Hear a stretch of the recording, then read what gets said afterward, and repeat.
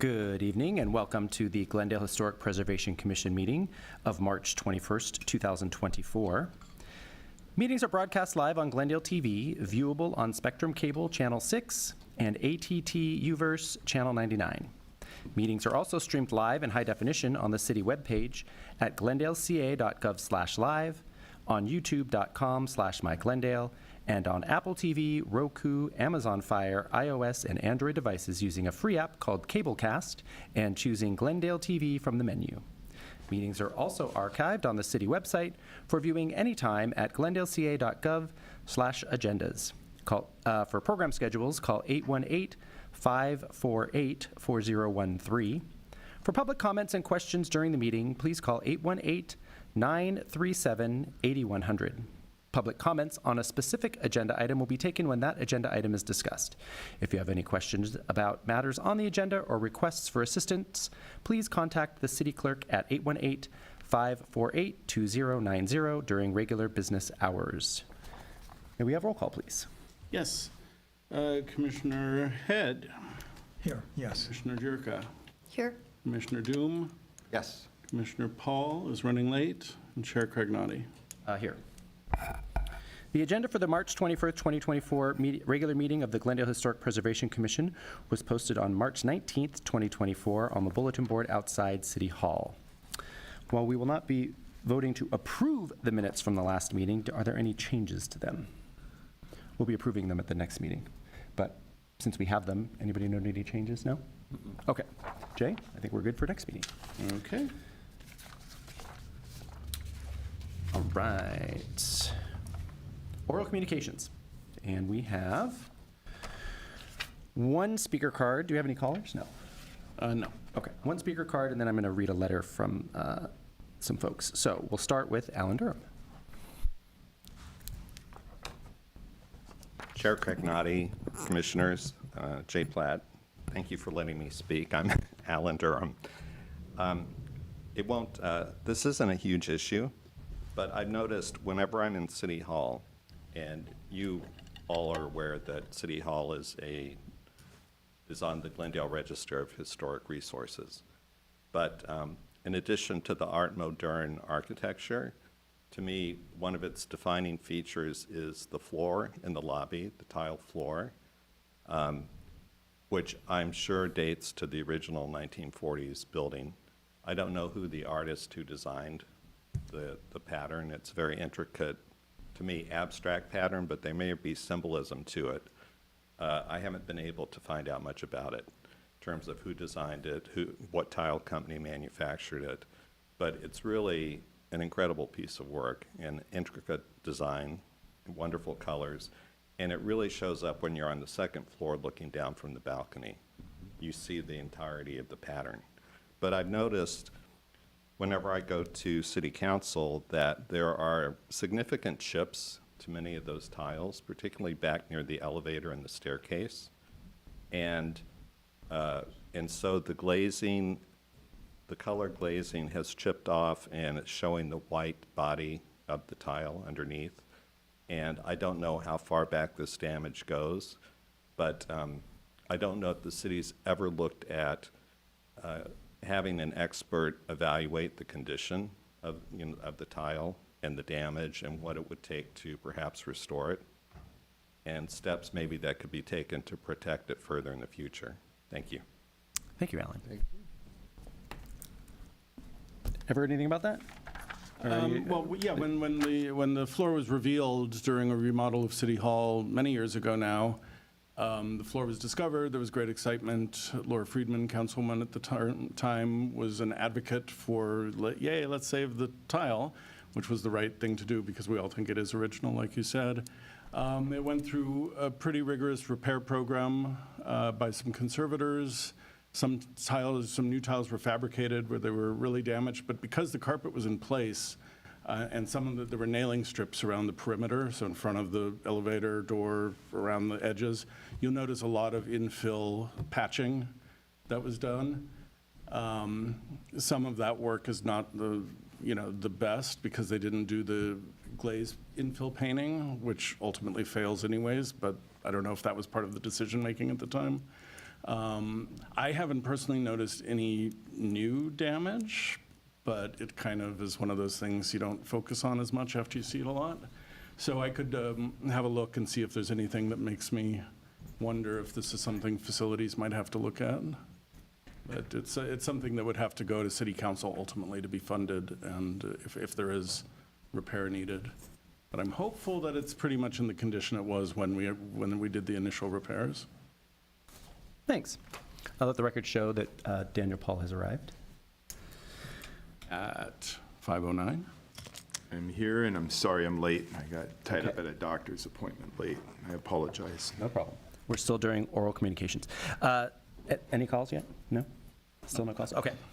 So I would just like to read a letter. Last month, I read a couple of letters from some people supporting Rockhaven, and we just received another one this week, so I thought I would give you a quick rundown on what that letter says. Dear Historic Preservation Committee, I am not real sure that I'm writing to the correct party with my concern and request. If not, please advise. I drive to the Rockhaven property on Honolulu Avenue 10, 12, or more times a week. I cannot help but notice that there is no activity at the property, and there seems to be no maintenance or upkeep efforts being extended either.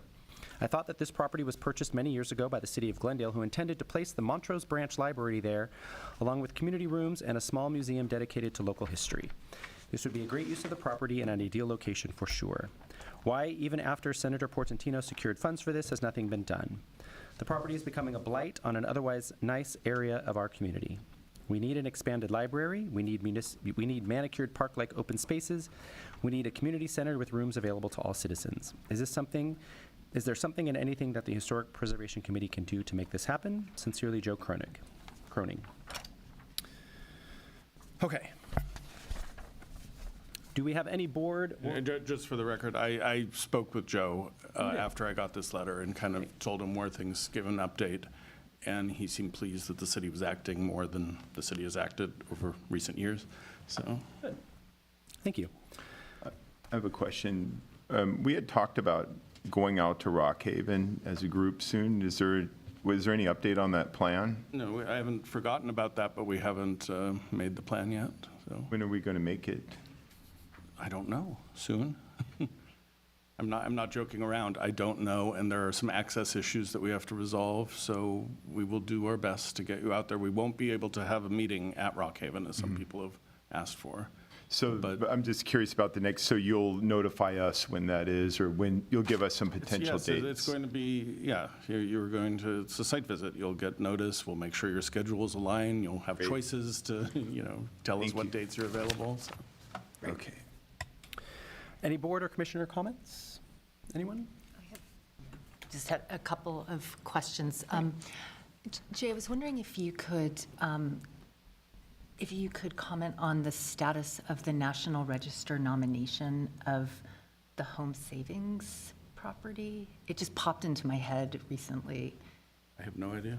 Okay, but, is it the developer Yeah. that handles it? So it And- doesn't come through the city at all? Yeah, and the project is not going forward, so I'm not sure that a condition, as of what I most recently heard, the project is not going forward. So I'm not sure where that leaves an obligation of a condition of approval for that project. We'd have to talk to city attorney about that. Does it mean that there's a different project or just? No, they Oh, just well, have- if it's a condition of, yeah, I can't imagine that you would have to do it if you're not doing the project. Yeah, I would think not, but. Okay, well, okay, so thank you. And also, And I don't want to say that it couldn't be revived, but last I heard, it was DOA. okay, that's interesting. And also, I was just wondering about I think it's the African-American context statement. Where are we with that? Oh, is it not an African-American context statement? It's a race and ethnicity history, probably more than a context statement. That went dormant when the former employee, staff person in city manager's office who was running it left. I've been told that we're going to pick it back up, and I'm going to be involved in that. There's a lot going on in the coming months, so it's not going to be, certainly before the end of the year. I don't even know the status of the contracts we had with the with the consultant and the sub-consultant. So we'll have to dig into that, see if they're still available, see if maybe we have to put out an RFP. I don't know how that's going to go. Okay, what's the But it difference? hasn't oh, been lost, yeah, so. Okay, great, thanks. What's the difference between a history and a context statement? A historic context focuses on built resources on the ground, and we don't think there are a ton of those, and they will still be captured in this. I don't think it's going to be a straight historic context the way we expect when we do a survey or something. Okay. Would it have registration requirements, or? Probably, yeah. Okay. Okay, thank you. So, Cool. Any other commissioner comments? Anyone? Okay, moving on. I perhaps should have mentioned at the beginning of the meeting, we are going to switch two of our items this evening. We're going to swap old business and new business. So we're going to jump ahead to item number 7, new business, 1200 Moncado Drive, consideration of Glendale nomination and Mills Act application for 1200 Moncado Drive. in Take it away, Jay. just a second. This talking and note-taking is not my favorite thing in the world. All right, so we have, I have to jump ahead.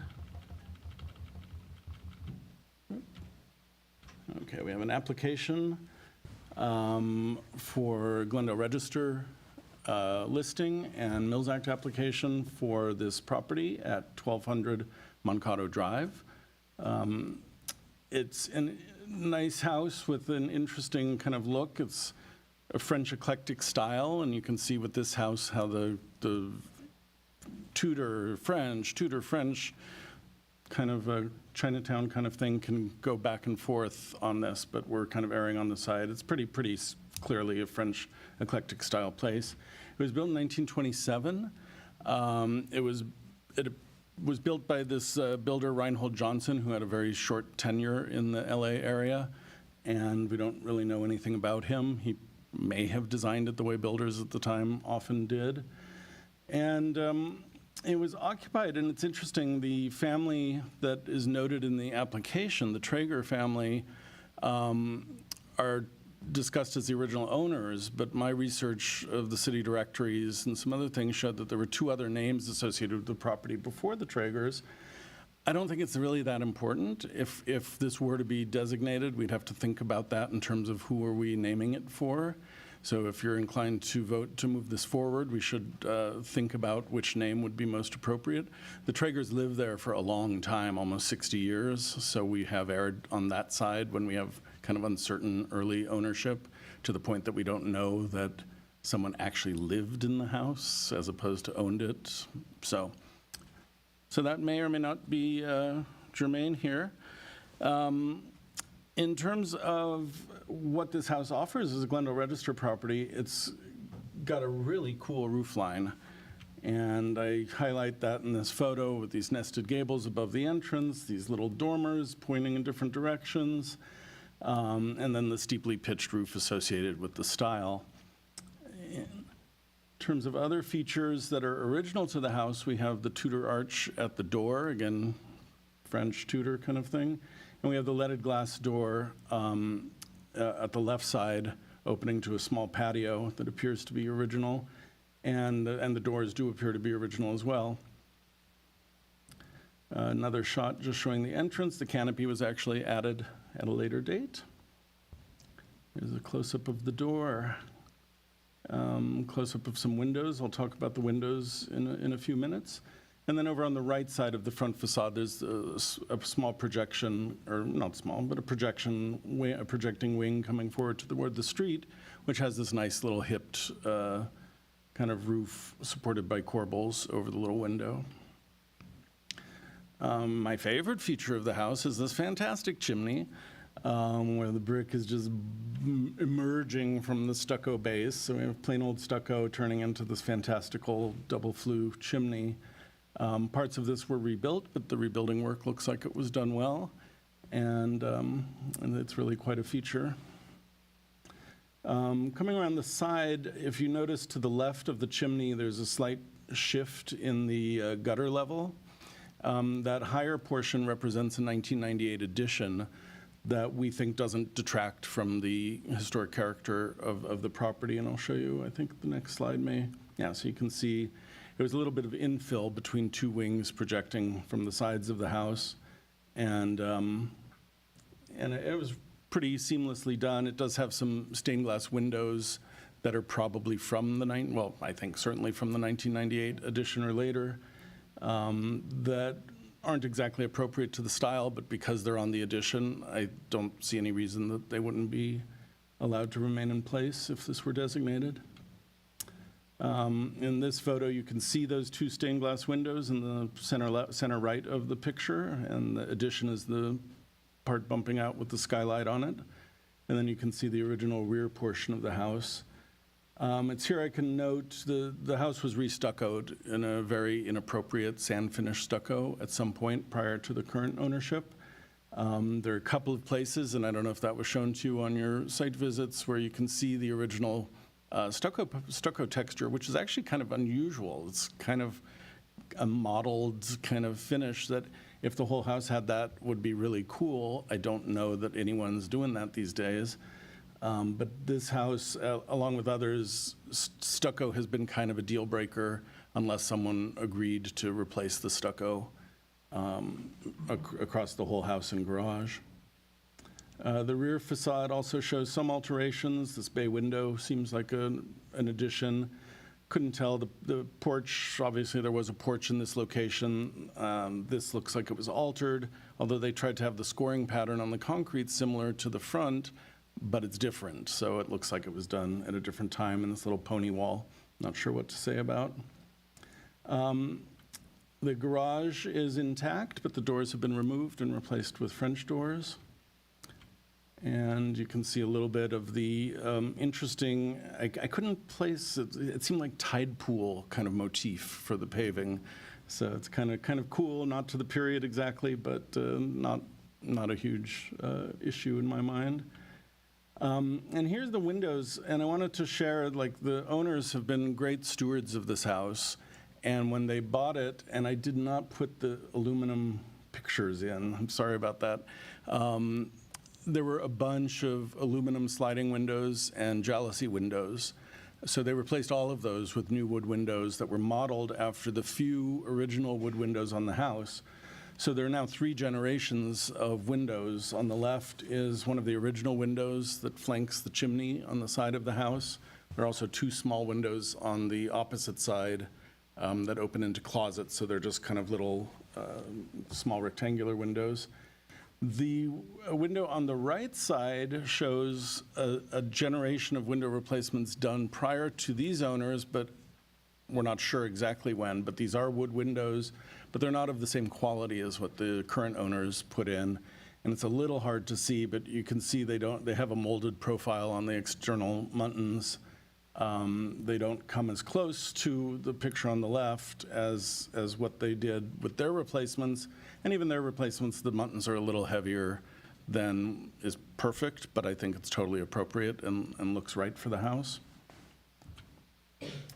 So unfortunately, this is one of these properties that is really nice, and I reluctantly tell people, like, I don't think it meets the criteria. And there are 2 reasons for this.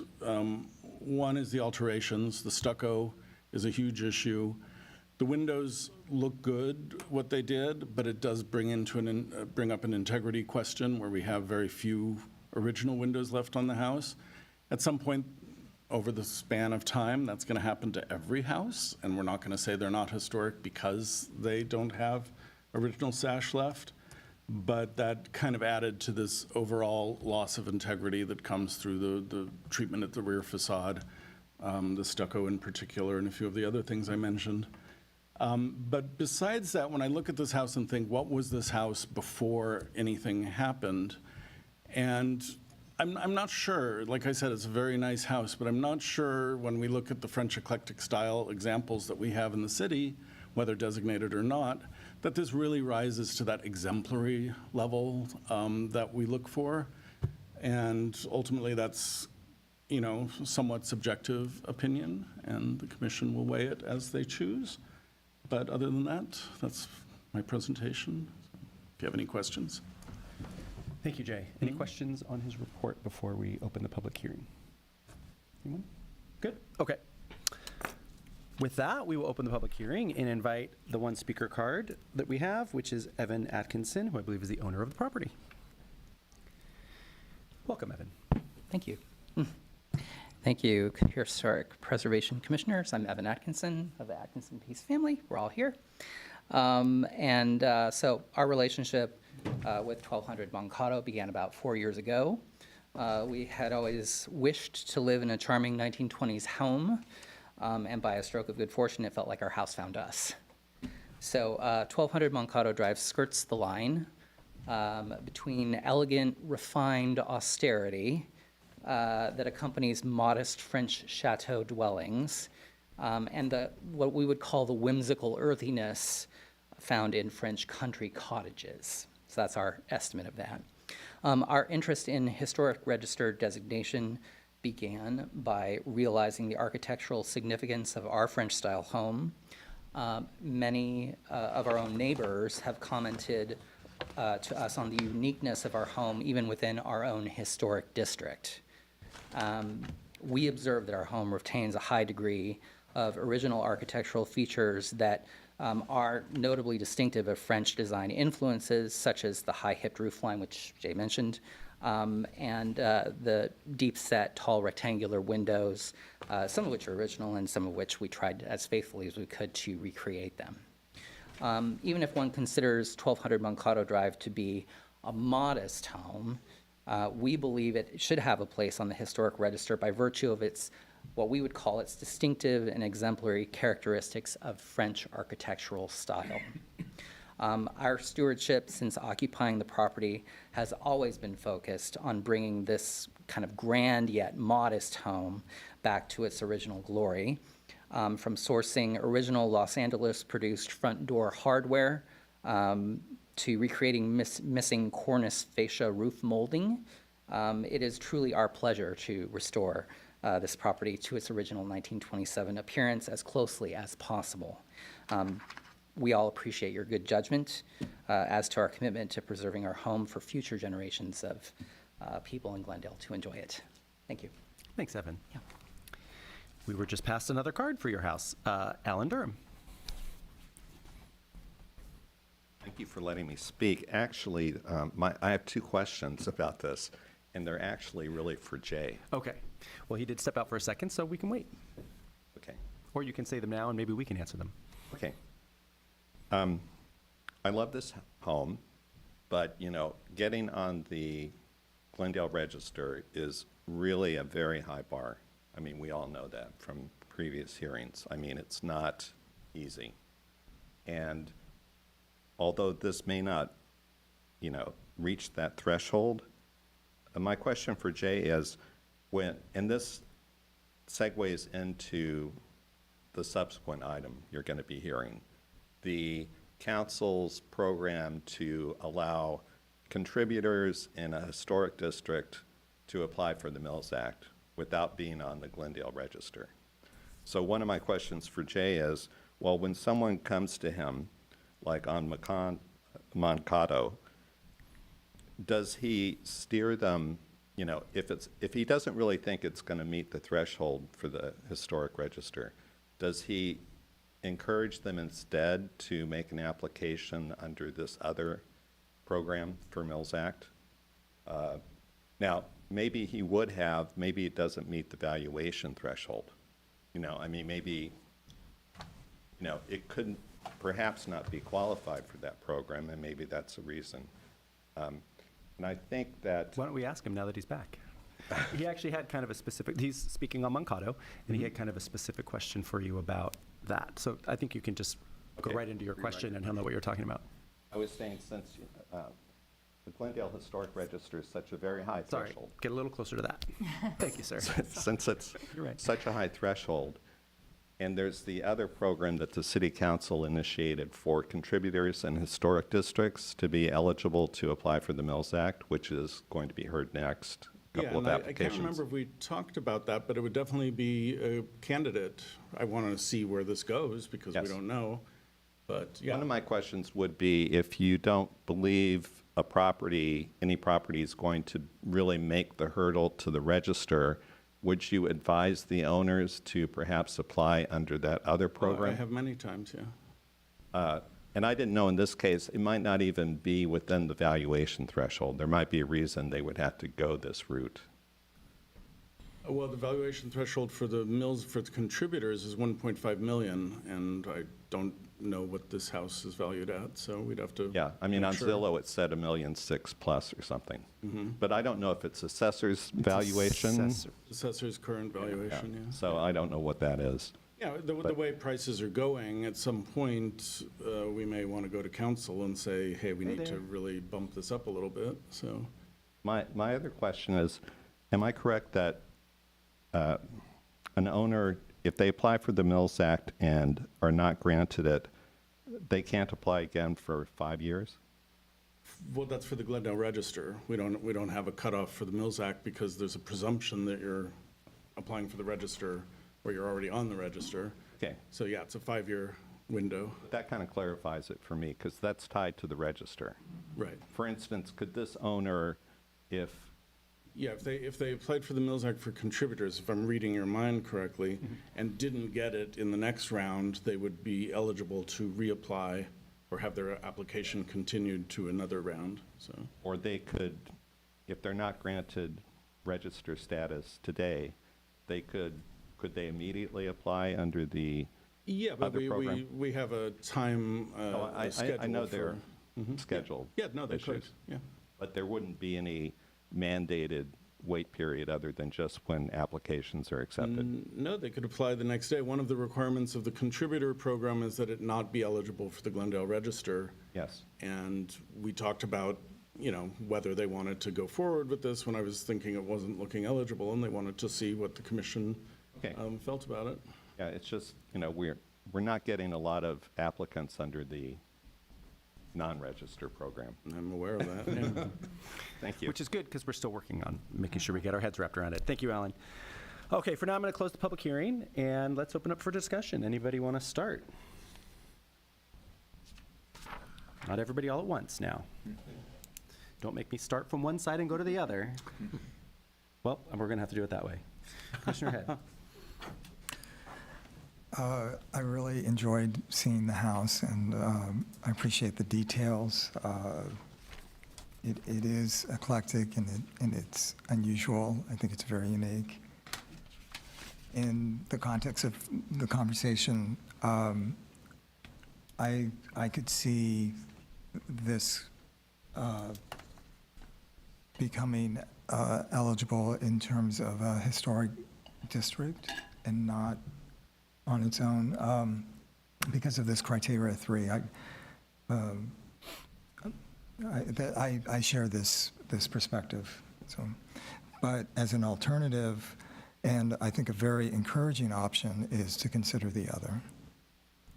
Thank you. Commissioner Yurka.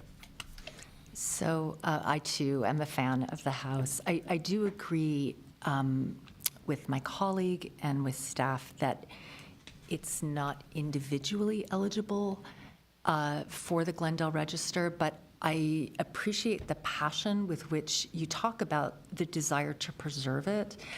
And the good news is that the Mills Act for a historic district contributor achieves that preservation goal. Because, when a property is deemed a contributor to a historic district or a non-contributor, the criteria only have to do with what you can see from the street. But for if a contributor is awarded a Mills Act, it sort of becomes more like a Glendale Register property, that it's 360 degrees. So it's it's the preservation outcome is much, much stronger. Cities vary, but in Glendale, it's definitely much stronger. And, the Mills Act, I think, is a really powerful incentive, regardless of the individual designation or not. What I think disappoints me is that, and maybe you had this conversation with staff, but what I would like to see is if someone comes in wanting to install new windows for a historic district contributor, the property is flagged, and that can't be approved over the counter. It has to go, I assume, through preservation staff. You have to approve it. Is that that will immediately begin a conversation about, do you know about the Mills Act program for historic district contributors? Because you did the right things. But imagine someone's coming in and wants to approve it with something, not great at the rear. It would be nice for them to know about the program. And I feel like, that the best, one really great opportunity for doing that is when people are trying to get work done, and just say, hey, if you think about different windows, you may preserve your house and you may be eligible for this property tax incentive. So I think it would be great if that kind of became automatic when owners of contributors come forward for work. It's just that they're told about this opportunity. Now, part of what's different about it for contributors as for individually eligible properties is that there are things that you would be required to do as part of a work plan. And I think the major one would be the restuccoing. But there's also, and you can, discuss it with Jay about what kind of time frame might be likely to work. But it's something to think about. Because I think this would be a terrific candidate for a Mills Act contract for a historic district contributor. And I don't want to speak for my colleagues, but I suspect we would all be enthusiastic about that. Thank you. It's a brave suspicion since we haven't actually approved any yet. Okay, Commissioner Doom. One thing I have learned being on this commission is the threshold is there for a reason. And if we can look at every house just by its roof line, that'd be a great house. However, there are all these other factors, and stucco, when we've discussed so many things from window frames to mailboxes and light fixtures, stucco is one of the big ones. And how the house appears from the street, you must take into account all of these factors. The roof line is cool, believe me or not. I like it, but I wish there was not so many other contributing factors as there has to be. If it was just the roof line, it'd be a slam dunk.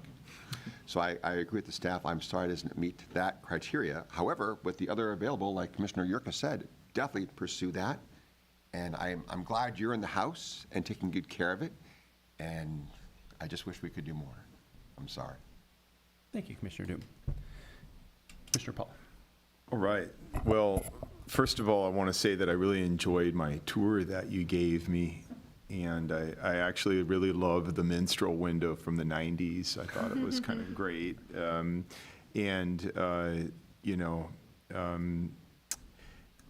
there was a lot of very special details about this property. One thing I really liked that's kind of peripherally related to your property, and it's random, is I liked the way that, I think I mentioned this to you, I like the way that there's a really interesting space formed in your backyard by the way that neighboring property kind of abuts to the back with the garage. It's almost like a little village.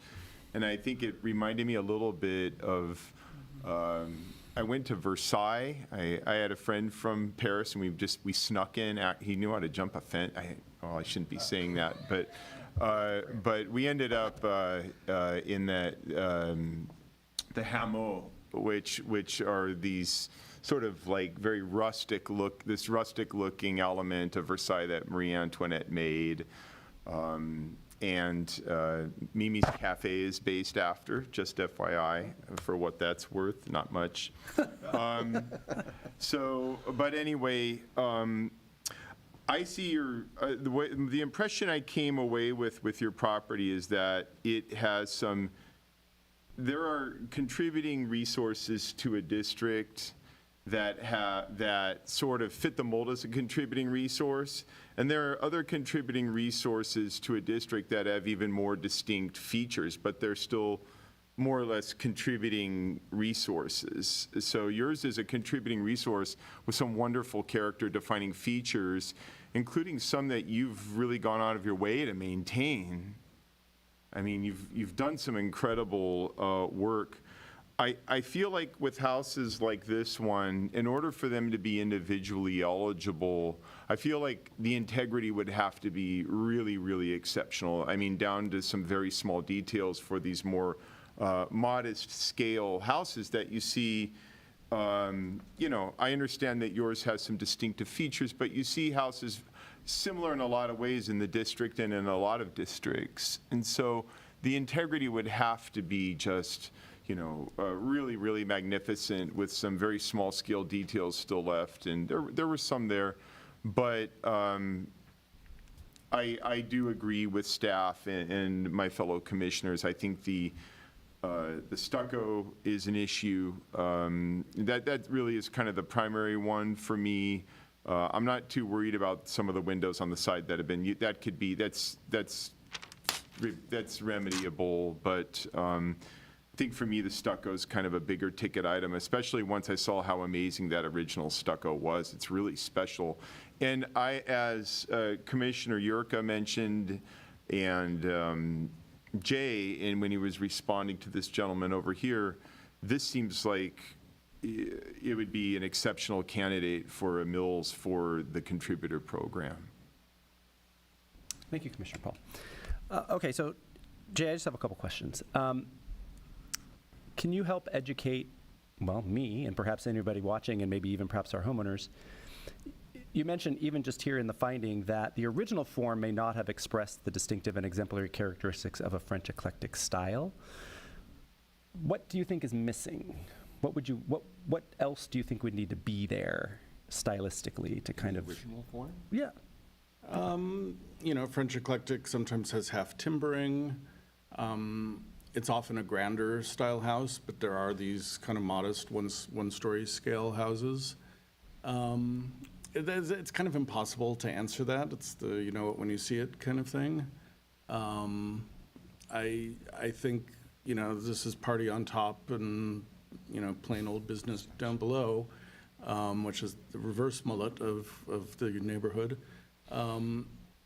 So yeah, I'd have trouble saying exactly what that would be, but this house also has a very it's got a very kind of average footprint, although there are some two-story French eclectics that are just a big rectangle. So it's. Yeah, I mean, I guess. I just think just the plainness of the walls, which we accept on a Spanish colonial revival because that's part of that style. French style places can also just have stucco walls. But for me, the ultimate decision was based on this combination of integrity and the fact that it's not at the highest peak of distinctiveness and exemplarity, if that's a word, Kathy. Exemplarity, am I good or not? Okay, thank you. Can I chime in on something? Sure. I think also with some French eclectic designs, even though this roof has a lot going for it, I think for it to be an individually eligible property, it would have to have even more. Or the verticality of some of those elements would have to be even more pronounced. Probably, I would be curious to see just even more dynamic than what's there for it to be individually eligible. Sometimes this involves like a steeper roof line. With some French work, it can involve a turret or two. If you think of something like Chambord, not that every individual GR has to be France on the Chambord. mind. So I could see. And again, to go back to something I said earlier, it's not that a modest house can't be an individually eligible property. I would just say that the integrity for them would have to really be exceptional. And I would like for this to be an individual GR property at the scale it is. I would like to see better integrity and even more dynamics happening on the roof line than there are. One thing. Thinking about it more, everything's on the front of this house. Nothing turns the corner. And if this had dormers on the side, if it had wall dormers, which is a very distinctive feature of the style, it has a flat roof with a mansard around it rather than, as Daniel said, a fully pitched roof, which isn't necessarily a problem. And, they did it this way back in the day. But that's what helps keep it from having some of the grandeur that it might have had, with a kind of an even more elaborate roof line. Okay, thank you. Because I know, I'm just thinking, someone at some point changed the stucco on this house. I mean, if our homeowners were willing to change the stucco back? Is that a condition we could put on it? But if you're saying you don't think, and not just you, I mean collectively, that even if that were there, stylistically, it's not quite elaborate or strong or distinctive enough, I guess. That's why I was asking that question. Because we can always put conditions on if the homeowners agree to do some of these, what may seem like drastic modifications to bring their properties back, but it was done once before. They could probably find someone to do it again, but you're saying that you guys are kind of saying that you don't think it's would be I'm not eligible sure that even we then. would demand that it have the same exact texture that was there, partly because I don't even know if that's possible. It might be a research, find out if it is possible. I'm not even sure what to call that. It's not really, it's not, what's the term? It's not vermiculated, where you have the wormy kind of quality, but it's close to that. It's called Yeah, vermiculation. but it's close to that, and I don't know that anyone out there is doing it. But obviously, a sand finish, rough, obvious texture is inappropriate. A smoother stucco that still has imperfections, rather than the really slick Venetian plaster or just the regular flat plasters we're seeing a lot these days that instantly start cracking. But I think there could be options, and that's something the commission could consider. But because I wasn't sure the property, even in its perfect state, was quite where it should be, I didn't make any Mills Act conditions, but the commission is welcome to. Okay. I would just like to ask some of the other commissioners who admittedly, I mean, I'm not, I feel like I don't know the contributors in this district inside and out, street by street. Maybe nobody does, but in your opinion, how does this, like, presuming this house had its original stucco, how do you think it compares to other houses in this district? Is it highly similar to them, or is it distinctive?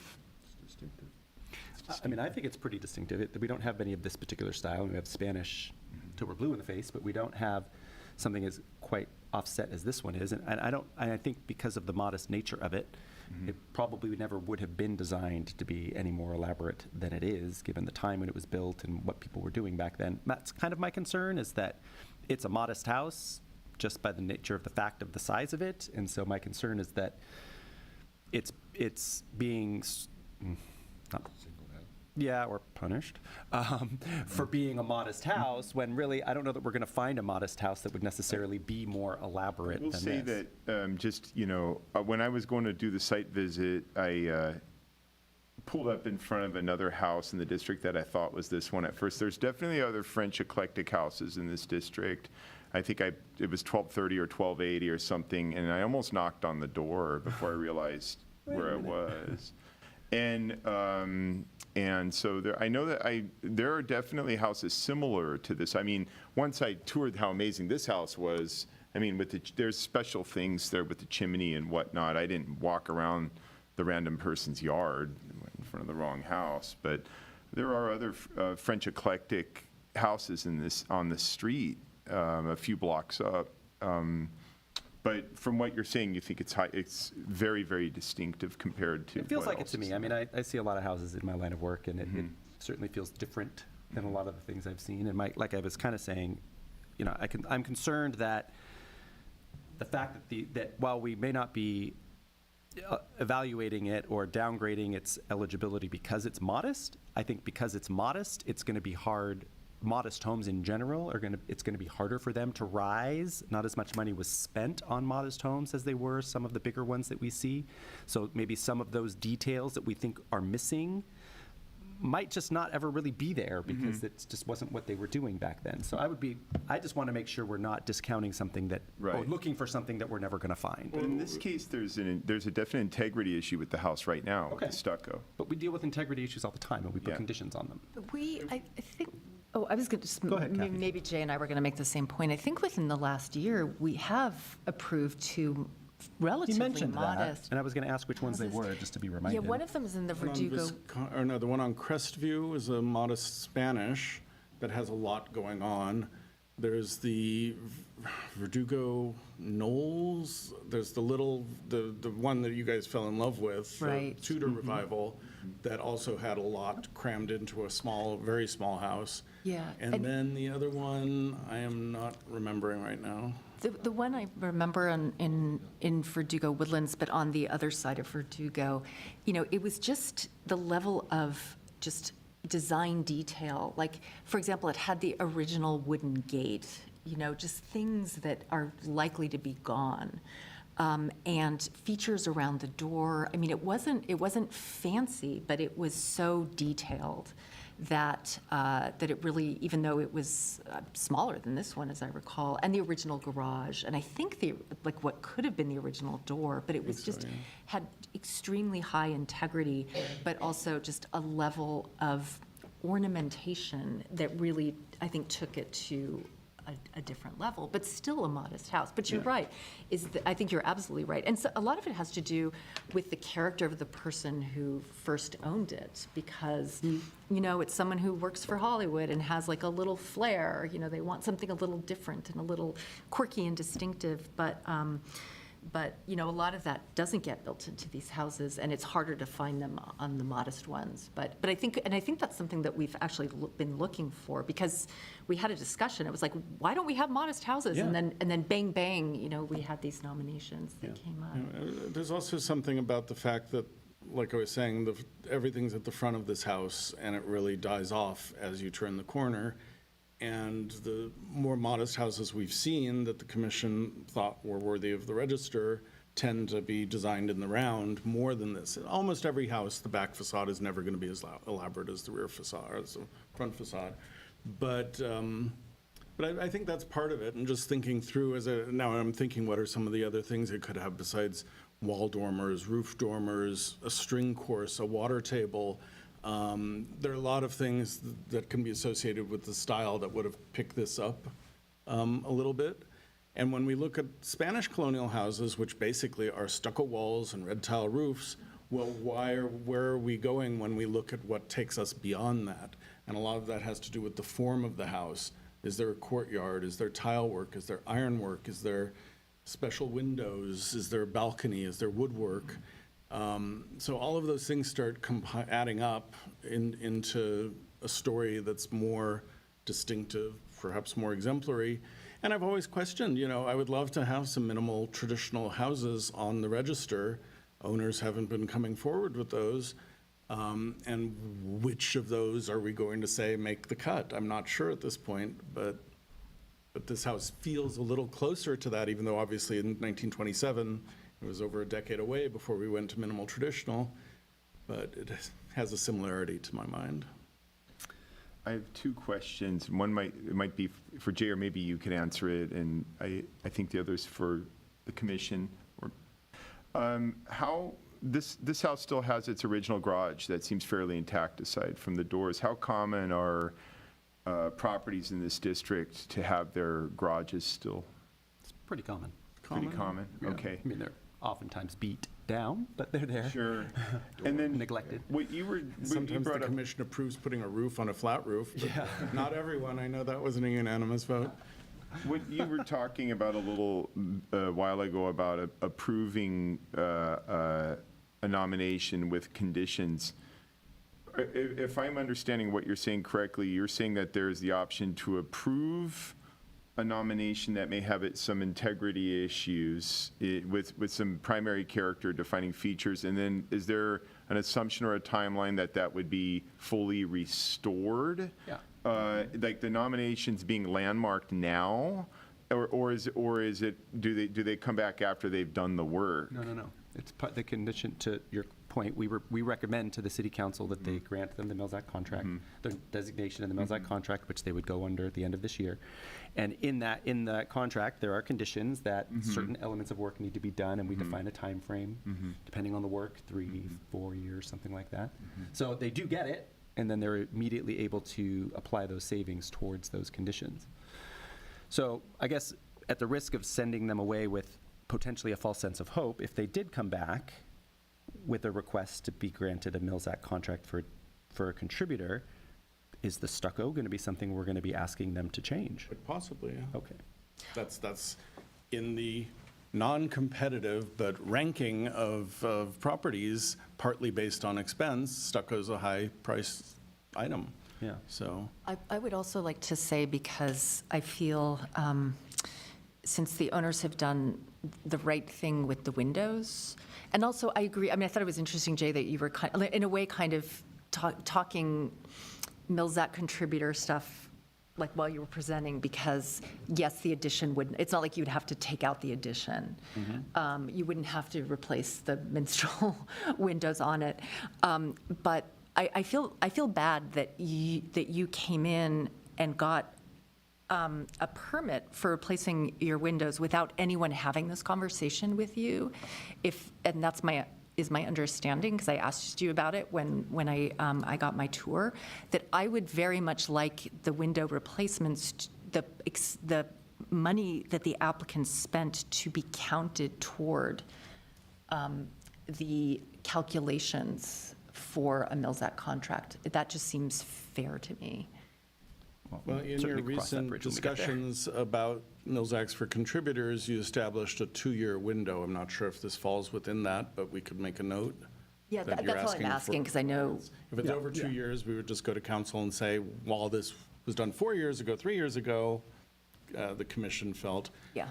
Now, and before we get anyone's hopes up, if this house is truly valued at 1.6 million, we're going to have to go to council. It would be a waste of everyone's time to begin the processing of an application to, now you could file an application so it gets in by the deadline, but I would want council to weigh in on whether they're going to consider, because they were very specific about that number, which is shared by other cities, and I don't know if those cities in the last 2 years have changed any of their numbers. Pasadena did. It just They're at did. now? Yeah, I don't remember, 2 million? I know they went up. Yeah, by- no, and it seems Yeah. likely council would do that, but I don't think we should bring this forward without knowing that they're open to that, Right. so. So Chris, the way that the assessor's website, is it market value, or is it a percentage based on what you paid? Assessed value. It's assessed, so it's what you paid, and then it goes up 2% a year. Oh, okay. So, I mean, you So can there's look a on very the- good chance. Well, you can look on the it's- Zillow yeah. website. I mean, it skipped down past Zillow's Stuff. Zestimate, and you get the public tax history. So that's the current assessment. Oh, okay. Yeah. So, yeah, so We- you, That for the world, but we you can just go on just- Zillow, punch in We your ask for address, the and scroll to the current bottom. tax bill, we take it That right shows off on the your tax bill. you would fall, yeah, you You're would be fine. eligible. Fine for a on- couple of yeah. years. Yeah, at the least. assessor doesn't update their website as often as they could, so I've heard that, having the actual bill Yeah. is Yeah, is the way to we'll pay go. tax bill. But a close approximation would be just, you go to Zillow and you scroll down to the public tax history section, and it says it.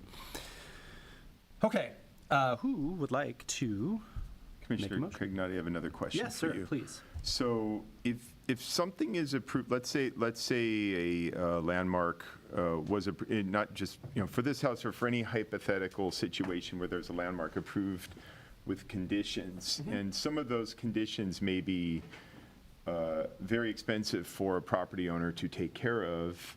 They may or may not have, we don't know off the top of our heads whether they have the economy to take care of all the stucco, or if there was another house that's very diminutive and that has something else that could be quite expensive. If something is approved with conditions, is it a landmark basically right away, and then they have like a window to take care of this, and then, but if they can't afford it, it's no longer a landmark? Like, what's the timeline with that? So generally, we engage with the homeowner at this stage to Okay. discuss what those conditions are and Okay. get a read from them. Got it. If they Okay. think it's something they can handle. Okay. If it isn't, then maybe we don't move forward with it. Okay. I will say it is near impossible to have a condition even modified. So if you agree to it, Okay. you got to figure out how to make it happen. But I think also what you're asking, Daniel, is that you don't have conditions for putting it on the register, at least none that I know of. It's you put it on the register. That's right. It's we recommend designation. Right. And then the conditions would be for the Mills Act contract.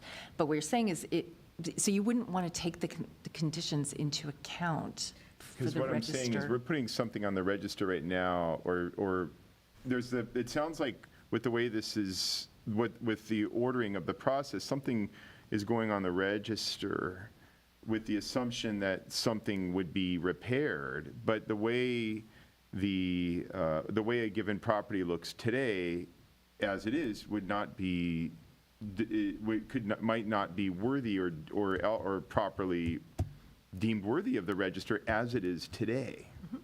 So it's almost like a speculation and like a good faith trusting that we're putting this on the register now and we're giving you a window to take care of this. But for now, this would be, any of these properties in this circumstance, whether it's this one or any other one, are on the register now, subtly compromised from a lot of other buildings that would be on the register now.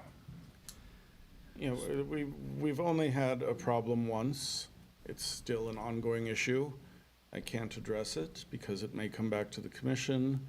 I also couldn't use the language that I would want to use, feel almost compelled to use, because it would be inappropriate. But this hasn't been a problem over time. And we have granted extensions to people.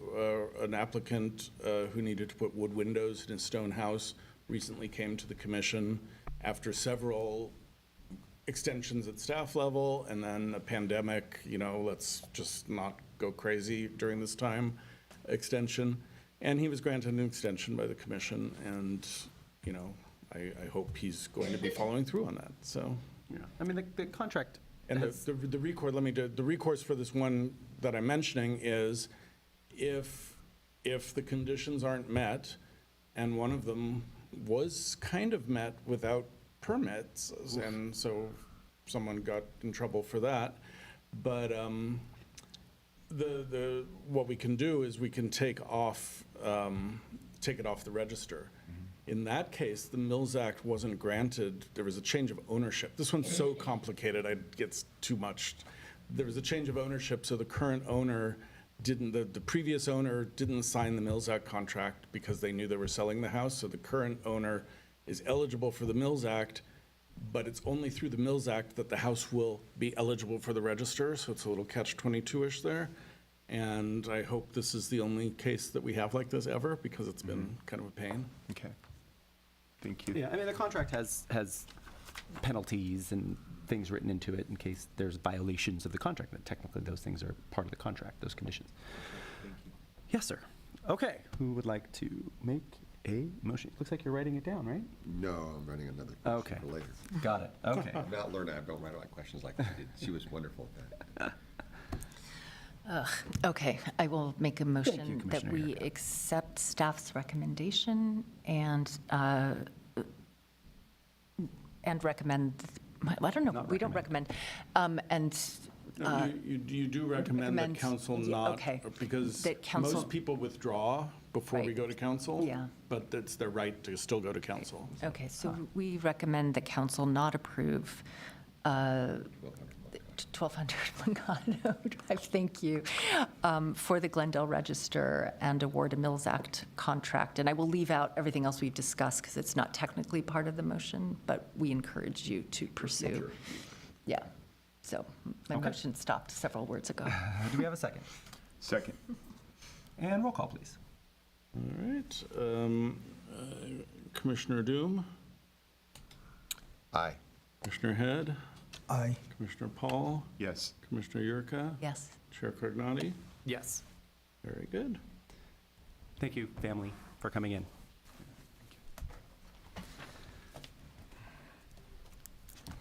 Okay, Very well behaved for sitting still for so long. I believe, as we move to item, Great children. as we move to item 6A, Commissioner Yurka, you will be, I will be recusing myself because I live within 500 feet of one of the properties, and I will be departing for the evening. So, you are excused. thank you. Okay, climbing back up the agenda, old business, item 6A. Review of 2022 applications for Mills Act contracts for contributing properties in historic districts, continued from a hearing on October 20th, 2022.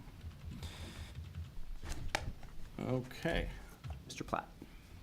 Yes, sir. So, just last month, we met to discuss the procedure, the process for how the commission will be reviewing these Mills Act for contributor applications.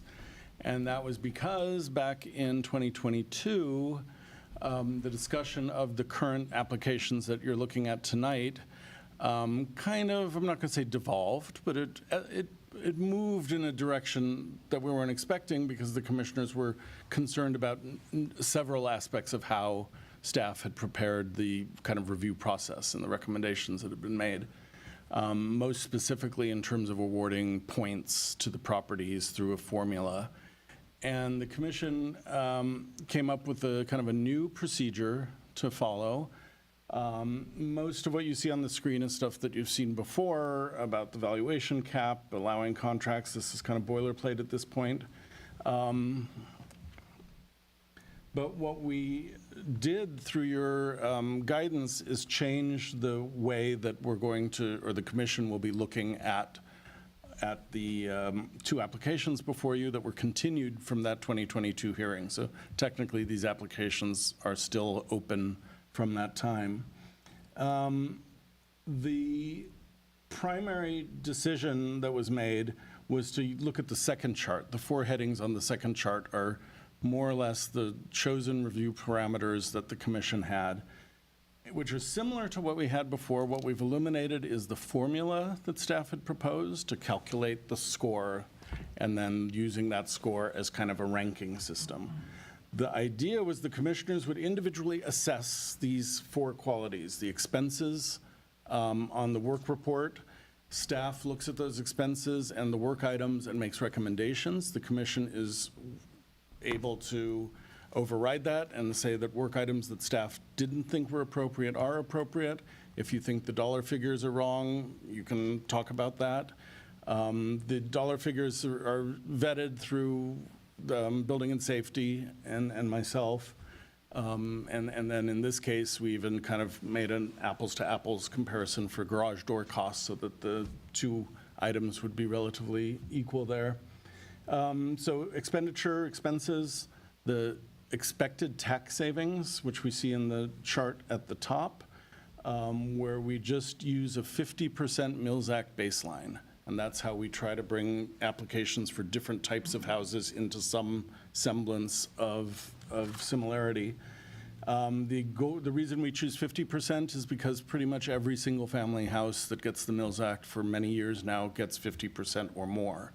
Some go into the 70s, many are in the 60s, and pretty much all of them have been over 50%. So we're just using that. So the example here is we have a $1 million house, 1% estimate of their tax saving, of their taxes. We know that that's not 100% accurate, but it is the what's it called? Prop 13, 1% thing.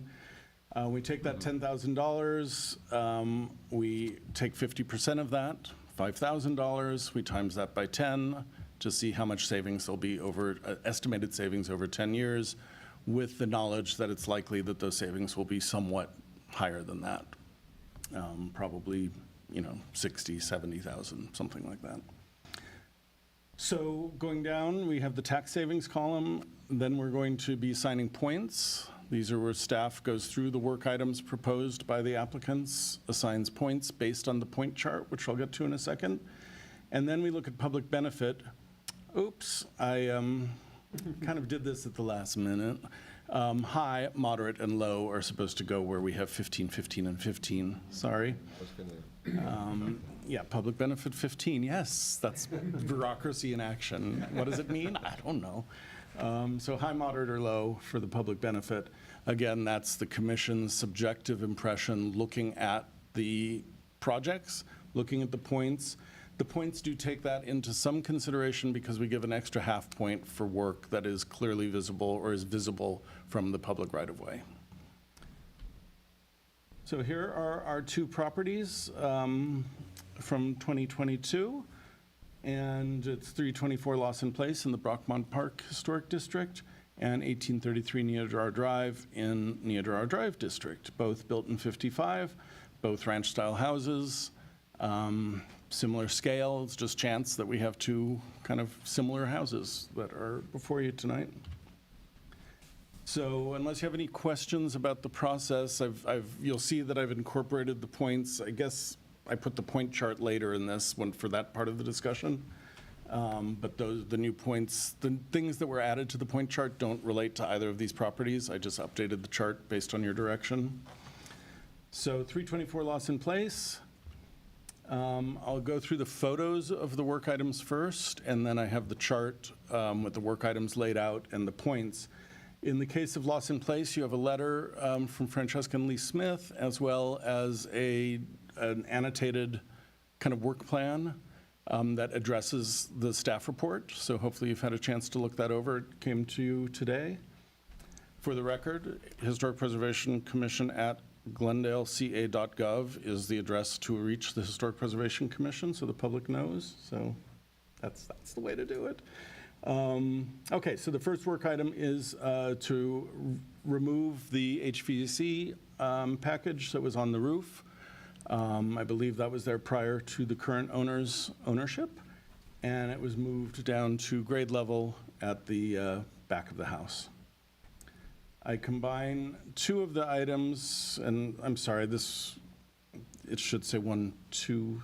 Oh no, let me fix this. Number 2, I didn't put a generic picture of a foundation bolt or strap here, but the second work item is foundation bolting. The third item is related to the fourth item in some ways. It was staff's belief that the current irrigation system sprinklers that were facing the brick wainscoting under the bay that you're looking at the top right photo at the right side was largely, if not totally, responsible for the extreme decay of the brickwork at the very base of this wall.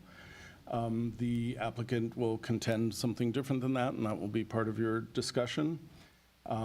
But the applicant is proposing to put a drip system in the planting bed in front of this area, which is completely appropriate. They're also proposing to replace the entire irrigation system, at least at the front of the house.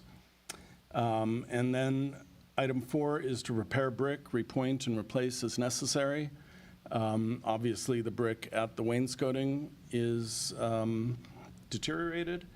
When I visited the site, whatever needs the brick chimney has are very minor, and unless something's changed in 2 years, it didn't seem like there was enough work there to warrant that as a work item, but I'll talk about that soon. Item 5 is window repair. The applicant is asking to have all windows repaired. I'm not 100% sure what's going on with that, but there's talk about replacing sash weights, rebalancing the windows. It's my experience that all of the windows that we see from the street seem highly operational, both the top sash and the bottom sash. So I wasn't sure what the issues were, but the applicant can share that with you.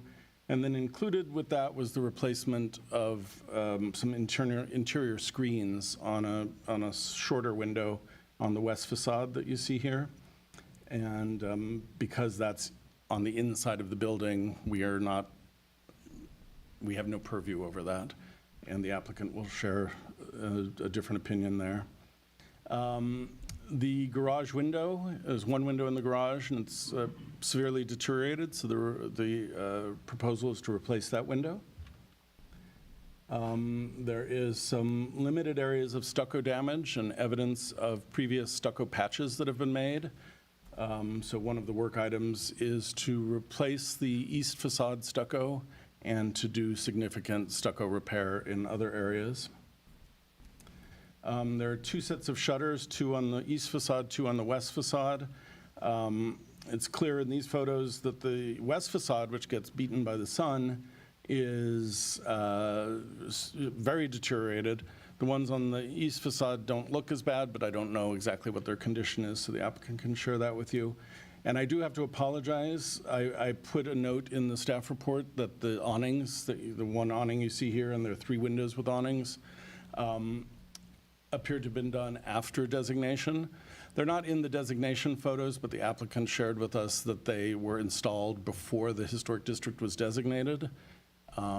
So that isn't an issue any longer. So I apologize for that. The existing garage door is a later replacement, proposal to replace the door, and then there's a proposal to replace the roof. When we talked about roofs a lot last month when we discussed this, and there was a general consensus that the commission felt that staff originally didn't think roofs should be included at all, because it's something that every property owner ultimately will have that expense. But there was the thought that if we're replacing a roof to be more historically appropriate, there could be an additional cost to that. And so we created the 50% differential. So whatever the roof proposal that was submitted was, we include 50% of that in the chart that you'll see in a second, talking about the cost for the roof. So here's the point system. This could be, I don't know. I'm happy if you have questions during this phase, because it could be a lot to kind of be jumping back and forth to. But I'll just go down these one by one and explain where staff's opinion comes from, and then we'll discuss it more. For the HVAC, I don't see any historic preservation value for the removal of the unit from the roof. It was also an old unit, which may have been in need of replacement anyway.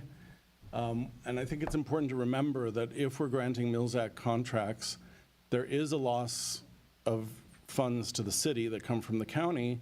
There's a much larger loss to the county itself, which funds, affects a lot of people. So in effect, when we're giving Mills Act contracts, we recognize that to some degree, the people of Los Angeles County and Glendale are subsidizing the work, which is A-OK when we're doing work that is bringing back the goal, meeting the goal of this program, which is to restore historic integrity, restore a house closer to its original appearance. In my opinion, this doesn't even come close to that, so I gave this 0 points. Can I interrupt you really quickly? Yeah. Just so that we're clear, can you please remind us if this program is a 360-degree thing, or is it just what's visible from the street? If the Mills Act is granted, it's everything. It's everything, Yeah. because that's not what Commissioner Yurka was saying to the homeowners before. She was saying you would only have to worry about what's visible from the street. No, I think she said the opposite. She said in a district. Oh, no. Talking about I think my understanding of what Commissioner Yurka was saying was delineating contributors versus individually listed Yes. Glendale Register properties. And the question becomes, if we're applying the Mills Act to contributors, are we now dealing with a 360-degree circumstance? Yes, that's from the beginning, we've known that, and the commission has heard that, and Commissioner Yurka did say that.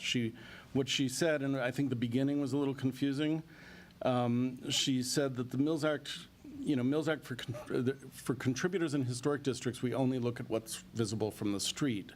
But for a Mills Act for the contributor, she said, we're meeting the preservation goals of Glendale Register nominations because we have 360 review. And that's what I wrote. Even if she was wrong, it is true. So I just wanted to be clear. But just so I'm clear, We look at every portion of the exterior even on a part. contributor, we're going to be looking at, if they get a Mills, we're dealing with a 360 on a contributor. Right. A 360, okay, thank Yeah. you. Okay, and so did you want us to interrupt now, line by line, if we had a comment or I something think about it something? might be easier because, Okay, so it seems to me that a visible air conditioning unit on a roof, regardless of whether or not it was going to die someday or whatever, seems to me it would be in everybody's best interest that it not be there. So, I mean, I guess I would- it was minimally visible from the street, and I hear you're talking about looking why around I the rest of the asked, house. Technically, it's still visible from the rear yard. They did put a screen around it that looks very nice. yeah. But so- you can't hide these things exactly. Okay, so now that we're getting into this, procedurally, let's say the four of us disagreed and we thought that that should be given a point. What do we do now? Do We can go to council with kind of a split vote, and we'll do what we've done before, kind of a little straw poll. 3 commissioners felt this way, 1 commissioner felt that way. Okay. Let the council know that there was kind of a difference of opinion Straw at poll, that gentlemen. granular level. I think Straw that's poll, fine. gentlemen. Who thinks the HVAC, moving the condenser from the roof to the backyard should be given a point? I think it should be given a point because we just confirmed that we're dealing with a 360-degree view on Mills Act contracts. Good. Yes, knowing that when the original house was built, there was nothing on the roofs, we're contributing to its original form by replacing and removing it. I agree. Yeah, okay, I agree as well. So Okay, put that so as a point. 4 Thank to you, Jeff. 0 on a point for 1 point. Okay. I will say. When the house was built, it probably didn't have air conditioning. so- That was his point. Exactly. Oh, I didn't hear I you say just that. want to say, I mean, I stand by my point that I just made, but I do want to say also, though, just, you know, it was very common, there were a lot, if you go back to like, let's say, not 1955 to the day, you know, houses have a little bit of range, you know, so let's say if we went to 1961 or 1962, there were probably a lot of houses that did have those kind of air conditioning units added. Yeah, I mean, I think Glendale That's for a something to keep long in time mind. has not allowed for rooftop equipment. Right, So I think we right. all have acknowledged that this was probably installed without a permit. So.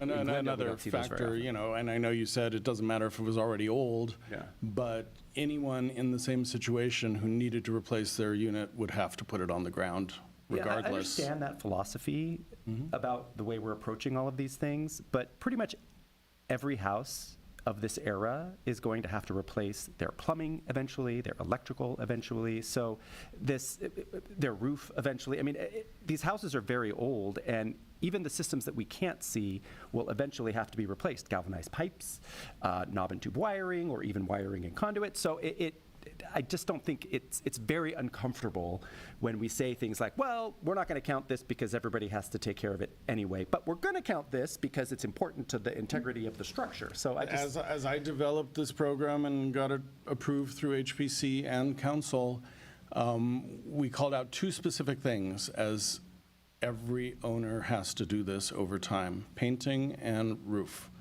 And those were the only 2 things that we called out specifically as the things that we weren't going to be covering under the Mills Act. Now, if you guys choose to include, you know, the new roof, we'll talk about that later. I didn't anticipate, you know, moving a rooftop air conditioner. That didn't really come to mind, so. I think, you know, one thing I see as a difference between painting and roof is one of those is feasibly reversible quite easily, and one would take a lot more labor. Yeah. And also, I just wanted to point out that on page 7 of this, you know, the system will reward properties that require significant amounts of work that would bring properties closer to their original appearance or address serious structural and systemic issues that could lead to extensive damage if not replaced or repaired. Examples include, and some of these things they seem like they're point seismic retrofits, replacing dangerous electrical and deteriorated plumbing systems that would fall under, I mean, they don't deal directly with character defining features, and some of them would fall under maintenance. yes, we've So had I this don't think there's discussion a a lot. difference. It's up to you. You guys are going to tell me what you want to do, and when we go to council, there may be a divergence of staff opinion and council and commission opinion, and, you know, that's fine. Okay. I think we're veering into deliberation territory Well, okay, here you're without right. hearing Yes, we from are, the but- applicant, But we so. do need to deliberate, first of all. It's This is an your call. entirely new thing. I just want No, to put it wanna out say there. this is an entirely new thing. So we may learn a lot from this meeting, but we also may stumble a little bit to get through it. So let's move on to number 2, foundation bolting.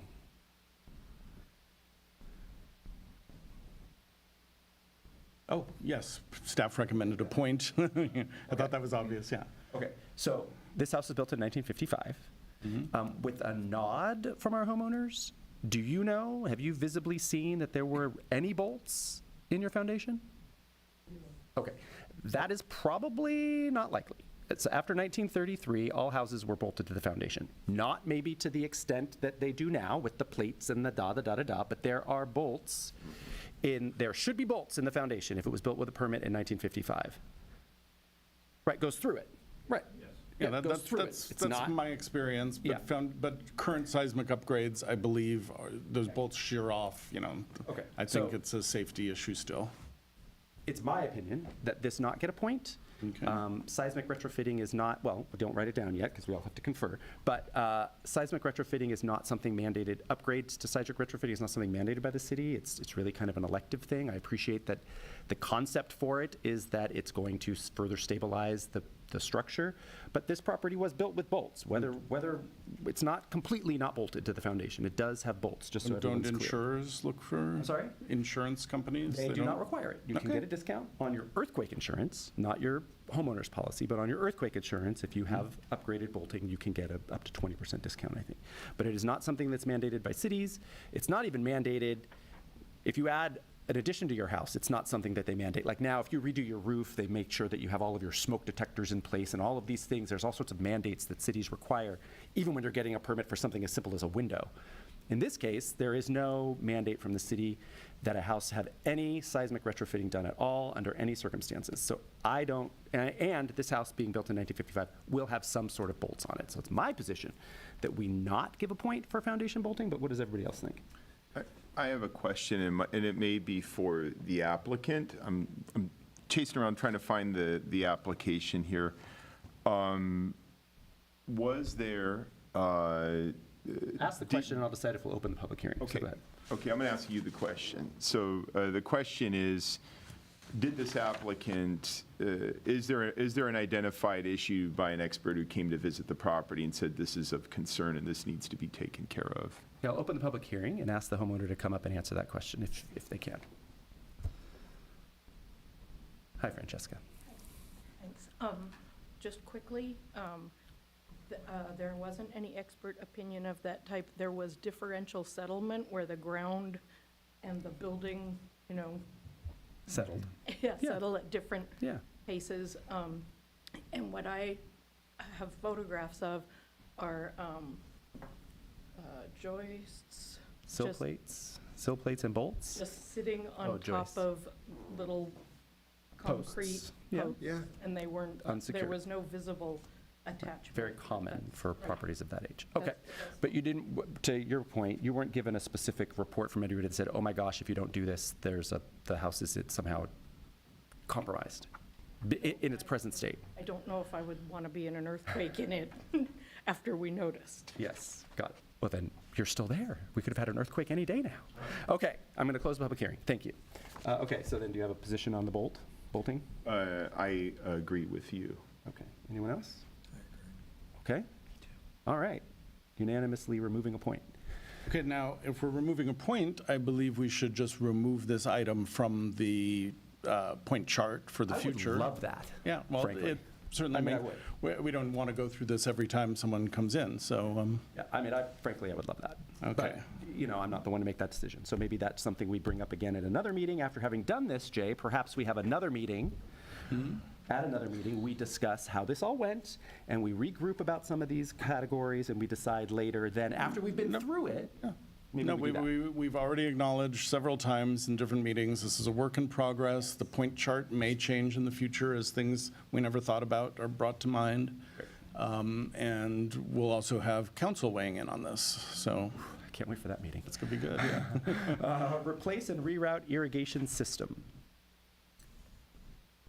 Okay, so this, as I mentioned, the damage to the stone, I do not believe has been caused by rising damp, wicking, as the applicant is saying. We have many other areas of brick adjacent to grade. 2 doors down, there's a house with the same downward slope from the street, from this property, that doesn't have apparent damage to the brick. I can't speak to it, I haven't analyzed it, I haven't stepped on the property. I'm very suspicious of it, especially after I saw the volume and velocity of the water striking this wall when Mr. Smith turned on the sprinklers 2 years ago when I did the site inspection. It is an unusual amount of deterioration for a Los Angeles-based building to have. And I believe that when something is self-inflicted like this, I was very skeptical originally of giving them any points, but now that they're proposing a drip system, which is the right way to go here, although it is still going to lead to water in the soil that could wick up through the brick, so But like I said, I don't believe that that's really the issue here in our climate. But so I recommended possibly reducing the amount of the fee, or of the cost for this one, which was proposed at $42.50.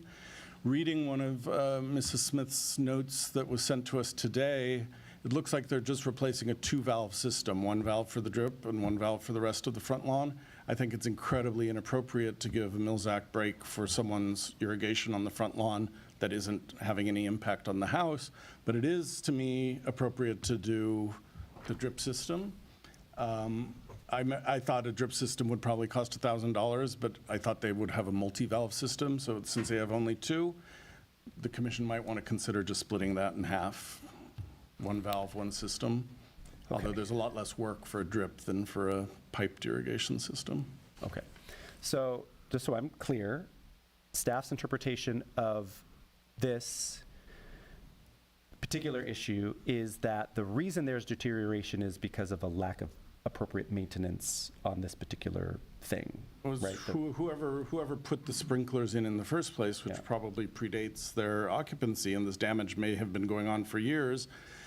I believe they told us that they only hand water, so maybe this damage has occurred earlier. I don't know if that's true or not, but we'll hear later. I guess the reason I'm asking is And I can- because a lot of the issues that we're going to be discussing are issues that are a result of lack of maintenance. The shutters are deteriorated because they weren't properly maintained. There's a window on the garage that is deteriorated because it wasn't properly maintained.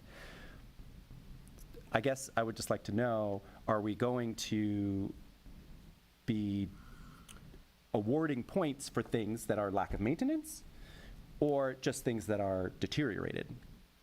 I would Do you think, well, we're going to have different kinds of applications as time goes on. One of the things that I was anticipating, and the commission mentioned this last time, and there's a little blurb about it in the staff report, the ideal candidate for this program is probably a recent buyer of a very dilapidated house, a poor condition house that still has high integrity. And it could have high integrity. Who's inheriting a bunch of deterioration that they aren't Yeah. responsible for. And there are no rules here. This is all new, so I don't know what the answer is. Yeah, there are. A lot of rules. Let's be clear. But, well, how else are we going to do this? Yes. So we have to have some basis for comparison. Okay. So the idea of whether it's, we want to reward neglect by current owners or neglect by previous owners, that's a decision that you can make. If we want to, I don't have much of a stake. I just don't feel that this deterioration is an organic, natural deterioration. Okay. So If you you- gave if it a you point, but think- you reduced its monetary value, is that right? Is Say that what that you again? did? You gave it a point, but you reduced its monetary value, is that right? Right, well, I don't think it's appropriate to use the Mills Act for Contributors system and the property tax savings you get to replace your sprinklers. Okay. So then is it one, and in there, sorry, is it not 1.5 points because of that? Because wouldn't it be visible from the street, this Well, one? no, well, there are two issues here. There's the brick repair, which I awarded no points for because of what I've just said. I didn't think that we should be rewarding ongoing neglect. But if you feel otherwise or hear that it isn't neglect and this is truly an unusual wicking situation, then you may award points there, and that's where you would give a point for the brick repair. The 1 point doesn't get a half point for underground irrigation system. It's not visible. But if you decide that you want to give a point for the brick repair, then you would give 1.5 points because it's clearly visible. Okay. All right. I'm going to let someone else start on this one because I don't really Okay, know how I feel about I'll the start irrigation. on this one. I think that this, whether it's from maintenance of a past owner, neglect of a past owner, neglect of the current owner, or, some other situation that we don't know, that brickwork is a key character defining feature of the house.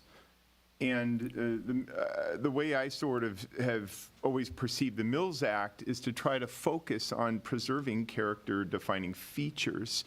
if you have a damage to a character-defining feature that staff or somebody else thinks is by neglect, there could be a lot of context around that circumstance that we don't know, or that may not be reasonable. If this was from a prior property owner, that's not the fault of the current property owner.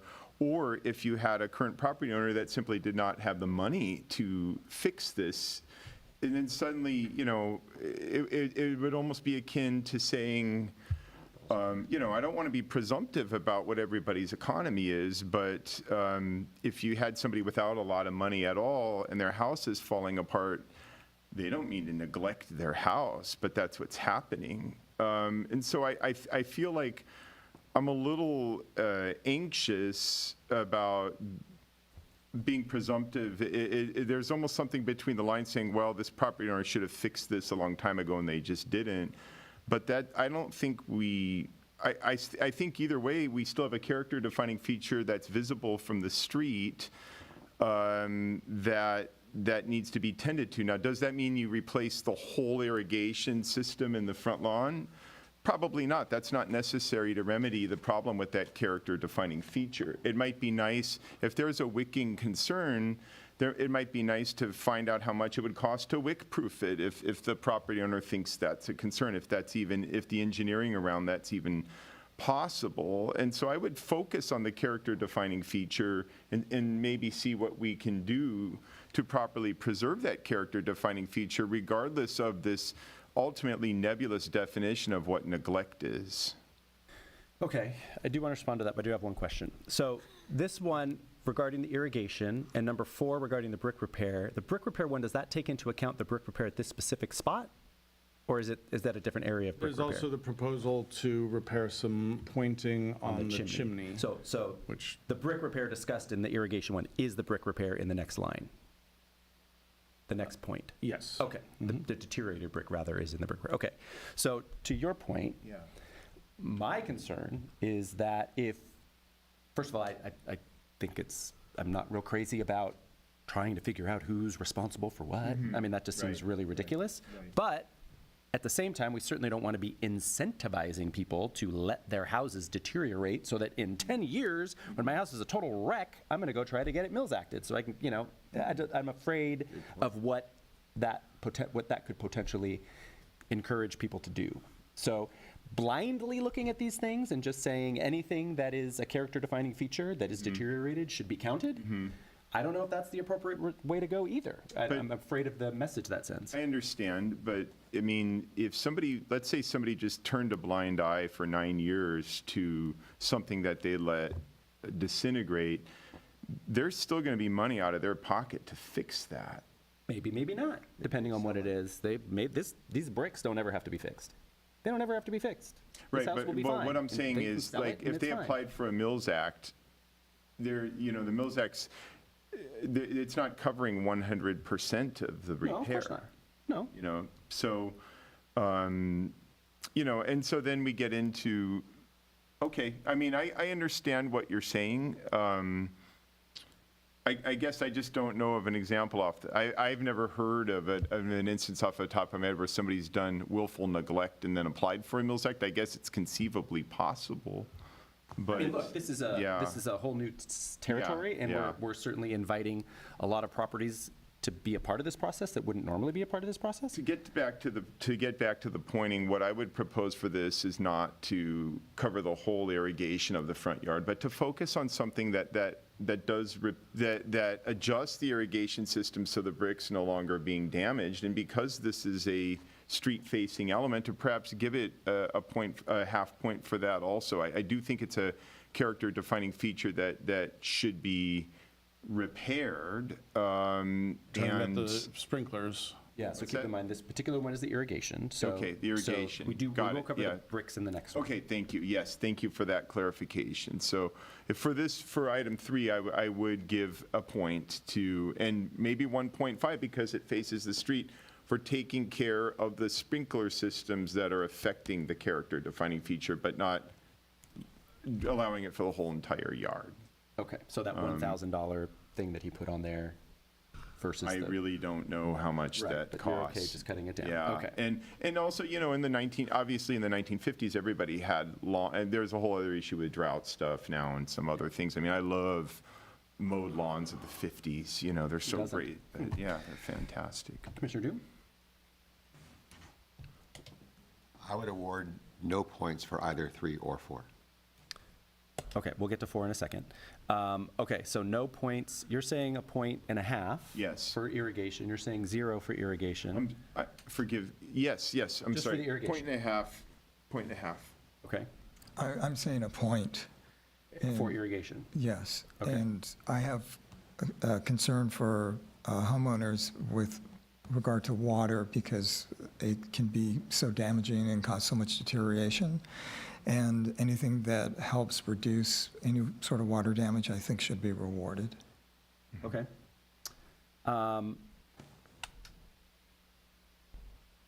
Yeah, it's a tough one. I guess I will, I mean, It's a straw poll. yeah, well, I mean, it isn't. If I said 0, then what's Jay going to do? Leave it at 1, I guess? We're going to bring a staff report to city council acknowledging a split report, a split Yeah. viewpoint on the part of HPC. So on this one, I'm gonna say no on this one because it isn't visible for the irrigation. It isn't something that's visible, and I think it's a fairly easy, I don't think they need assistance to put in a drip system from the county. So you're saying Or from the 0 city. points, For number 3 only. Number 3 And we're gonna only, let you right? present number 4. and then Mr. Doom was 0 points, and And Mr. Head was 1 point, and Mr. Paul is 1.5. I stand corrected because Commissioner Craig Naughty's right. The sprinkler system itself is not visible from the street. I stand corrected, so 1 point. Okay. And we did say last month that we would be doing this in real time and rescoring things as we need to, so it's very exciting. Yeah. Very exciting. Very We're just at the exciting is the beginning. word. Let's not forget, we're just at the beginning and it's already 6:39. so. Yes. Okay, brick repair. Chimney and other brickwork appear to be in very good condition. Any required spot pointing would be considered routine maintenance and repair. So this is the bricks that have been deteriorated by the sprinklers, as well as the couple on the chimney. The chimney, is the chimney on the front of the house? Yeah. Okay, chimney's on the front of the house. I'm sorry? Is he going to present first? Or I was presenting for him. Oh, He did present to everything. Yeah, you We're just going take back over. and- I'm and fine touch- with that. So, for this one, staff is recommending 0 points for repairing the bricks, and I believe that was because it's related to the owner's improper care. So to your point, Commissioner Paul, you think that the improper care is irrelevant. The bricks are deteriorated, therefore they should be given at least a point, but because they're visible from the street, you would maybe consider 1.5 points? Yes, that's correct. Okay. 1 point. 1 point? still 0. 0, okay. I don't believe it's a big enough factor. It's a few bricks. Yeah. Sorry. If the chimney was Well, leaning or not just the something, chimney. you know, Remember, we're also but- talking about, it's the chimney, but we're also talking about that planter. And that is very Let me significant. bring back the photo for everyone. My grandpa's a bricklayer. Okay, so that's that It's not section that at the bad. bottom. Trust Okay, me, it's not that okay. bad. Far be it from me. Okay, I'm going to go with Commissioner Paul. I'm going to say 1.5 is appropriate. I feel 1.5 is appropriate. Okay. It was 1, 1.5, 0, 1.5. And just to ask, I think we do need to apply these things consistently. We did say last month that we would not be assigning just if there was something that some people thought 1 point, we're not going to give a half a point for something. I thought it was because visible from the street. No, wasn't it? this is a different issue. Oh, sorry. So we talked about that. I think if something is visible, we should always give the half point. Oh, gotcha. Unless you have a reason. Are you thinking a half point plus a half point for visibility, or? So the consensus is a 1.5? Yeah. Basically, 'cause the half is automatic because it's visible from the street. Got it. I'd like to Yes. keep Got that it. Yes. pretty rigorously applied, so. Okay. Right, back to So the- Jeffrey is 1.5. Okay. Back to our grid. We are at number 5, which is wood sash window repair. Problems with operability are a maintenance rather than historical issue. Interior screens are beyond the city's purview because they're interior. Okay, so, Yeah, but part of this is based on looking at the house when I've been there and in passing. Street view pictures show that both the upper and lower sash at the front of the house are often in open, suggesting that the sash balances or sash weights are balanced, suggesting that the tracks are operable. I have a picture of a small rear window, probably a little bathroom window that was open. So I'm not sure what the need is here, and I don't think it was Yeah, expressed I didn't look at clearly the- enough in the application. I didn't look at the estimate close enough to see what exactly was the work that's being proposed for these windows, if they, in fact, go up and down. I can Let's see. share that. You may have it faster than I do. Finishing works. Window and, okay. So the, If it's the one from window restoration and repair, it says, "Thank you for your interest in repairing your wood windows with us. Keep in mind, we only handle the mechanics and wood repair. We don't paint," et cetera. So this looks like a basic tune-up for double-hung windows to work. We charge about the same for any single outswing casements. So it says 14 double-hung wood windows, $4,900 to $6,300, 4 single casements, $1,400. So it doesn't specifically, unfortunately, this estimate doesn't specifically call out, other than a tune-up to the windows, it doesn't specifically call out any specific window that isn't working. So I think I personally am kind of with Jay on that. If it's just, I don't and also understand what the- remember, since the owner has not had the benefit to discuss this with you yet, you can, since we're doing this format, you can have a preliminary decision about points, and then based on what you hear, you may decide, oh, wait, maybe it is Okay. a more serious So I guess issue. we'll ask the homeowners, looks like she's doing it, to take vigorous notes. And when we open the public hearing, we can address some of these. Okay, so that's my position on the windows. Unless the homeowner provides specific detailed information about what the windows specifically need done. I think I I'm gonna raised say- 2022, a lot of windows. People probably don't even know that their upper sash is supposed to do something. And it's great that the Smiths use that, because it's that passive ventilation that we celebrate in historic preservation. But the idea that windows are painted shut and stuff like that, again, I'm going to raise the issue. This is a common problem for all property owners. As a preservationist and as someone regulating properties, I really don't care if someone never opens their windows, as long as they look good in the closed position from the street.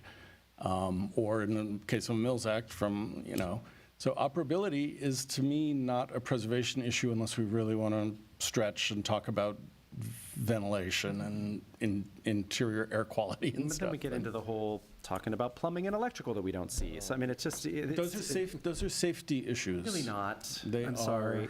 Well, a window that doesn't work that is painted shut in a bedroom is 100% a safety issue. If there is no operating window in a bedroom, there at least needs to be one. Usually the So- painted shut windows are the upper sash is what I generally see. Well, I so. see windows that are I completely know, painted shut. it's, So, and I've fixed that with a 5-in-1 and a hammer, so it's not a lot of Okay, work. so I don't think any point should be given for the windows unless the homeowner can specifically detail exactly what windows need to be done. Anyone else? Yeah, I agree. Okay. Jay, can you put up your little blue table again, really quick? Yeah.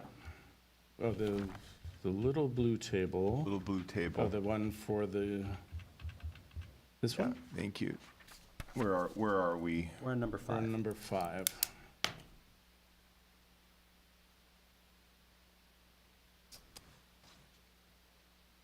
I do get concerned, I mean, perhaps not so much with this specific property owner, but I do get concerned in it, and conceptually, and I must say that a lot of people, if their windows don't operate and they don't have either the bandwidth or the economy to fix them, they get rid of them, they put in vinyl windows in very charming houses. And This is a contributor in a Yeah, district. so we're already kind of protected from that. They don't need the yeah. Mills Act to. So, help them. okay. We do allow window replacements in districts, so you're correct. That is a possible Or we could discuss outcome. it. One in a And then just really quickly, because I don't want to open up another can of worms here, if you allow window replacements in historic, there are vinyl windows allowed on non-street facing facades, right? There are. But then if they go to do a Mills, we're dealing with something in the 360 degree all of a sudden. Right, So and if someone had vinyl windows on the back, we would have a Encourage them condition to to bring 'em install back. new wood windows, probably. Okay, thank you. That's a whole different issue, though, but I'll stay with 0 on this one for now. Commissioner New. Also 0, and just one point with Commissioner Yurka being absent. I love the word appurtenance was included in the definition. Okay. Not from me. No, I know, Yeah. like the word it was put. Okay, number 6. Mr. Head, did you weigh in on that too? Yes. I'm sorry, I missed you. You're a 0 or 0? Okay. Commissioner Head, what did you say? I can't. He said 0. Okay. That's why I didn't have anything. He's already soft-spoken, and if he doesn't remember to turn his microphone on, then we're really messed up. Okay, we have,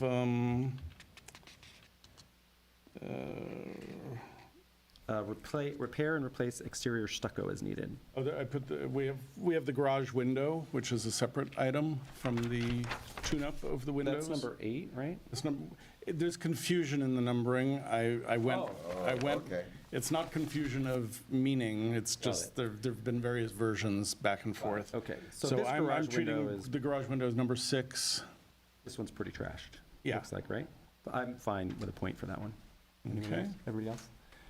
Is it visible from the public right away? No. But it is a Okay. 360. Yeah, yeah, point. Oh, right, so no half point. Yeah, I was going to add more. All right, point. Okay, Yes, 1 point. thank you. Okay, repair and replace exterior stucco. I put, these are the pictures that we had from the last round that were included in one of the current reworkings of the work program.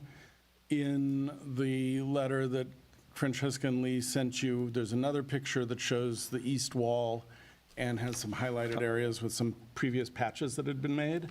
Previous patches that I made. Yeah, okay. and in my experience, since part of our job is to, save historic fabric, I'm not sure that replacing an entire wall is appropriate, even if it's been previously patched, and what it looks like at the base of the building on both the east and the west facades, if I remember, is there some areas of damage where there's concrete adjacent to it, which means that water is probably flowing against the wall to some degree. That's going to be an ongoing issue unless the water drainage is solved, which is hard to do. If the driveway is allowing water to go that direction, you're not going to replace your whole driveway. So I'm recommending 0 points because I think this is a maintenance thing. Francesca raises in her letter the idea about what we call routine repair and maintenance in our code. That's interesting. It's not necessarily germane to your decision-making, but we talk about 100 linear feet of patching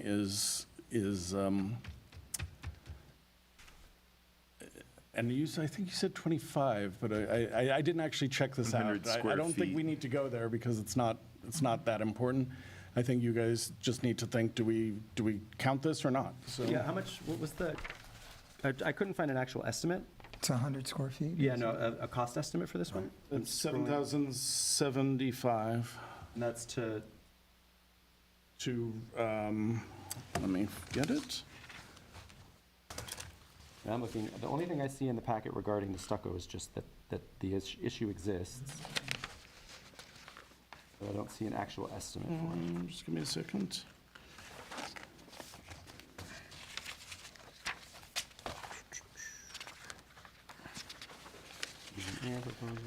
Yeah, there have been so many documents shooting around in the last few days that I'm not sure that I have the latest in here. Is it the Del Toro Del Toro plastering? plastering, yeah. Oh, okay. So patch at pool area, patch at west wall 7,075. along bottom, patch at garage, patch window at side of garage. So those are the 4 items.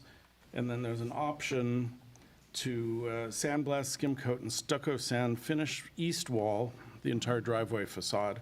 So that's the patching. The 4 patching is just, this is interesting. The 4 patches are $7,075. The replacement of the entire wall, including matching the existing stucco as closely as they can, I was kinda hoping is that- $3,875. I was kind of hoping that somehow they did the math wrong and they included the optional portion in the total. So I included, and it's my mistake, I didn't include the option because I wasn't sure that we support that option anyways, but I mean, I wouldn't support that option necessarily, the patching perhaps, but that seems like a lot of money to patch those areas.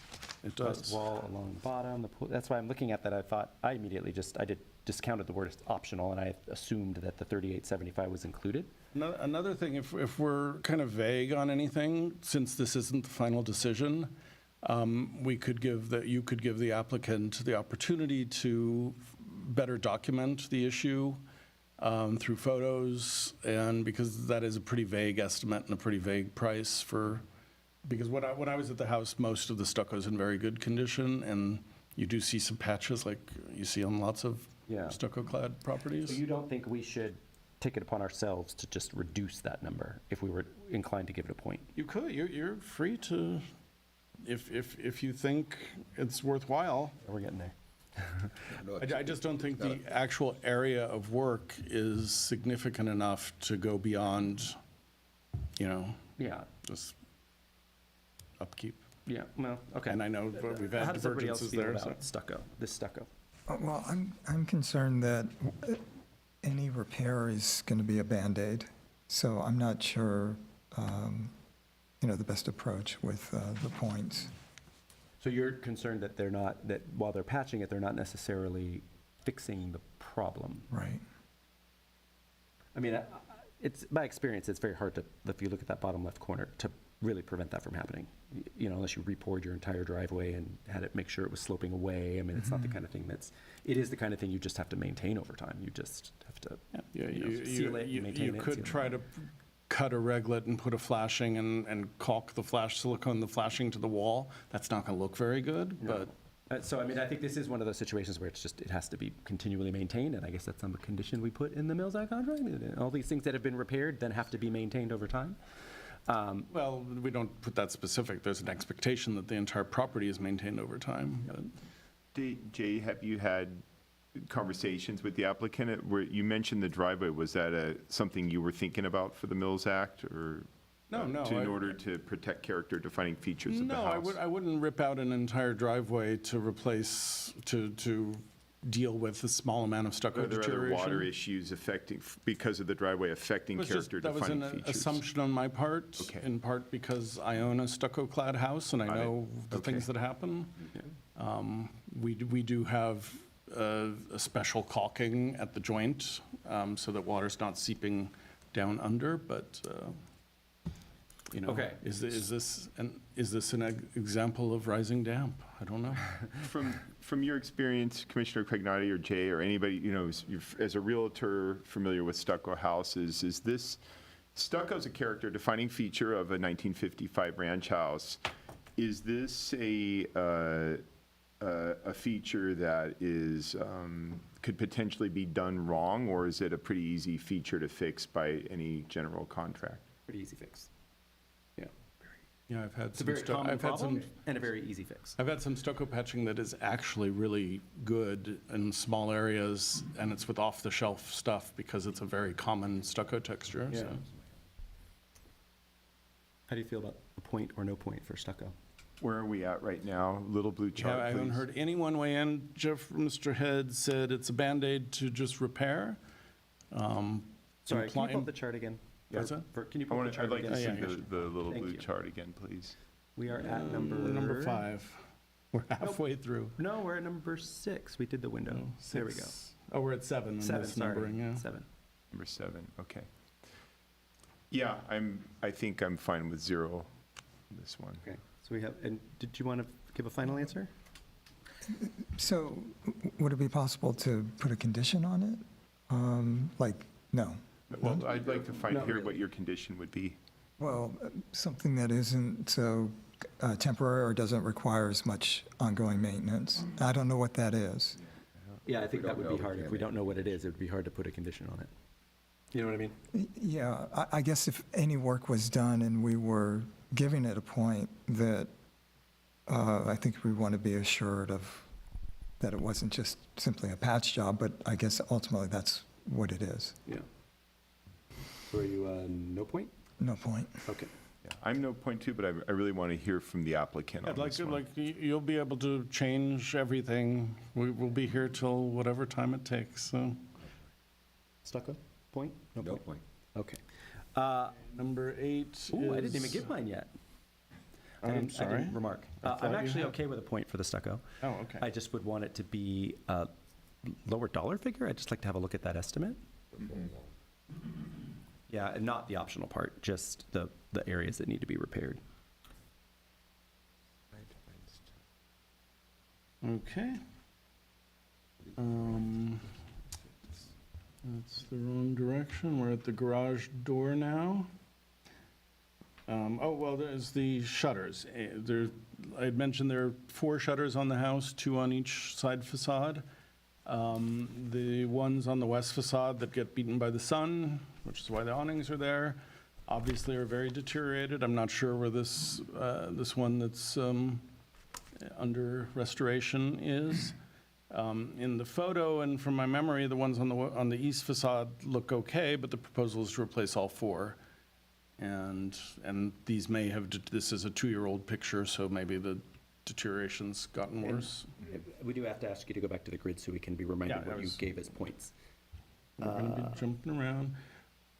So the shutters, you agreed, at least a point. They are really visible from, at least the driveway ones would be. Yeah, it turns out, and I thought the ones on the west side weren't so visible, but there's a photo in the package that the Smiths sent you that shows that they're pretty visible, so. All right, well, I'm okay with 1.5. Anybody else? Everybody else? I think the shutters are a very telling feature of mid-century modern ranch houses, and I say, give it 1.5 or whatever we need to give it. Right, 1.5. 1.5? All right, Okay, replace garage door. okay, do you want a picture? It's- And I think I read through the remarks from the homeowner. They're asking to do a paneled door, and your position is that it shouldn't be a panel door? Not at all. Oh, sorry, thanks, clarify for me what Yeah, that I situation don't is. know where that came from. I don't know where that came from either. Panel door is appropriate, a simple, just horizontal board door would be appropriate. Some ranch houses have really nice elaborate things, but since we don't know what was there originally, I wouldn't recommend that. So just something simple and straightforward is good.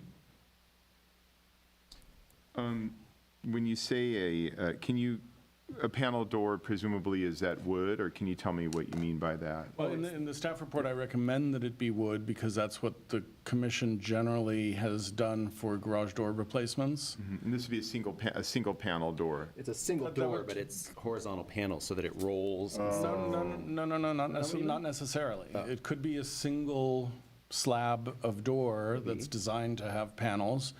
That's the more traditional look.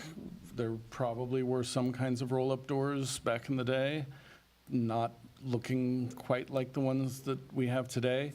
But I also don't think they're doing those spring-loaded hinge doors anymore. They have like counterweighted doors.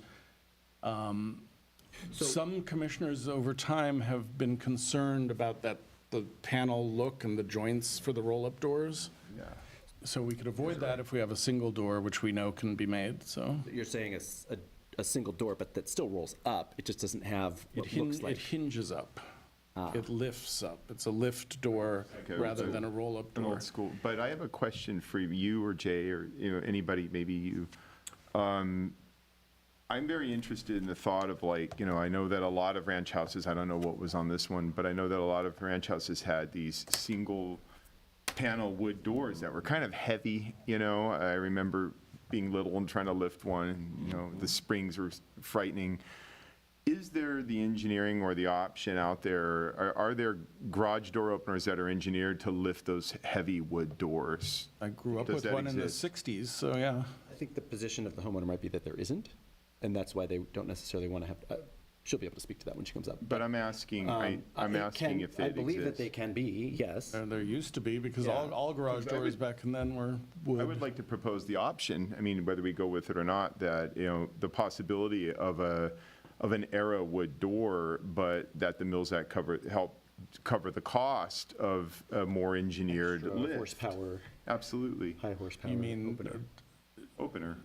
If such a high-powered opener exists for such a heavy door, that's what I'm asking. It sounds like it does. The kind of research that requires, why don't we just increase the dollar figure? That's what I'm saying. I mean, I think the Increase the dollar figure is dollar. probably not going to change that much. Now, one Right. thing to note is both applicants are proposing garage doors. One had a $9,000 cost and one had a $6,000 cost. Is that Yeah, right? this was Or 5 to 5,000 and 5 to 7,000 is on the current, on the Lawson. And on the next one, I think they said $9,000. I brought it down so that they would be equal. And the thing to remember when we get to the Neodora property is that one is very close to the street. So you will see whether it's a roll-up door or not. On Lawson, it's so far from the street that it would be kind of hard to tell. Okay. So But in terms of fairness, you might want to, is you know, it staff's weigh position those. that a roll-up door, regardless of its design, because I don't think a roll-up door has to appear when it's down to look like a roll-up door. I don't have a problem with roll-up Because I'm doors, okay and with we've a roll-up approved them. door, as long as it doesn't look like, when it's closed, you might see a tiny little line, but for the most part, it looks like a solid door.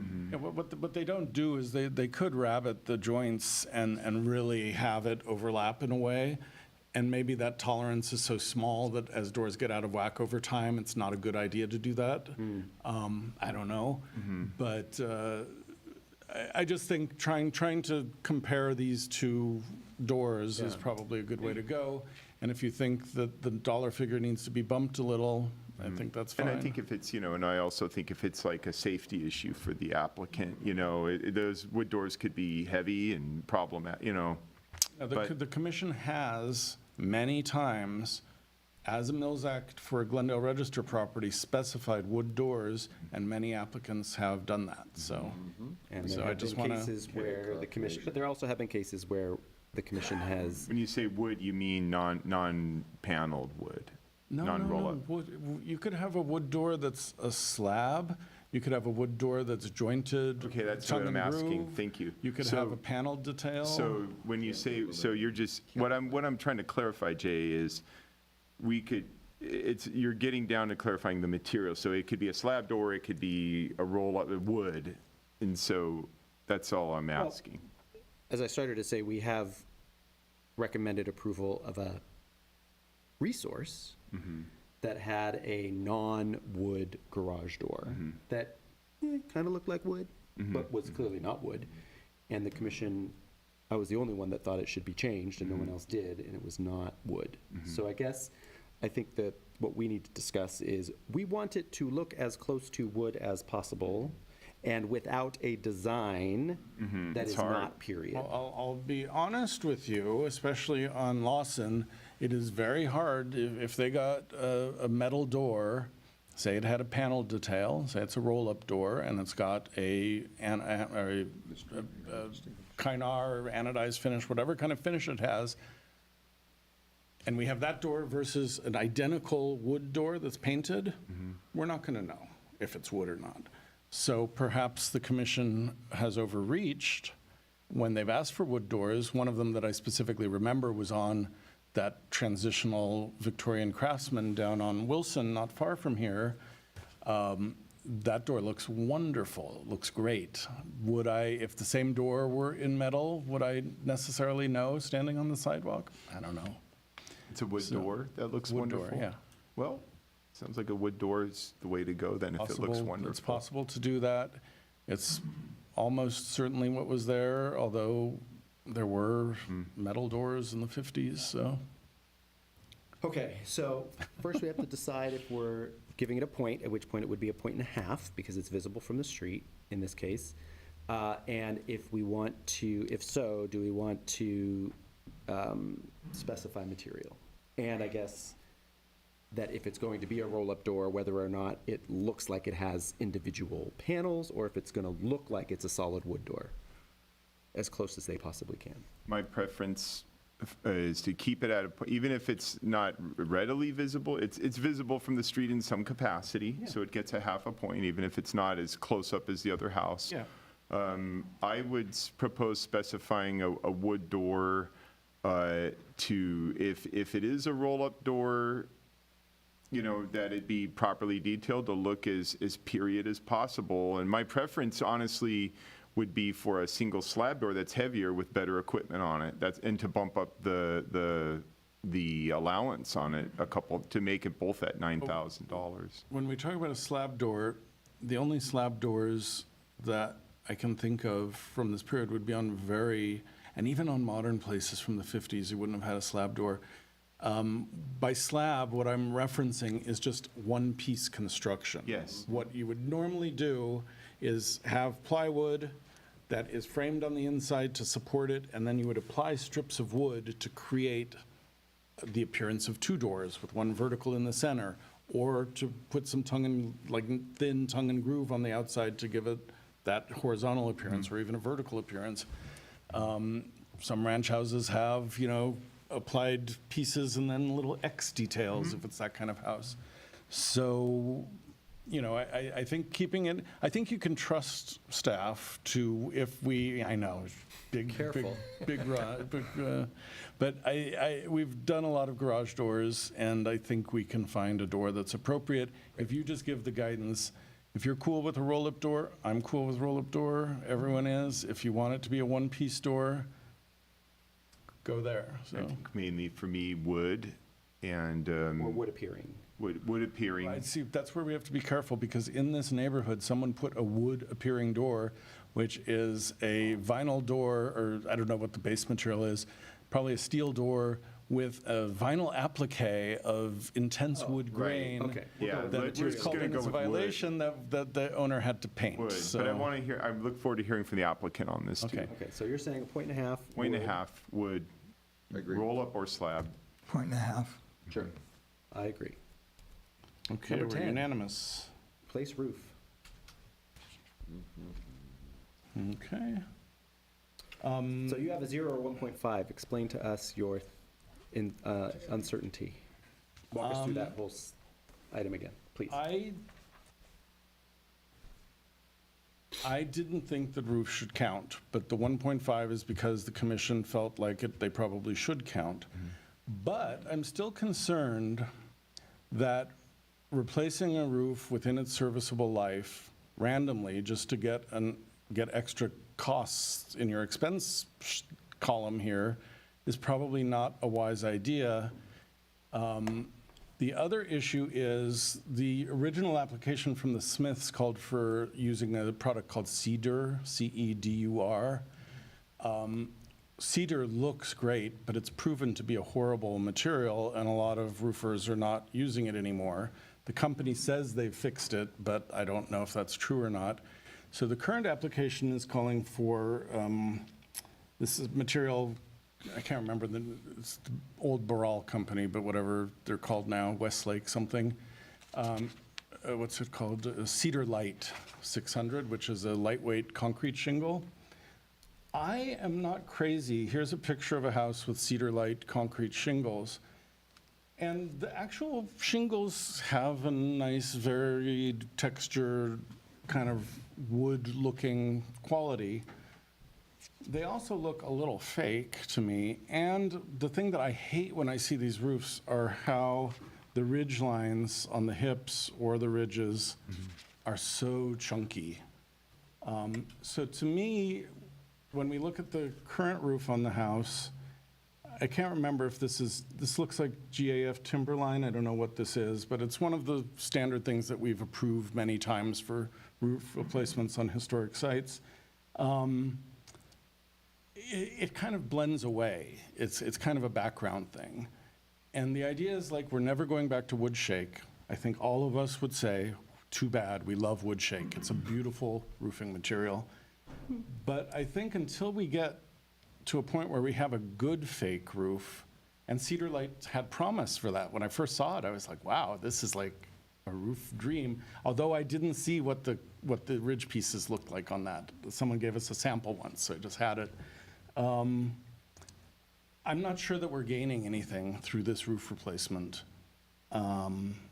It will be a weak simulacrum at best of a wood roof, and for me, that's so I put the 1.5 because I felt that was kind of the direction that I had heard HPC going. And then we also, you can see in the cost, the 50% differential is applied.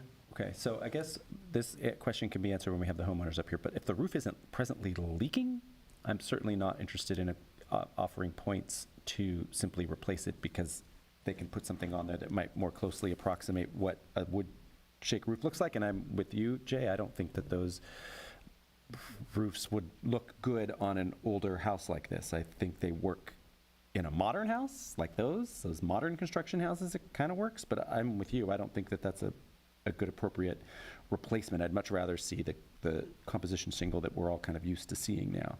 Those have actually kind of become historic in their own right.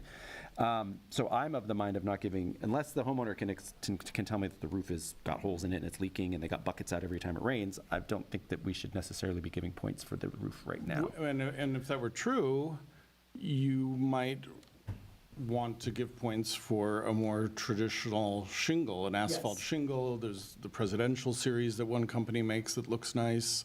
The ones that are up there look okay. Yeah. So that was going to be my point. If we were going to give it points, I'd want to reduce the cost for it to eliminate the cost of that higher quality or higher level of roofing material. But I'm of the mind if it's not leaking, I don't really want to give it a point right now. And then that's the sort of thing, since we're not going to be able to probably make that final determination here, but I mentioned before, if, like with the stucco, if the applicants want to do the additional research, if you said, hey, we want to do a shingle roof, asphalt shingle, we could see what that price is and then readjust the numbers, so. Okay.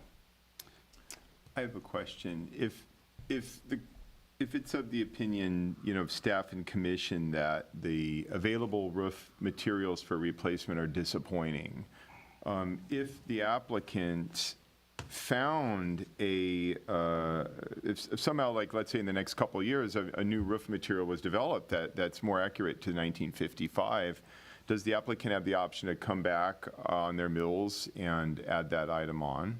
If they're, Well, They've because. already got the mills at that point. There's Yeah, no. Right, but I mean, what I'm asking is, can they, like, let's say they're not approved for anything to do with the roof right now because of the fact that there's not a good, well, I guess what you're saying is there are other options that, like presidential series or asphalt shingle options, but like, what I heard in the first part of this conversation, on this item, was that what's being proposed is disappointing relative to the historical aesthetic of the building. What I'm asking is, in this case, does the applicant have the option to come back if a better material was discovered or developed or put on the market within the Mills Act contract and get that covered sort of retroactively, or to come back and do an amendment to their mills to get that? We've never done it. I don't think there's anything that says we can't do it. I don't think we would want to do it.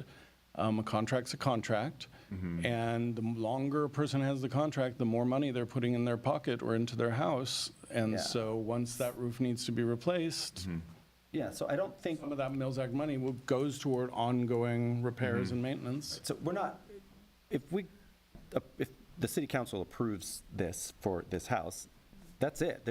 We're not specifically following up and collecting receipts and all of that, are we? It's just, we're gonna monitor and make sure the work gets done in the timeframe. We built into this, we don't collect receipts for Glendale Register properties. Yeah. We do inspect the work and bring it back to you every year when we do that kind of report and show you the results. And in general, everyone's very happy with how I things look. guess what I'm asking is, like. But we, let me just finish, but we, in the formulating documents for the Mills for Contributors, since we were looking at this, we're kind of using a higher bar, because admittedly, for the Glendale Register, we are not nearly as rigorous as other cities. So we decided to be more rigorous, similar to other cities, for this historic district program. So yeah, so we will be looking at receipts, and, it's not like if someone says, oh gee, it's $10,000 less than I said it was gonna be, what are we gonna do? Right. I don't think we have recourse, So I but, think to Mr. Paul's I was just question. asking, like, something almost akin to, like when we were talking about the potential landmark house earlier, like, about conditions. So Yeah.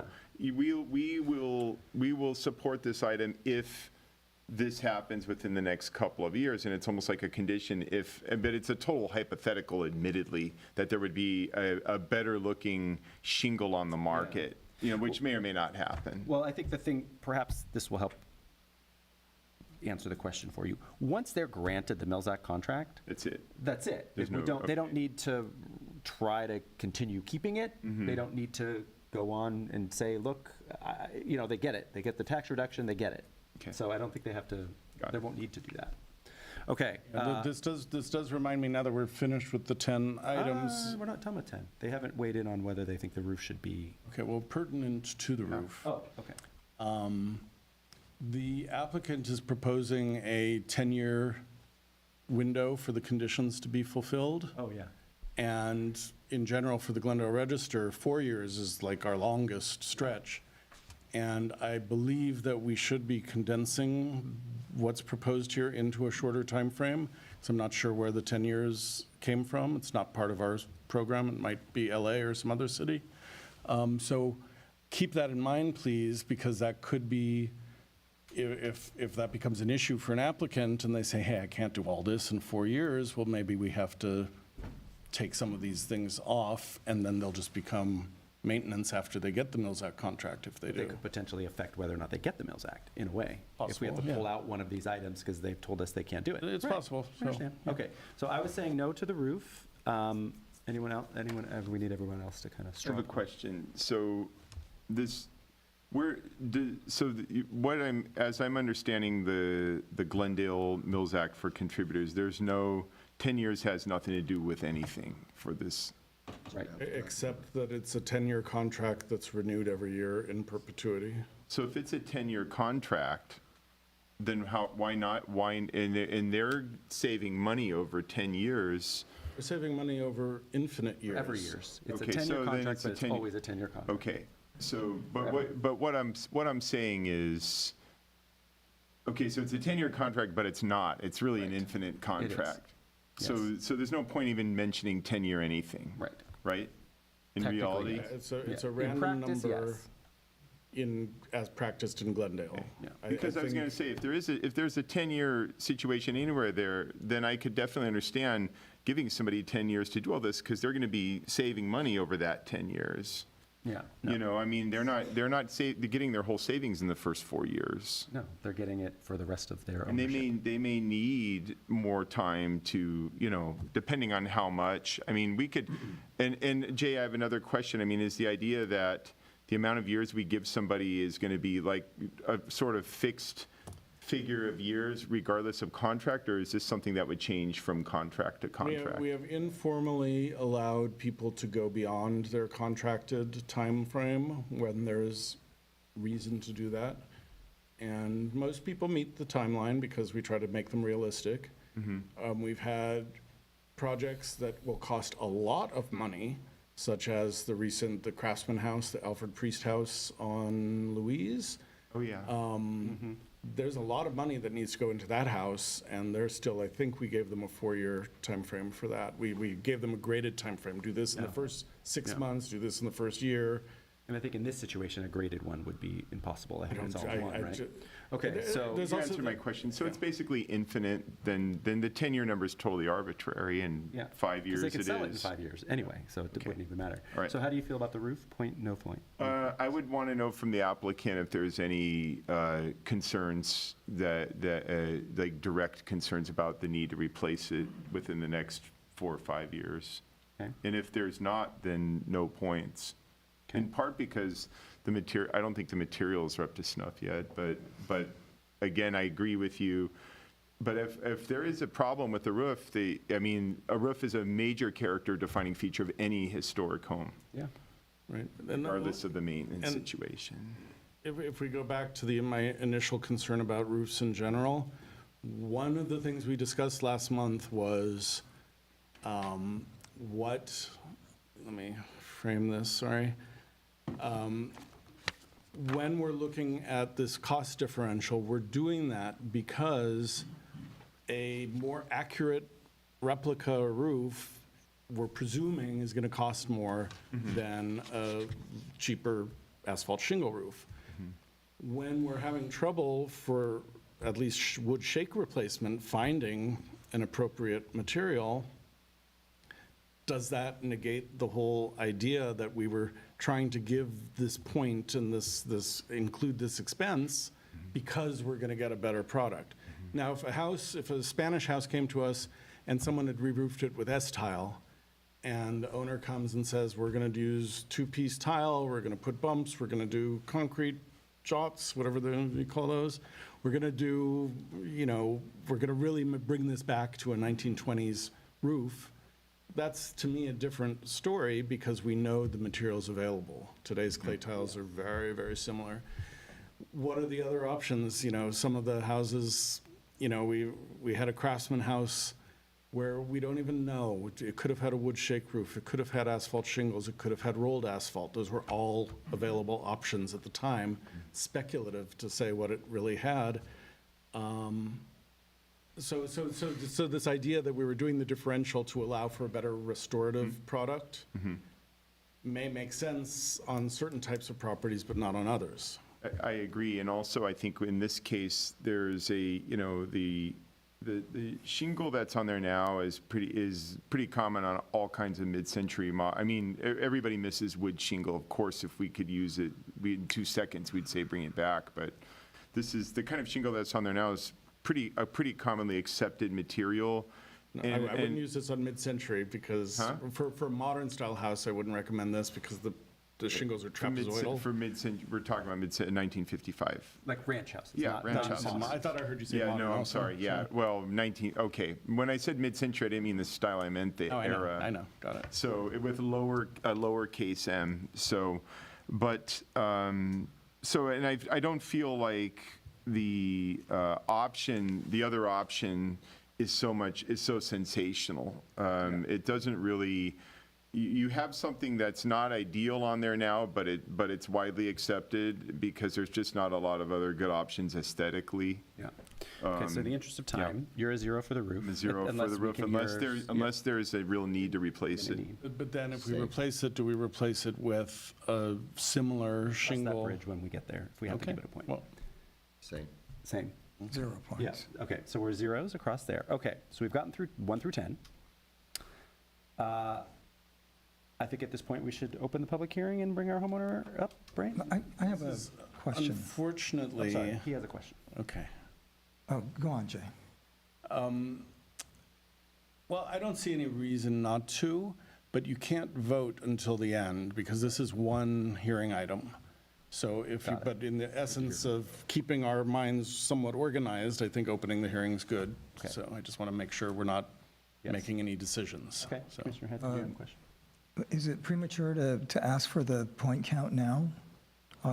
Our version of the point count? Our version, yeah. Actually, yeah, because even his isn't exact. I will do my best. Range. So we have 0 or 1. We have 1.5 or 2.5. We have 2.5 or 3.5. We have 4 or 5.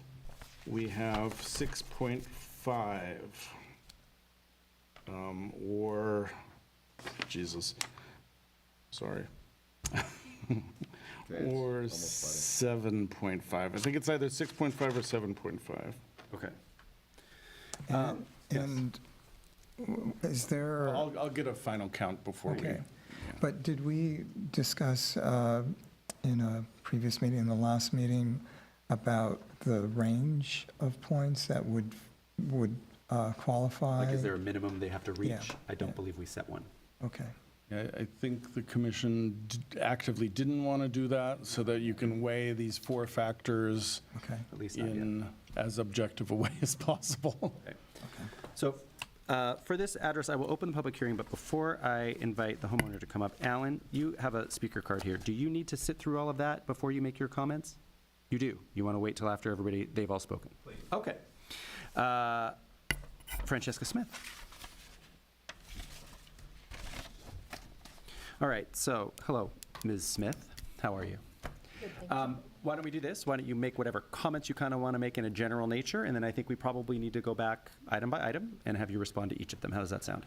I have my item by item list. I do have a very brief, Yeah, start in easy, general. quick little thing do it. that had nothing to do with what was discussed today. Great. So I'll try to make it quick. Thank you very much, all of you.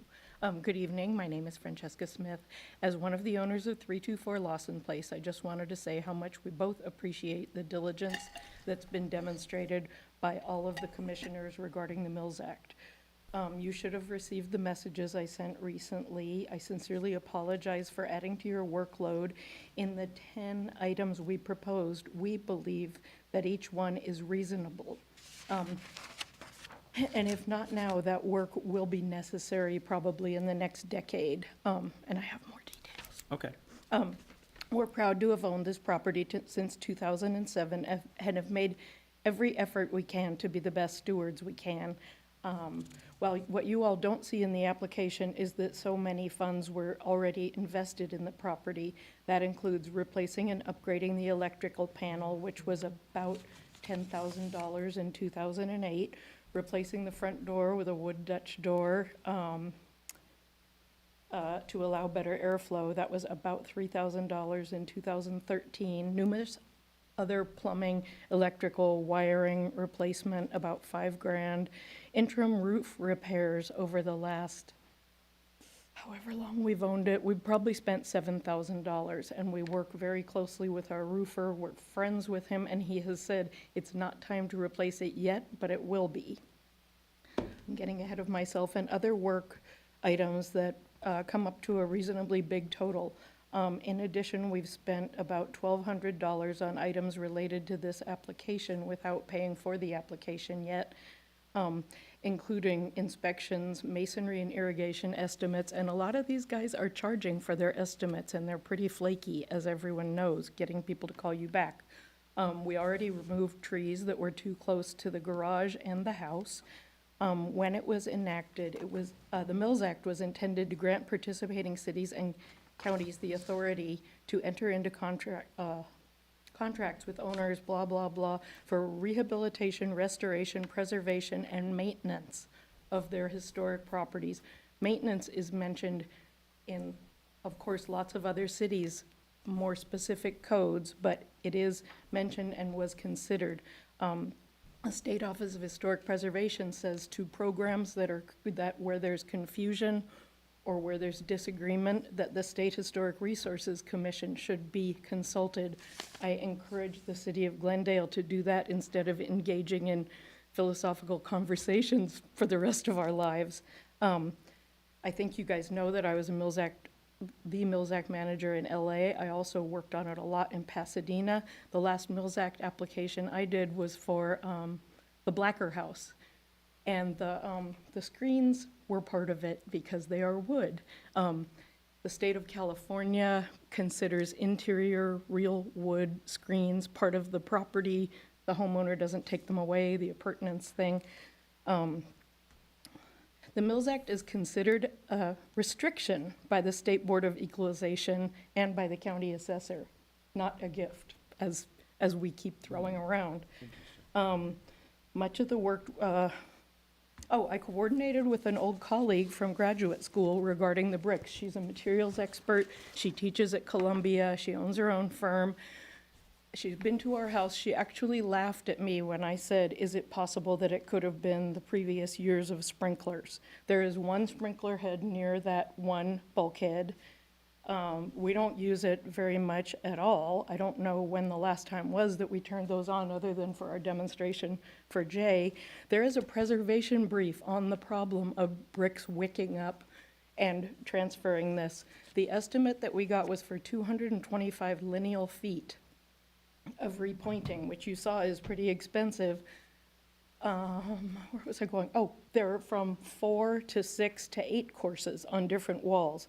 And on the chimney, that materials expert is a teeny tiny person, and there are courses that she can't even reach. Yesterday, when I was looking at it, taking pictures and thinking about it, a hummingbird was drinking the water from one of the voids, and it hasn't rained in, a week. Back to my quick notes. You all learned that proposed work is being considered routine maintenance by staff when the definition of major work we already talked about is in the code. So it's we're proposing 200 more feet than minor work for repointing because it is defined in the code. And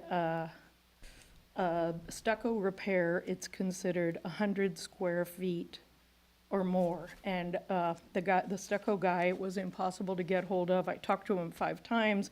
He claimed he had a takeoff. He never gave us the numbers, but there are tons and tons of patches where the stucco is cracked and water can go in. And we've had water go into walls and much water go into the ceiling and have patched the plaster accordingly.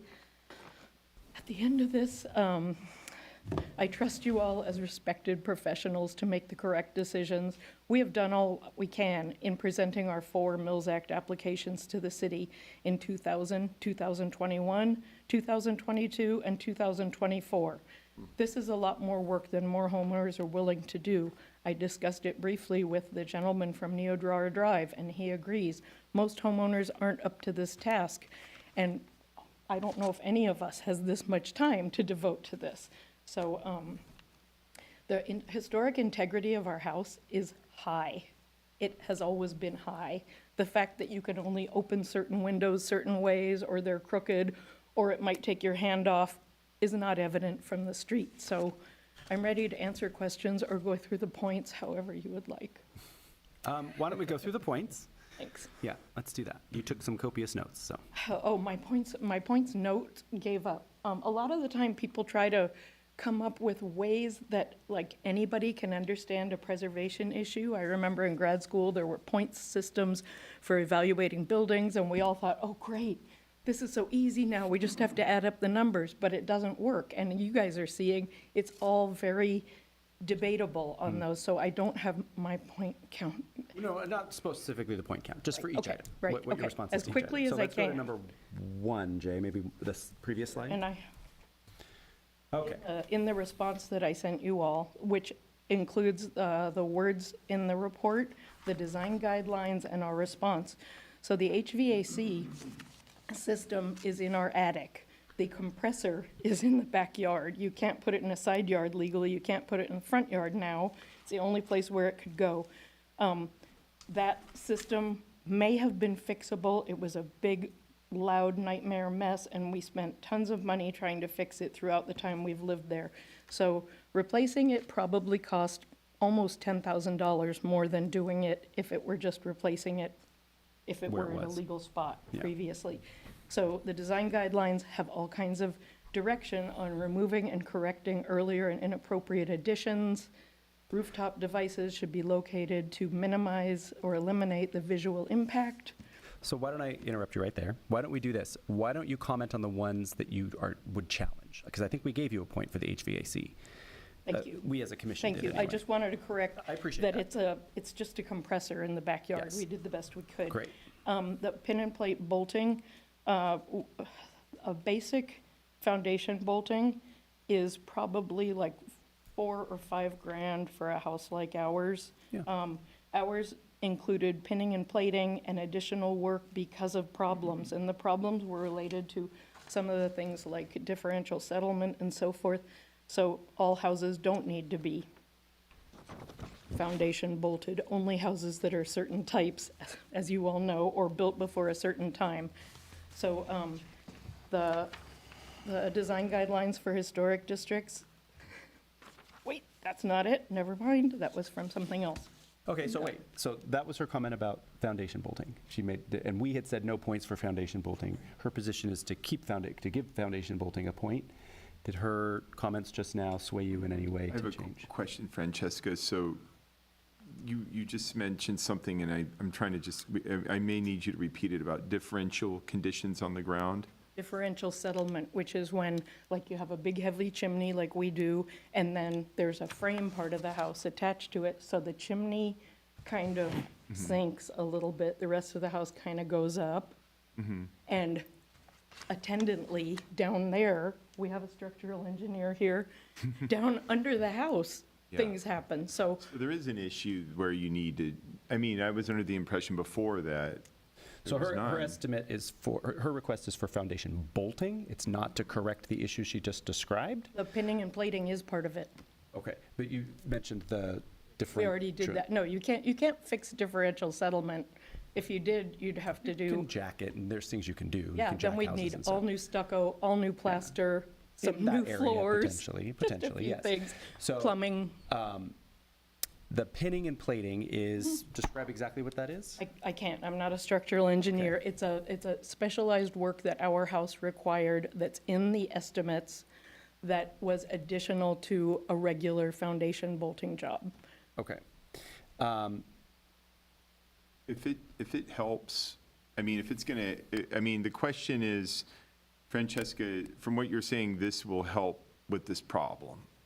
Well, it's a problem that had to get corrected. It's not so much that it helps it, it corrected. It'll correct it. Continue. You're It saying won't that, yeah, continue it'll doing correct that, it then. hopefully. If it's gonna correct a problem that could, and hypothetically, you know, either be dangerous or, over time, with the differential settlement, I would think that character-defining features would be affected, cracks, Fall off. whatnot, then maybe it should have a point.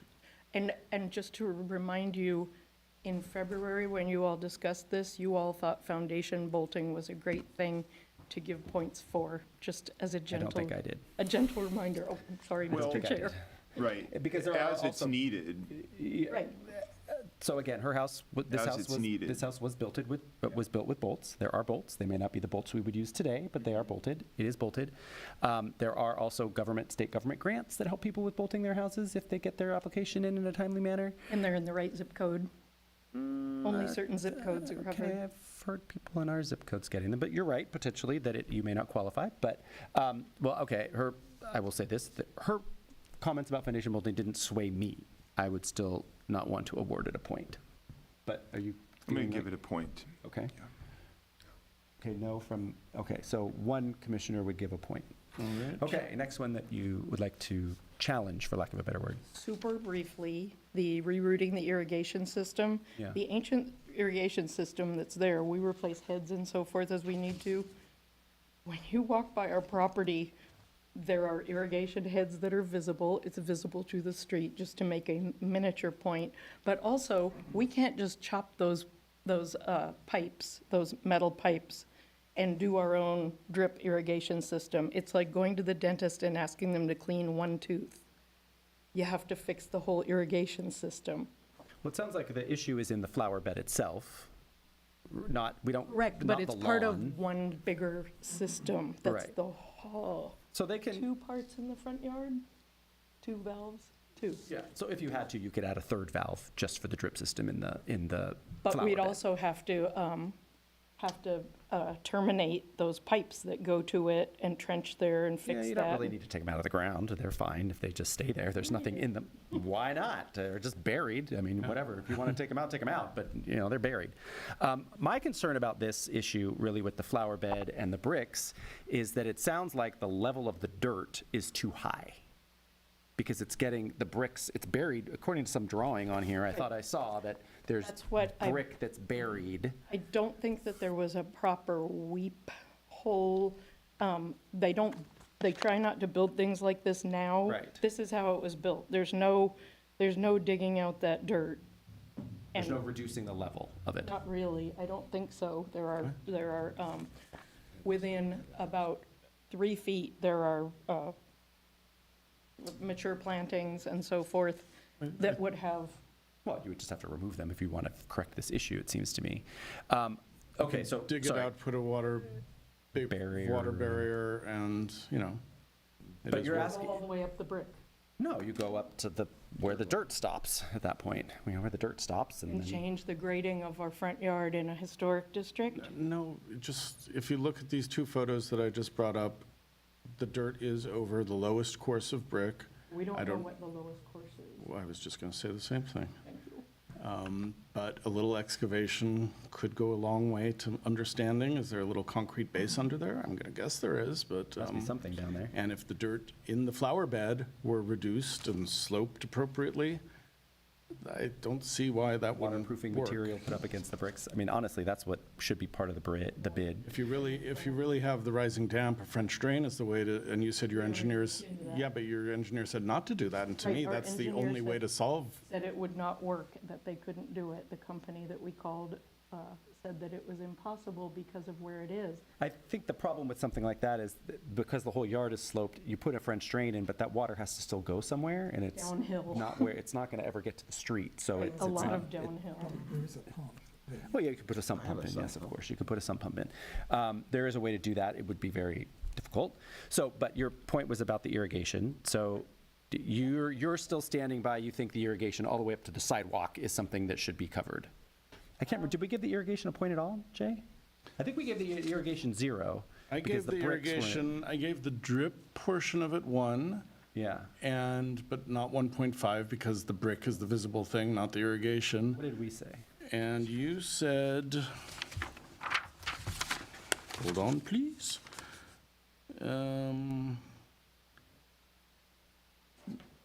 You differed. But my take was that your initial judgment was, I'm sorry, it'll be a lot to juggle here. It is. Your initial sense was, you first said 0001 with Mr. Head being on the 1. Okay. And now we are at 1001, I think. Still a 1. Yeah, On the irrigation. okay. Okay, So but the rest of us, I think, we're are 0. split. And I have one Please. more teeny tiny point, which is that the bricks that are shown at the bottom of the page are on the return wall, which goes in probably 3 or 4 feet from the front. Those are going up like 4 courses at least where the bricks are falling apart. Also on the front steps where there's no irrigation whatsoever, the bricks are going up like 6 courses. And then it seems like it's higher up on the chimney where the problem is, we don't know how it wicks it to there. Oh, there was a water, the water came down the valley of the Roof? right there. The roof? And came out right there. We put a rain gutter right where you see it next to the chimney. And that's probably what caused the water to go there for that many years, where the hummingbird was drinking yesterday. Okay, Just a point. okay, so based on her points about the irrigation, does anyone want to change their position on the points for that?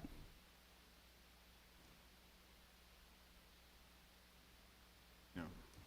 Okay. Next issue that you had. Which is semi-related, the brick repointing. As you can see, it's a reasonably expensive. I'm sorry to interrupt. Getting back to the drip from the roof along the chimney, have you looked at a cricket? Have you looked at, Correct it. no, a a cricket. cricket? Oh, a cricket. Yeah. It is, cricket is a part of a roof. This has right now a rain diverter here, and then it has this. What- So the water goes into, with a rain diverter, into this.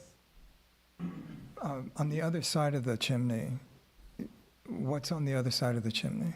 On the roof side of the chimney? There's no leak there, by the way. There aren't a lot of problems here, the leak and the You water need to problem. stand near the microphone, I'm So sorry. crickets, there is a certain minimum width that crickets are effective for. I'll be honest, that one looks a little bit narrow. But This is a situation you'd use a flashing, not a cricket, so. Oh, okay. And there is flashing there. That's one of the places where it's, where it has leaked in the last year, a lot. okay, so what points did we give for brick repointing? For brick repointing, you gave 1.5. Across the board, With, right? no, Mr. Doom was a 0. Okay.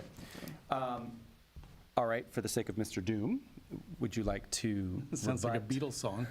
Would you like to try to sway him on that one, or are you good moving on to the next one? Respect all of your opinions, of course. You know, this house, we didn't even notice how much these bricks were sucking this up. When we bought the house, we did a light water wash with a hose and brushes and a little bit of bleach.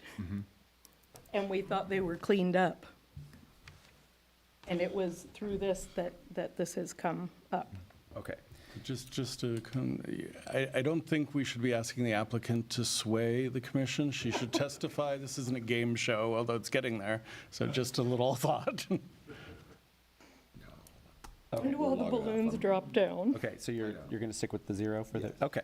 I respect all of your learned opinions.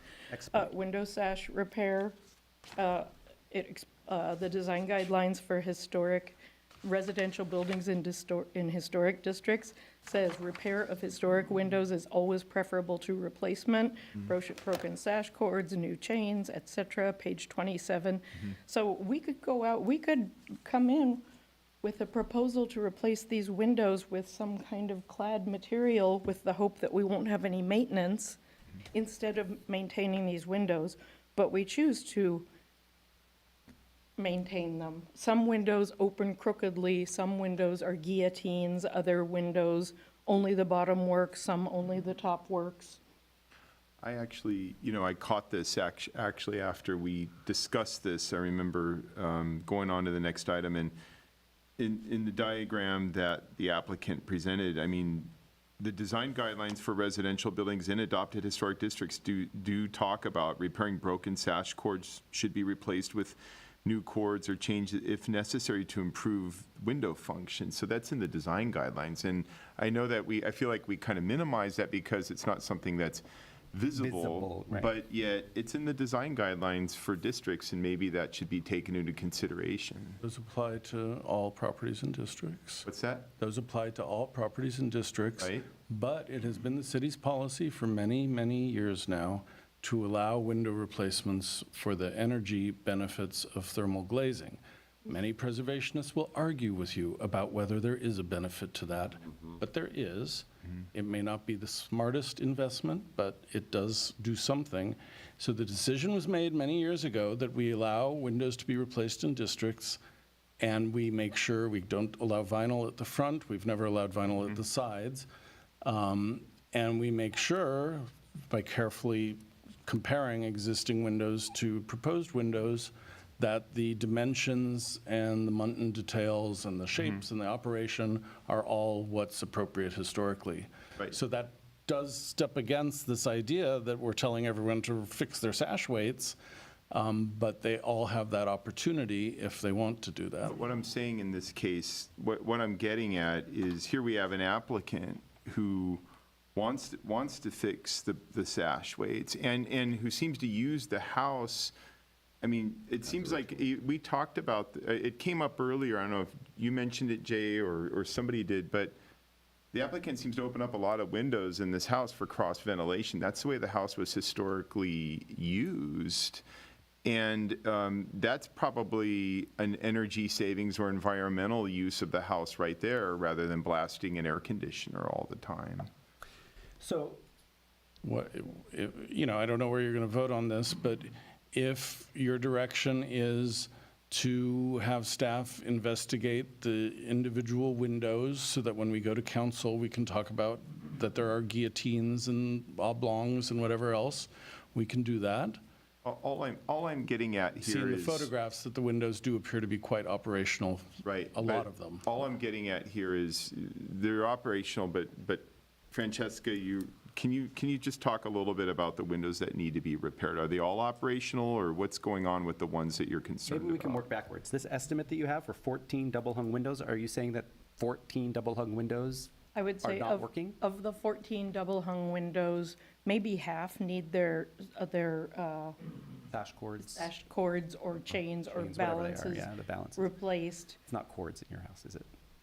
It's not cords. There are it's not rope. some with, Probably cords. Okay. Chains aren't common in single family. there are some with wires Wire, that look probably like they're more in the wrong place. Yeah. There are all kinds of things. There's the bathroom window, we have to always close the curtain because it's cockeyed. Okay. So you're thinking about half of the double hungs, about the single casements, The casements. of which there's 4 listed There on the are only estimate. 4. They have a beautiful little crank yeah. that's brass, and we try using that stuff that you use on gears, that's the black stuff, WD-40 and or they're still, some they're of them are stuck. impossible to open, some of them are easy, some of them, you think it's hard, and then suddenly the whole thing goes flying out. You never know, so Okay, so you it would say would be. all 4 of those need, I believe, I think hopefully we will be on the low end of this guy's estimate, but I believe that every window needs some attention. yeah. I don't really want staff to have to go back and do a count. I was hoping that we could get to that here. I was just, Can you remind us of, I'm sorry, I should have taken these notes and we're all learning together. Can you just remind us of what, I think we all said no? we're all zeros, and I don't mean that pejoratively. And if I could just, Go ahead. thank you. The design guidelines, not maintenance guidelines, the design guidelines for adopted residential buildings in adopted historic districts. One of my favorite quotes is, "For residential properties, they can make or break the building design." So if you want me to call the Milgard guy tomorrow, I'm sure he'll be happy to let us pay for them over years. All right, But- we're not going to get into threats to us at this We've gone point. from a game show to, political theater. So, But I- based on what you've read here, the design guidelines, Yes, I would you mean. like to and- change your position on the Yes, windows? I would be, and Jay, I wanted to clarify with you that I wasn't bringing that up toward going toward vinyl windows. I was only bringing it up toward, just talking about the fact that this specific item is distinctly mentioned in the Yeah. design. And it's not something that's visible from the street, but it's specifically mentioned in the design guidelines because it moves toward preserving a character defining feature and making it, these windows were intended to be operable, and by opening the window, you can get cross ventilation. You can get, these ranch houses were intended to function with all these windows working. Yeah. And so I do want to give this a This was point. every property with windows. Okay, and so, because some of them are visible from the street, it gets an extra point, a half a point.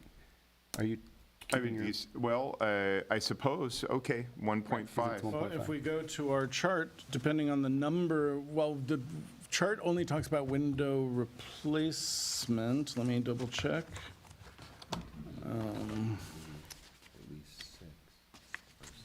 You got the whole down the driveway. There are probably 12 of the 14 that are visible from the street. And that's, I mean, as far as I'm concerned, one visible from the street counts. So you're at 1.5. Yours, Commissioner Doom is staying at 0. You were 0. I was 0, and I'm trying not to be on the fence. Daniel brings up a very good point about the original design of the house, the original intention of the flow, the airflow. And I don't like to ignore that because it is part of the character defining feature of the house, a character defining feature of the house. So can I have another minute just to Sure. ponder? I think if it's called out in the design guidelines, like the homeowner pointed out, like Commissioner Paul pointed out, I don't see how we can deny it. So I would say 1.5 for the windows. 1.5. Could you just, I cannot find the revised point chart. Did I leave that with you guys up there? The revised point chart specific to this house? What do you mean? No, the general point chart is, I printed it out. It may be sitting on the printer upstairs. I don't have anything. All I want to do is, I'll verify the points because we had points for wholesale replacement of Oh, I see. inappropriate window. We have like 3 categories in there. My memory, and then we had some numbers because we gave 2 points for certain things. If someone was replacing 8 inappropriate windows, you might get 2 points, and if you're only replacing 1 or 2, you're going to get 1 point. Yeah, I mean. And this that was not controversial last month, so. would be on, I mean, it should probably be on the low side of that, whatever Yeah, that since it's scale just is. It's going to be whatever it is. So I'm just Whatever going it to, just so, I'll give you a point read back, but maybe it's going to turn Maybe it's into slightly up. 2.5, possibly. Okay, Yeah. so But the takeaway I don't is- think for repair it will. I think that was for wholesale replacement. Okay, the takeaway is there's 3 commissioners that are in support of giving them whatever the points should be. And Commissioner Doom, still 0 on this? Correct. Okay. Okay, next item. Repairing and replacing the exterior stucco as needed. So when we put in a spa, like 8 years ago, that contractor, who is very good at stucco, did all of our stucco repairs. And to tell you the truth, it looks like hell now. Most of them are delaminating. There are some places where I believe windows or doors used to be, but that side, especially that, strangely, that east side, needs, almost everywhere, needs to be repaired. I'm disappointed he didn't give us a takeoff with numbers. He said he had the numbers, but then he said he didn't, so I think his estimate is a little confusing because he includes a repair at the pool that he said would be $100 on the pool, so. Your position is that 3750 or whatever is in addition to the 77? I believe whatever. so, but it was to patch. His 70, whatever it was, $7,000, Was $5 all million patching. was to patch. Okay. And I'm sorry, Jane, can you remind us of our points on that? Recommended points? Stucco 6, I think there was a consensus. Well, no, there was one. Chris, you were at a 1. We had 2 zeros, and Jeffrey, I didn't catch. So, Okay, so and does then, anyone and want to then change? just drawing your attention to this recent submittal from the Yes, applicant. which we have. I know it's a tiny photo and It's it's very hard to see. printed. I was trying so hard to It's a make it tiny photo legible. and it's printed, and so but I'm just gonna honestly say, while you might be able to see an outline, you see shadows, okay, yeah. I tried So chalk. maybe for council, we'll get a better photo, so. It's impossible. I put my Just the camera right at the lighting. highest Just thing. wait for I the tried perfect chalk. raking light. Try in the morning. I know what you're talking about, though. When they patch in an open window, it never Right, goes and there's away. The a problem is it huge never gap. goes away. The Right, problem is there's it a really huge never gap. goes away. You'll always see a difference. In one place, the guy said it won't help, don't even try here. Yeah. So this was his best guess of what he could fix. So does anyone want to change their position on stucco? And do you want to? Yeah, I want to confirm 0 points, Jay. You're confirming a 0 on the stucco, thank you. Okay. So, where are we on stucco? We're at 0. I think it was split. You told. If we're not changing ours, Commissioner Head is simply adding his. Oh, I see, okay, let me. Does anybody know, maybe Francesca would know, or Jay, I mean, if you had like a qualified architectural conservationist familiar with the standards, is there anybody who could it sounds like you've had a contractor for a long time that you've been working with, that you probably get along with quite well. I mean, is it possible to do this correctly in a way that'll hold up? Is it a matter of somebody just not doing it right, or does this go into the territory of architectural conservation, where you would call on like an ARG or an HRG and it'd make a difference? When they patch it, the guys who did the good job, the pool guys, they use the layers and so forth, and then they kind of swooshel it in. So once it's painted, unless you're, measuring microns, it looks pretty good. Those, however, now don't look Right. like they're working. So there are all kinds of patches done by, Right. mostly by stucco contractors, or in that special case, the pool contractor. But it's, on that side, it's terrible. And we don't really like people to walk down the driveway for that reason. In the interest of time, Mr. Paul, Commissioner Still Paul. 0, it's fine. Okay. Sorry, thank you. Next. I'm sorry, I'm having a little trouble here. Okay. Could we recount the count?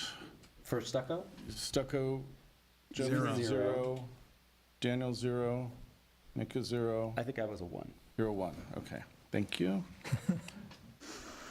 So the decorative shutters, we didn't really notice what terrible shape they were in. When we bought the house, it was painted soon after we bought it, different, more tasteful colors.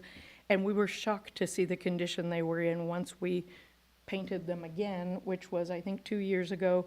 That one shutter that you saw in the photo, that's one of the shutters that's now there. It's like 2/3 wood putty and I just wanted to say, I don't mean to interrupt you, but we're giving you points for this item, so maybe we don't need to So I think discuss it. before- Yeah, I was hoping Great. you would know what Thank the you very challenge. It's hard to tell, I had Okay, notes somewhere go ahead. else. Next one.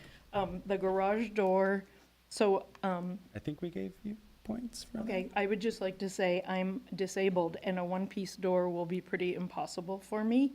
So the door that I had suggested is a roll-up door, but it's plain panels and it's in keeping with a 1950s era door, I'm pretty sure. I've looked at lots of things that are a lot more frilly. But it's not wood. Right. No, it's not wood. And we, in our first house, we went to great lengths. This is a double garage door if your car were this big. In our first house, we paid a lot of extra money to get a wood garage door, and we primed it and we painted it, and within 3 months, the wood, because of how they make them, the wood was lifting up. You have to sand it and repaint it, in that case, like every 3 months, or it looks terrible. So I would prefer a sectional, Yeah, and there are sectional wood doors that use marine grade plywood. It's possible to do that, and any roll-up door is going to have an operator, an automatic, right, so. right, well, You won't be lifting it yourself, is his point. good. The state uses the one-piece doors on historic properties. I know from my experience doing it, and we didn't give the owners any opener. They were just on their own, Oh, that's not but they looked awesome. for 3 months. And regarding the roof, so there is a roof. There is a roof that would be spectacular, that looks probably almost better than, may I Yes. approach the dais? Then come back to the microphone, please. I mean, it's, respectfully, it's just seeing it here and not There are, installed. I mean, there's a right. couple of pictures at the top, I guess. right, there are more when you move down and move around. Which product is it? We could, Ludowicki, Ludowicci. yeah, I know them, It's yeah. super expensive, and it would look, there are some of those examples that look amazing. I don't know if I'd So I want think a my position golden on, oak. my position on that thing would be, because we allow for composition shingle as a replacement option, that's if we were to give points for it, and if we were to, I think I would be comfortable if we were giving points for it, to that monetary value of it to be whatever the base is. If you guys want to go ahead and staff approves this material, fine, but I don't know that it would count, the dollar figure for it would count. But I don't think we were giving points because we were unclear whether or not the roof was functional at present. Last year during the big rains, it was not functional whatsoever. So we've had, we think maybe about $7,000 worth of roof repairs over the last few years. The roofer guy says it's not time yet. It's a presidential 3-tab. It's supposed to be a lifetime guarantee. There's no such thing. Yeah, in about, probably in the next, sometime during the next 10 years, it will need to be replaced. The design guidelines say if a new roof is necessary, match the shape, material, and pattern of the original as closely as possible. New roof materials should match the original in scale and texture as closely as possible. There's a preservation brief on it. There is also an idea where you stack the bottom row that's right at the drip line, and you do like 3 or 4 layers of that asphalt so that there's the appearance of thickness. There are lots of ways we could do it to replace the roof so it looks exactly like it is. I don't think that would warrant Mills Act 4 contributors. However, we'd like to do something that brings this house more looking like the type of roof it would have had. We've had the thick, ugly, probably 70s tiles that sort of lost their paint, those cementitious things. They looked awful. But this Ludowicki, I have no idea how much more it would be. I don't From know. what I've heard, it's crazy, but That's what I've heard too. Looks beautiful, though. no, it's amazing. Okay. So, I haven't seen the wood shake product, though, so. Okay. if this helps, we're not proposing to replace our roof when we don't need a new roof. This is based on the fact that our roof is going to die in the next 10 years. Okay. Does that change anyone's position on the roof? Yes, Okay. So it's a 1.5 because it's visible. 1.5, yeah. Yeah. Not going to change. Does not change Commissioner Dooms, and it does not change Commissioner Head's position. It does not change my position. So the roof has been modified, that there is one commissioner, Commissioner Paul, in favor of a 1.5. Right. The rest of us are zeros. Do you have any other last thoughts? If I had any idea how difficult this would have been in the 4 times that I've applied, I would not have done it. I passed a note to my husband tonight that said, should we just leave? Because this is, I know it's maddening for you, but to me, as someone who's been a Mills Act administrator at 2 different cities, this is as more painful for us. Can I? I like to hope that you guys are coming up with a way to do this. Can I ask, because I know you have a lot of experience, what, if there are, and I think I've asked staff this, but I would like to ask you, are there other local jurisdictions that you're aware of that do Mills Act for contributors? And if so, do you have any sort of experience with how they manage them? As I recall, when I was at LA, and you saw that I came up with the amount of money the city would lose, and in this case, it's $765 a year, you poor things. So, People down next door. in LA, district contributors were, when I was doing this program, were treated no differently from separate. Registered ones. Yes, Yeah. from properties. In Pasadena, as I recall, we approved fewer per year, but it was something like 10, District contributors? yeah, per year. As you've seen, there's been a complete run on it, and part of it is this takes so much time. Part of my problem with garage door people are that 5 that I took a record of. Well, Yeah, after respond. this whole thing is done, I would certainly be interested in hearing your thoughts on how this particular process could be handled. So thank you for your time. Thank you very much, and I'll pass Jay the phone. Thank you. Alan Durham. I'm good. Okay, thanks. You want to count I'm at sorry, this I point? forgot. Did you want to speak on both of them, or is it okay to talk now? Both, so could I Okay, you hold can my come back. comments? Thank you. Okay. So he has updated point things from us. You said that we have to hear the other one before we really deliberate much, right? That's fine, yeah. Okay. Yeah, I'd like to hear the other one. Okay. We're taking a break, 5 minutes.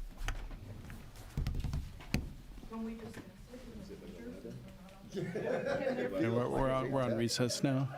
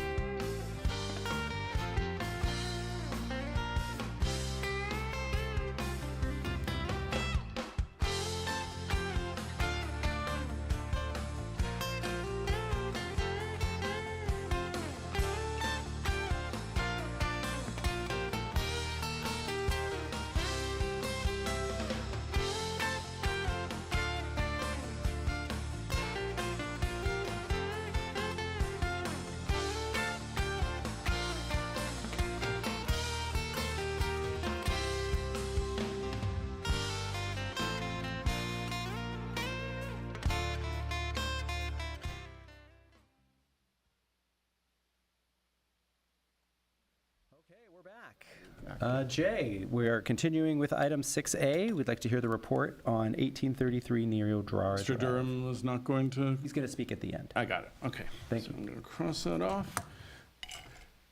I think this will be a little quicker.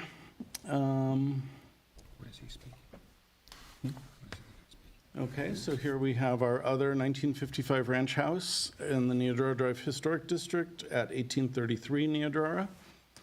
Definitely some similarities between the houses in many ways, even visual ways. The proposal, it calls for fewer items than what you saw, and I'll go through those, and then we'll look at some of the other items that were on the initial list. This application has not been amended as the previous Lawson Place one was, with the exception of the cost for the sewer repair, if you remember, or those of you who were here remember. We'll talk about that a little more. So anyways, the proposal, the work plan calls for replacing the front door, which is this, not the worst front door I've ever seen, but not appropriate to this house. And the owner is proposing a very ranch-looking door based on the fact that there's a ranch door like this at the back facade, which we think is appropriate. There's some brick at the wainscoting and this planter that's deteriorated to some degree. This seems landscape-related also, but perhaps it is wicking. I can't speak to that anymore. But the deterioration was limited in my visit 2 years ago, and unfortunately didn't update. But in these photos, I don't see significant amount of work there. But the owner can address that when he has a chance.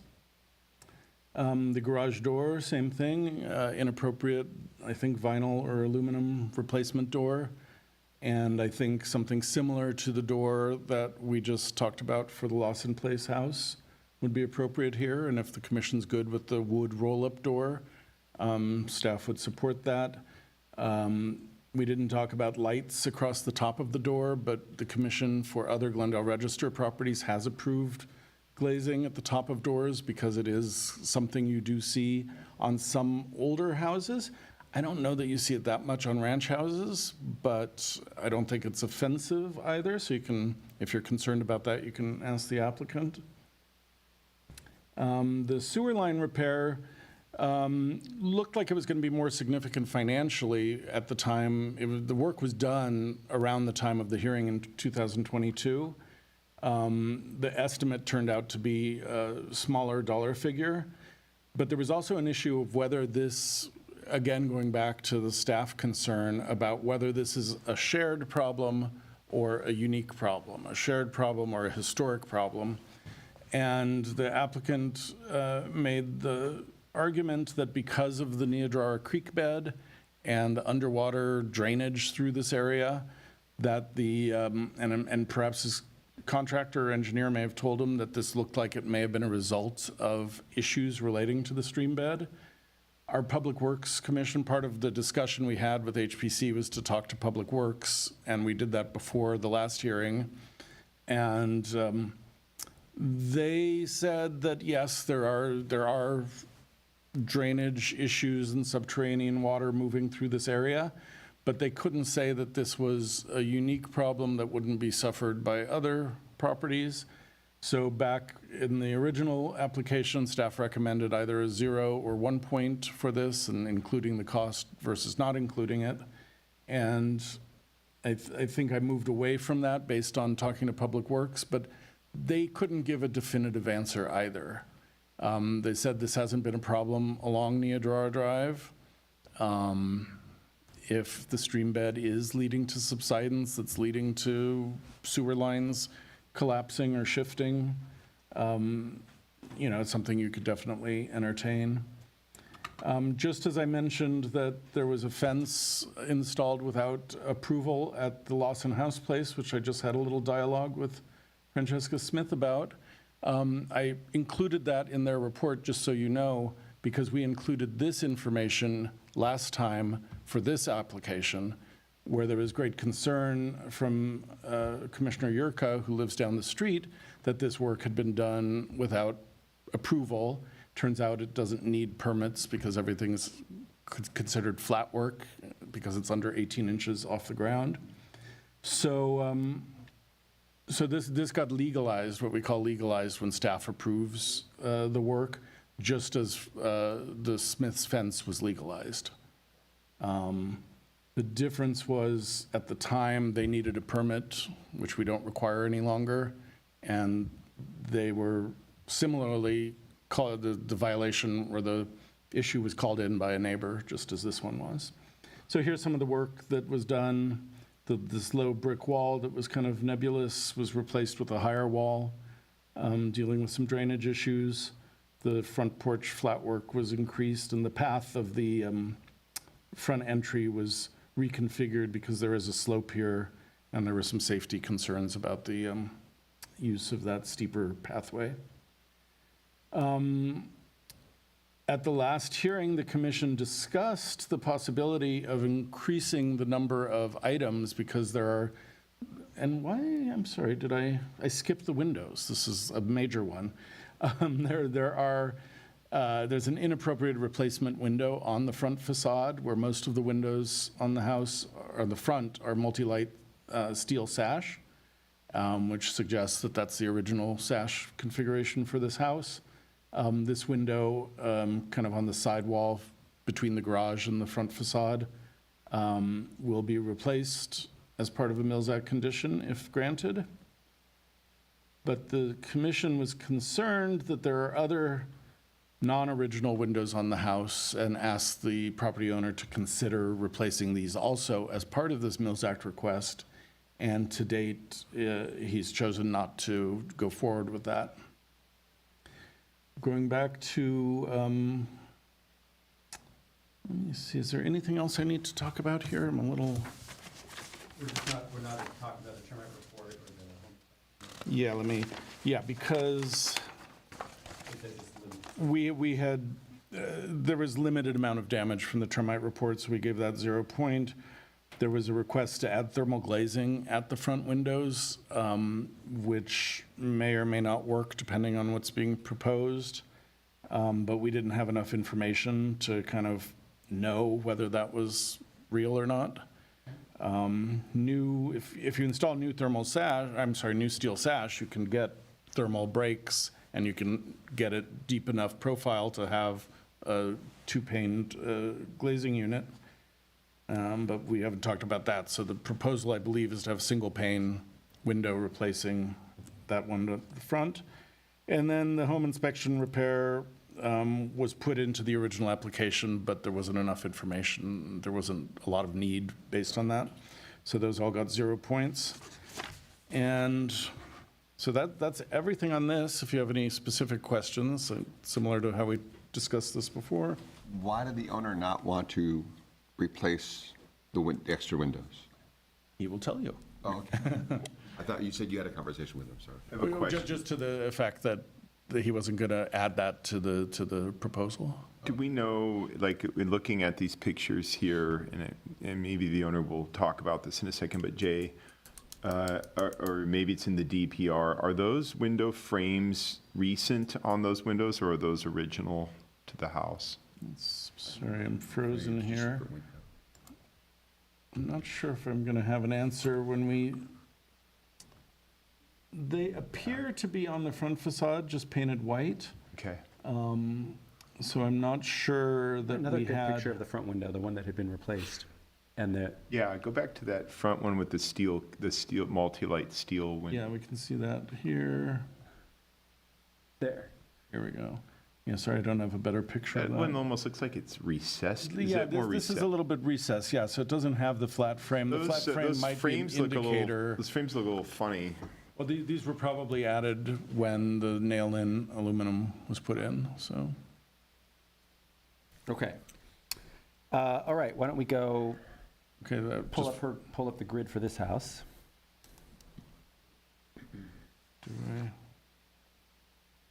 did I have? Oh, Oh, no, do you not have one? no, I do have it, you know. Here, oh, God.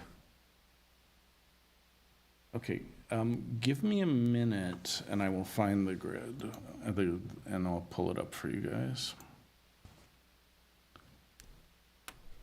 Sorry about that. Maybe Commissioner, maybe you could answer this question, or maybe it's Jay. If the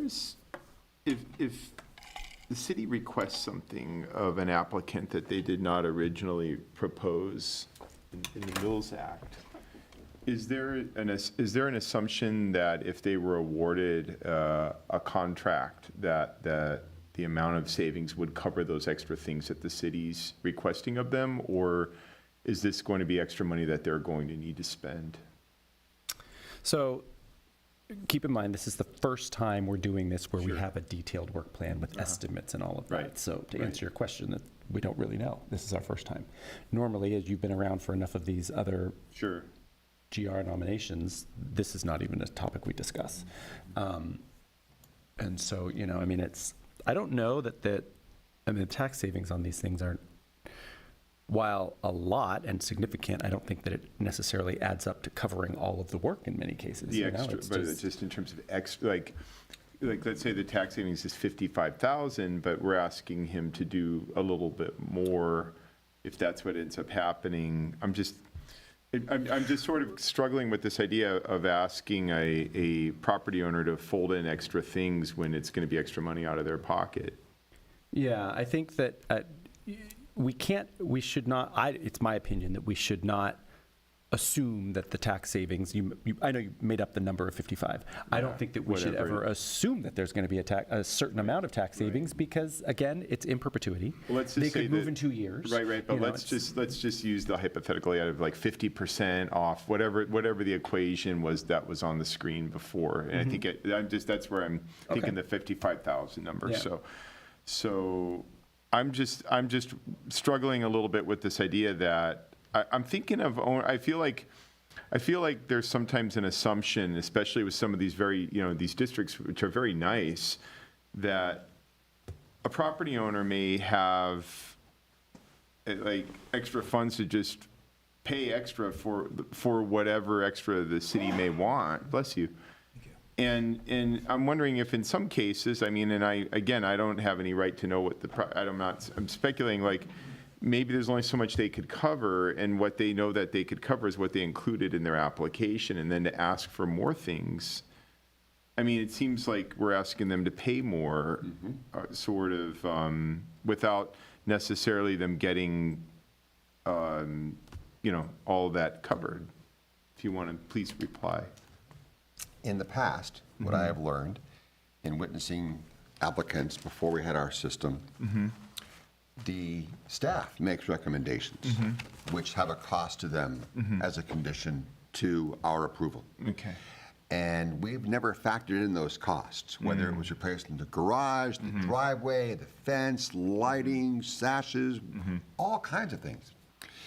And then we've also added more beyond staff, certain requirements too, whether it was Spanish style or concrete or something like that. And so this is all new to us. Yeah, If I was to think back on what we used to impose, I can guess we did more damage in the sense that the cost was higher than the savings on many properties.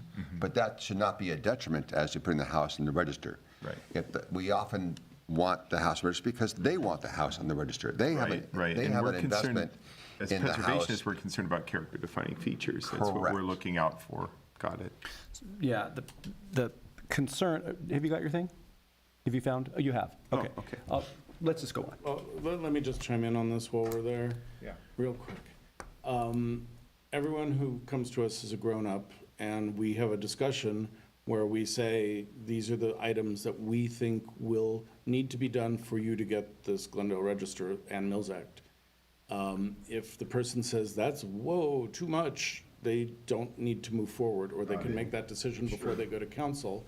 In terms of the current application, the recommendation from the commission was, well, if we're looking at these houses in the round, why are we just focused on the front? That's the owner's prerogative to focus on the front, but what it means is the application may not be as competitive in this non-competitive merit-based system because there's less expense and fewer points. So I think it all gets washed out, you know. I was just asking a little bit about the process. It sounds like you answered my question right away, because presumably you're having conversations with any applicants before it ever, in Right, the but office. very yeah. often, the commission makes recommendations for conditions that we haven't thought either necessary or we didn't even notice. Right. And sitting in this room, we don't know what the cost of Yeah. those things are. We can start approximating, we know. That's why we have the Never part of the 1 discussion. year versus 3 years kind of timeline. That's what's uncomfortable. I was going to say, again, briefly, the concern I have about this collecting of dollar figures and stuff like that, I don't feel like that is at all relevant to believe. I don't think that because it automatically has homeowners, us, comparing the value that they could be the money they could be saving in relation to what the costs of these things are. It's not my intention that that the tax savings is somehow supposed to pay for all of it. It's just in general, it's supposed to help with some of these Just real things. quickly, all I was getting at, and I'll put this in 2 sentences, was an applicant comes with a list of things that they presume is their list of things. We, as a commission, ask them to do extra things sometimes. And I was just wondering if when we ask them to do extra things on top of what they've already proposed or thought that was it, that if there's an assumption that the extra things would be covered by the tax savings that they would have, and it sounds like it wouldn't be. So that actually does bring up a question I wanted to ask Jay with what you just said. We're not adding anything in these cases. We're not supposed to be adding anything in this case, right? This is what the homeowner is proposing to do, and that's where we stop. We decide whether or not we agree necessarily with what is on that list, but we aren't going back in and adding things. No, but in 2022, you did recommend that the applicant consider adding the rear windows to Right. this Right, and so nomination. if they decided not to, then we're not, it's not something we're going to put on it now. No. And then they no, suddenly no, get no. points for it. No, Right. no, that's, Right. that's different than when we're doing a Okay. Glendale Register with conditions. This is, you show us what you want, and we compare it to what someone else wants, and. Okay. All right, so why don't we dive into the spreadsheet or All chart right, for this so house? this is from the staff report. Sorry, I did have it in the slides, and I don't know what happened. Can you make it a little bigger, Jay? Lower right corner where it says 100%, the slider above the time. Yeah. Thanks. Ooh, there we go. Thank you. There you Excellent. go. Okay. Nice. Okay, replace the front door. Yes. Cost proposed for $3,000. Okay. Seems clear. This is a very Yes. clear one. Everyone agree 1.5? Yes. Yes. Okay. Repair of the brick wainscot. This was certainly less damaged than the previous property, brickwork. I didn't see a ton of damage here, and it did seem like this was something that probably the shouldn't count. Photographs certainly didn't suggest that there was a lot to do there, so I agree with the 0. Okay, replace the window, that replacement aluminum window, replace it with a multi-light steel sash, matching the other steel windows. Southwest. $3,000, probably yes. about right for one steel window, 1.5 points. Okay. Garage door, similar to the last one. We can talk about roll-up versus not, if you'd like. I think we had that conversation. I did drop the costs down to just balance out with the Lawson House proposed cost, which seems about right for doors. And I checked that, I have some experience with this, and then talked to someone in building and We don't have safety. an actual estimate of 9,000, do we? I don't No, remember okay, if we yeah. have an estimate I for got a this, yeah. nod. Some of these Or a are shake. ballparks.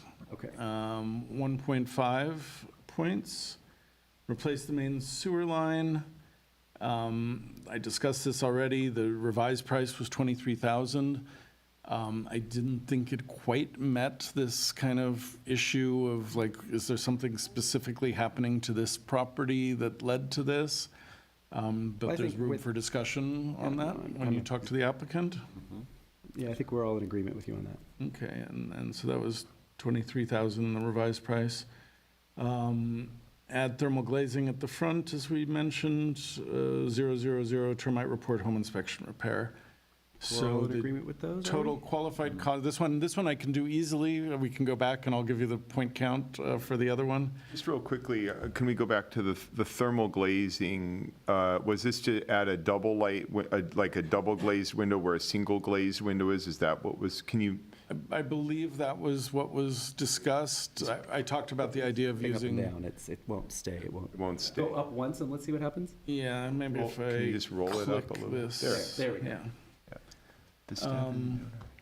Placement of the existing steel sash at the front facade with new steel sash with thermal glazing. Staff is that qualified? Yeah, so Yeah, if it's- it depends on the depth of the members of the steel window unit.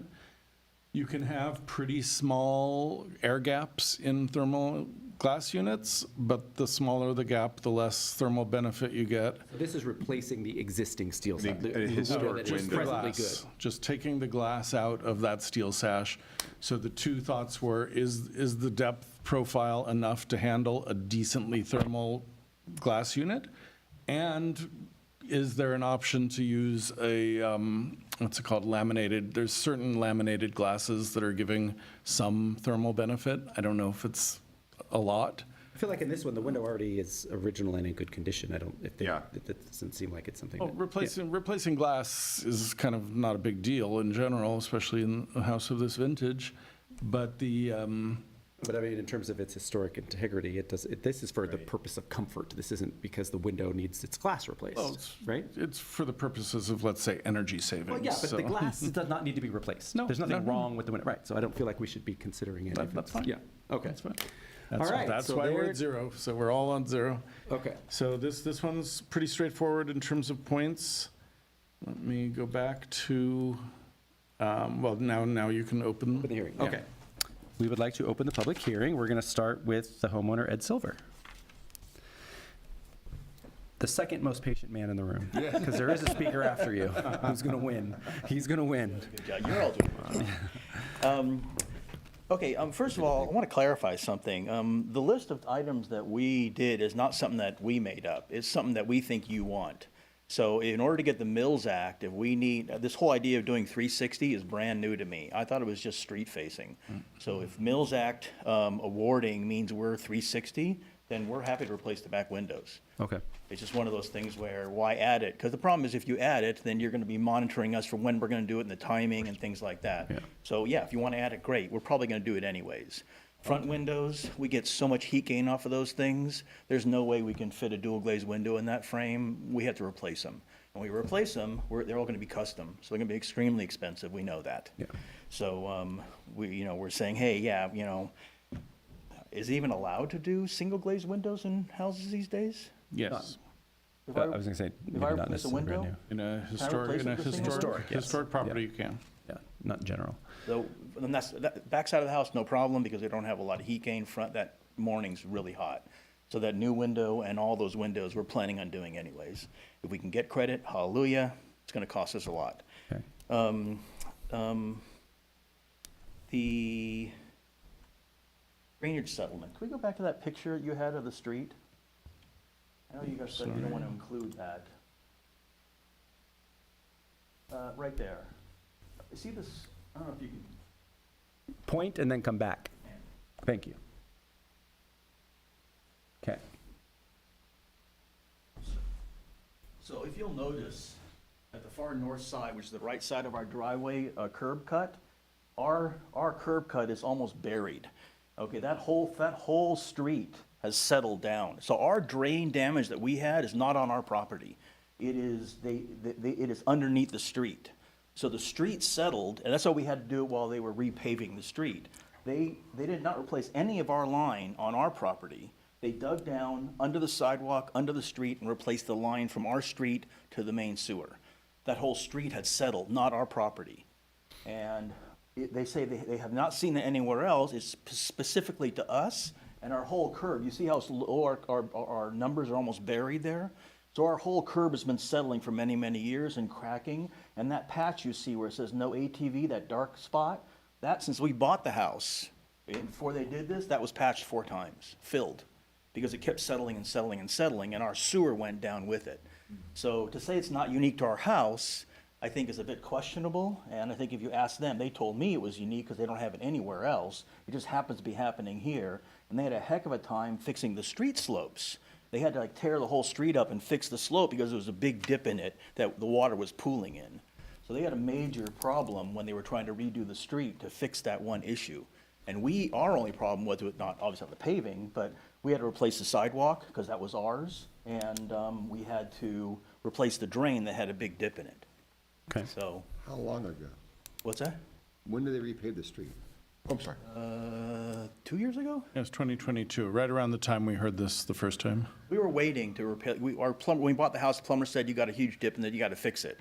And we called the city, oh, no, don't, we're planning on redoing the thing. And then all of a sudden, one day, they showed up to do it, and we flagged the guy down and talked to the city, oh, my God, get it done now, we'll put it off and work somewhere else while you get it done. And yeah, So are you our saying? first estimate was $70,000. And then they said, no, don't hire him, and they gave me this recommendation for the guy who was 23. That's why it came out cheaper. So what's causing the problem in your house is something that's originating on city property? Yes. It's not happening, our house is not settling, our property is not settling, the city street has been settling. Okay. It's true, all property owners are responsible for the sewer line from their house to the main line, even though Right, some next of to that the is under city. city property. Yeah, regardless of the fact that it's under the street. I tried arguing it was their fault, they laughed Yeah, at no, me. they won't. Yeah, it's impossible. They said that we'll pay for the repaving. Yeah, that's where you saved your money, was that they had opened it up for you. Okay, continue, sir. I told you about the back window, front door. We actually, that door he's showing is a door that costs $4,000. And I'm assuming the installer's gonna charge me pretty $3,000 to $4,000 too. So saying it's $3,000 for the door, I don't think it's gonna be $3,000 for that door. And that's I think the based door's on what you gave us, so.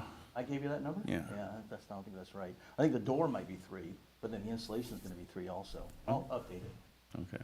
The same as the garage door, you know, that 9,000 was looking at custom garage doors. We actually have the original architectural drawings of the house. So they show the frames around the windows, so they are the original in the back. And they also show the front door has horizontal stripes that matches you can see the siding on the house. Garage It's door? roughly the same pattern. Now, I don't know whether they were overlaid, it's not called out that way, but we probably could do a rollback door. Hopefully would, because it'll match Yeah. the wood on the house. We're learning a lot tonight because if those frames around the back windows are original on the drawings, and you never know if the drawings were built as the drawings were drawn. That's true. But that could suggest that the aluminum windows are original, you know? No, those, I don't know, I'm just saying, they're, do they show multi-light sash in those they're- openings? you can tell, they're the plastic coated kind. Okay. So I don't think they did that. They would have And an the ANSI. original drawings of the back windows were divided just like the front. Okay, good. Okay. They'll have an ANSI code in the bottom, right, too. And the front door on the original drawings is shown as a big flat nothing. The architect didn't draw anything, but all the back doors were shown with that style. And we do like that style, so we're doing it anyways. And we wanted to do that, so we bought the house, but because of Jay, we've been waiting because we didn't want it deducted from the argument. Back to the roof comment about whether you're gonna cover a roof or not. I mean, if I come in and I submit a roof that's inexpensive and looks horrible, you guys are gonna say, well, can't you go to a nicer roof? You're gonna want me to go to a nicer roof. Well, That you're is going to part have of to go to the minimum standard for the I design understand that, but I guidelines. think you're gonna have a say in that. Not necessarily. No, if you are complying with the design guidelines, we can't Well, make the you design do guidelines don't something have it higher. for the- I think you're talking about if you added that as a Mills Act Yeah. if I added request, that, I will- we would have the I same will conversation we just had. Higher grade, comp shingle roof as opposed to a lower grade one. I don't know that we said that. Well, I think, let me just untangle this a little bit. I mean, as long as anything you do fulfills the design guidelines. We're not going to say, if the design guideline is a specific comp shingle or a comp shingle, we're not going to tell you you have to use this fancy fake shake thing. Hypothetically, nobody in the district can do like the lowest, like cheapest thing because they're in a historic district and There's at with least a design minimum guidelines. standard. As a Mills house, aren't you gonna have more care in what you do, or you won't? Well, it has to, the main thing is it follows the design guidelines. So Yeah. that's the The baseline. design guidelines are not very detailed or specific Yeah. about this. There are better quality asphalt shingles and lower quality asphalt shingles. There's some of the lowest quality asphalt shingles are the ones you want to use on a mid-century modern house, and they don't make those anymore. So we are now putting lesser shingles on mid-century modern. Modern is I'm different than talking. ranch. I know what your house is. So the point is, there are these shingles that look really good and really flat and really sleek, and they're 3-tab cheapo shingles, and no one is making those anymore. So the issue here is the same exact issue with the previous property. If you want to add a roof to your Mills Act contract, you could do that, I guess. See, I'm uncomfortable I don't adding think that was his stuff. point. You're not saying you want to add the roof, you're just saying in the future, when it comes to the It roof. seems like giving credit for the fact that we're gonna have to do a nicer roof because we're in a historic district is a cost of being in a historic district. Yeah, well, it's just a cost of being an historic district, so yes. So that, but everybody has that, regardless of whether they have the Mills Act. Everybody in the district has that. Well, Well, not every house, but Every house everyone in in the district- in the. every house in the district Oh, I see what you're would have saying. to follow And every the house, same and every house in the historic district would qualify for the Mills Act because part of what they had to do was. well, every contributor could potentially, or not. It depends on the extent of the work. Your call. How It just deteriorated seemed it is. logical to me that Yeah. upgrading is part of the We, cost. we do look at roofs in historic districts. The two main things we're looking at are the shape of the shingles and the color. And, we don't care what company people use, but we do need to know what's being specified. So we look at that, and if it doesn't work, we recommend something else. So that's for everyone in the district. Any questions? That's it for you, sir? That's it. Okay. So, does anybody have any specific questions for him before we let him sit down? You were mentioning, the coming out of the brick. What would you say about the brick? The word pointing? My brick pointing? Yeah. The brick damage that we have is poor quality mortar. Our brick is super high quality. We can't even, you see why that wall is white that we were put in? We wanted to match the brick. You can't even get it. It's like a combed brush. So, but it's really high quality, but the mortar in that one area is bad, so we have to repoint that mortar. It's a minor cost. Oh, okay. All right. Credit me, but his point is right. It's not a huge ticket. Okay. Okay. No, thank you very much for waiting. All the windows around, I had a 0 on it, but again, we're willing to do that. Did you, I'm sorry, actually, that is a question I had. So in your original application, maybe you can tell me, did you at any point provide any kind of an estimate for all the windows? No, actually, Jay, you brought it up. And I said, oh, if we had to, I guess we would. But we don't have a cost for The it. commission brought it up at the hearing. It was discussed at the hearing. I wasn't there, sorry. You were At the there. commission? Yeah, Our- this commission. Oh, In this 2022, you mean, at his sorry, original I don't meeting in remember. 2022? Yeah. Okay, so you don't have a cost for it. No, but I could get one. I mean, Well, okay, so How many windows are we talking about? one, well, we're giving him credit for that, We are. Okay, good. and and it's $3,000, so it's how many front windows? window, not for the back windows. Right. It's Well, 0. is the front window that different than the other ones? No, they're all, Okay, well, so- bigger. They're How all many bigger. windows are on the front of the house? Just two? One, there's 2 on this, 2 on the north side, 1, Okay. 1, 2, 3, 3, 4. 4 on the west. Let's do front back. We're getting them points for windows, so we're good. Well, we are giving points, but we do have to come up with the cost. Yeah, which would be easy if you just told us how many windows, how many window openings we're talking about. We can presume $3,000 cost for each. Well, they're Could twice, be. they're big windows. They're like 3 by. There are also some small ones next to the front door. Yeah, the- like Oh, I wouldn't, those don't Well, replace. the jalousie If window, you go to your pictures of the back of the house, go to the front door first. Jealousies might be. Okay. There's a jalousie there. Is it your contention that that window next to your that door replacement, front door vision? That's original. The That's original. louver is original? it's on the original drawings. Yeah. that's Really? From the 55, you bet. And now I'm remembering I that, don't like yeah. them either, but they're on the original drawing. It's front of the Here's- house. Here's the back of the house. So, yeah, they're. So we have 3 windows on this 3 on side, that side, 1, 2, 3 on, those ones on the far side, those are original. these 2 over here. Yeah, all already these good. bigger ones. That one smaller one is the same size as the other one, all the rest are So is this a 1, 2, 3, 4, 5, 6. 4, 5, 6 at the front, and anything on the north side? That's the north side right there. Anything on the side that we're not looking at? No, he No, that's said. the garage and it's all original. Okay, so we're talking about 6 additional windows, but I'm going to say that on the front facade, there's a corner window condition, so I'm going to count 1, 2, 3, 4.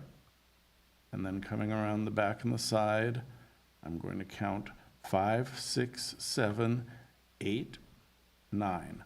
8 is big, so let's count that as 10 windows at $3,000 each. That's 30. That window, wait, you missed one. The last one on the right, the kitchen window. I thought you said that was original. I counted 3 on the back side here. Oh, you did? Counted 3 Yeah. and actually 4, because we doubled the size. And on the north side, that far window is the same size as that big window on the den. All right, so let's Oh, go to, is Two that corner two windows are the window? same size. let's go to 11, so it's 33. Wait, where are we The talking? green path, at the end of that green path, that one is a double-sized window like the other one that we Similar to counted. this one. Okay, we're at 11 windows. This is a game show. Okay, at 3,000 each because we're accounting for the double. Oh, should we go to 12 because one of them's a double, or just stay at 11? 11, okay. So we're going to add $33,000 to the estimate. It doesn't change the point count. It does, and since I have this open. Oh, right, it does. I found that page you were talking about. Did you find it? Let me scroll back In your down. staff report, I can find it here, but if you Where have it it, breaks down the different things, yeah, if you right? got it, Wait a minute, I had it a second ago. I'd like to put it up for the public. It's in here, so I can tell you what page to go to. Go to page 101. Oh, well, you're looking at the full I thing. am. Never mind. Are you saying it's in the staff report? It's in whatever is online under packet. Yeah, well, packet's the whole shebang. I don't print out the packet because it's Okay. hundreds of pages sometimes. What I'm gonna do is find it here, and then I'll put it on the screen for all of us. So, This is, okay, okay, he's gonna put it up. point system. This is his tax application. It's not, it's part of a staff report that you probably did not necessarily. I But put on let's all see. that stuff. Here you go. Just look at my desk. I know, you keep out everything. There's Oh, two- there was like 400 pages, I don't think something like that. No. It's this. You found it? Oh, wow, look at that. Okay, great. That's our key. Okay, here we go, everyone. So I think he gets 2 points for that. The windows, there's all kinds of window replacements. So these are Okay, so we are replacing inappropriate sash. 4 Over plus. 4, he gets 2 points. Some of those are visible from the street, so he gets 2.5 points. Good deal. For the window replacement.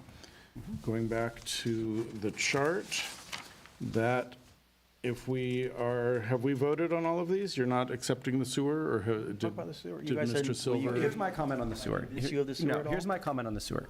It's out in the middle of the street. It doesn't affect the house itself. It's just too far away from the house as far as I'm concerned. It's not, Cost of owning a house. I understand that, but please understand that No, I that get- this is, we really, as far as I'm concerned, we need to stay very specific to the house. The chance of the sewer under the street affecting the safety and the integrity of the house, in my mind, is very low. I don't see. No, it was backing I up don't into the see- house. Okay, under the house, it's not, and I get that that's inconvenient and that's kind of gross, but I don't see the house potentially collapsing because of that. I don't foresee that being a major issue. But you have to understand that I also don't think we should be giving any money for electrical work. I don't think we should be giving any money for any plumbing. So of course, we should hear from the other commissioners, but my position is that this particular issue is so far from the actual structure of the house. In fact, it's in the public right-of-way. It's not, I understand it's your responsibility, but it's in the public right-of-way. It's not even in where the house is, in my mind. That's why I don't feel comfortable supporting it, but I defer to Okay, you guys as quick well. count of commissioners? No, that's why I'm asking them to give their opinion. Yeah, I mean, I understand where you're coming from, but I agree with him. I don't see what character-defining features of the house are going to be affected by this situation. I don't see any threat to the historic integrity of the house. And unfortunately, I think it sounds like this is a city engineering problem that they may not have taken full responsibility for. And that's another issue. But I don't, for what the Mills Act typically covers, I don't see this as directly connected to that. Commissioner Doom? I have great sympathy for you, but I'm sad that it's not part of the, Replace dangerous plumbing lines. I know, but dangerous plumbing lines is on proper, It's not dangerous. yeah, but I would interpret dangerous as on the property Got it. and physically Under the attached to the house, house, like under the house, where the structure of the house is in danger because of the plumbing. Got it. So, I Stinks. feel the same way. Okay, so it sounds like we're sticking with a 0 on that, Jay, sorry. Okay, I think those were the two ones I wanted to cover, was windows and sewer. It sounds like we've amended windows. Do you, sir, feel like you have anything else you'd like to say? My only comment is, I think some of the prices you have are low, especially in today's market. Those were several years ago. Does it make sense for us to update those? Does it have any bearing, the cost of things? I mean, look, updating those would mean continuing this hearing, and I don't know that we're in a position to do don't wanna that. do that. As far as I'm concerned, with all due respect, you were given the opportunity to do that before this meeting.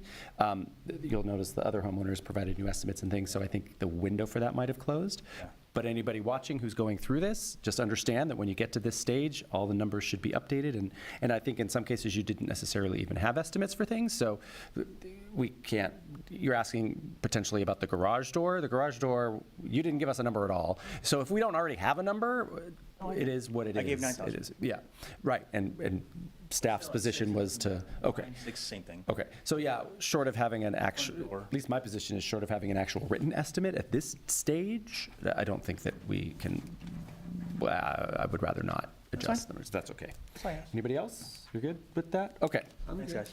thank you. thank you. Thank you. Of course. Okay. You have to talk now.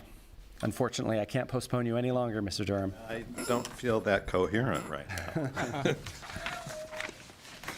I'm awake, but not very coherent.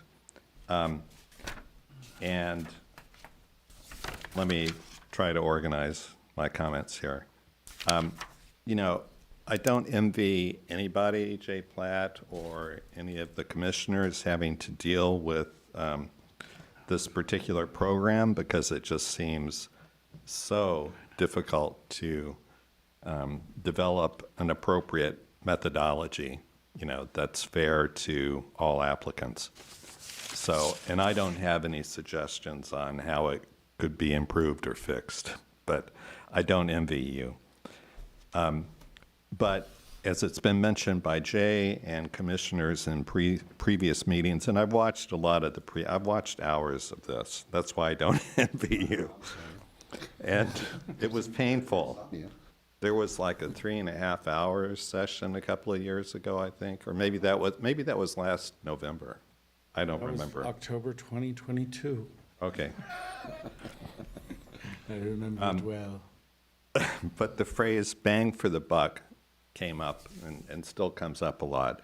And to me, you know, that can be subjective, but I think that's really important. You know, Mills Act tax reductions, property tax reductions are in perpetuity, as you've mentioned. And unlike the first applicant, who was minimizing the loss by just talking about Glendale, it's going to be less than $800 per annum. That doesn't include the county. That's because Glendale doesn't get that much of the county's property taxes.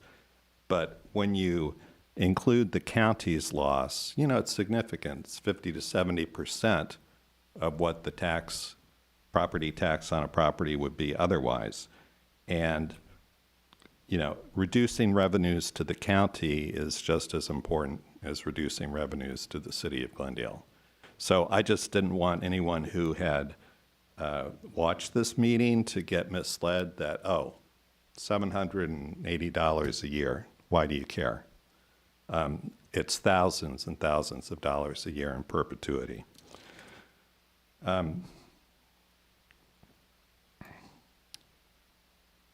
You know, quite frankly, you know, one of the problems has been you haven't had more than 2 applications. So you don't have, it would be nice if you had a sample of like 5 applications to compare. Personally, tonight, I think, for instance, 1200 Mankato Drive, has more potential bang for the buck if they were going to have to replace the stucco. I know how expensive that is to do. And if they came back and proposed to do that, to me, that and other changes they make would have a higher public benefit. It would be high rather than moderate or low. And then I went back and watched this week the April 12, 2016 City Council meeting. I didn't realize it went back that far. Jay gave the presentation that evening to the council, and Jay recommended at that meeting that non-contributors be considered as well as contributors. And unfortunately, the vote was 3-2 back then. Paula Devine and Laura Friedman were the yes, non-contributors should be included, because as Jay pointed out, potentially you could get more bang for the buck for a non-contributor to get transitioned into a contributing property.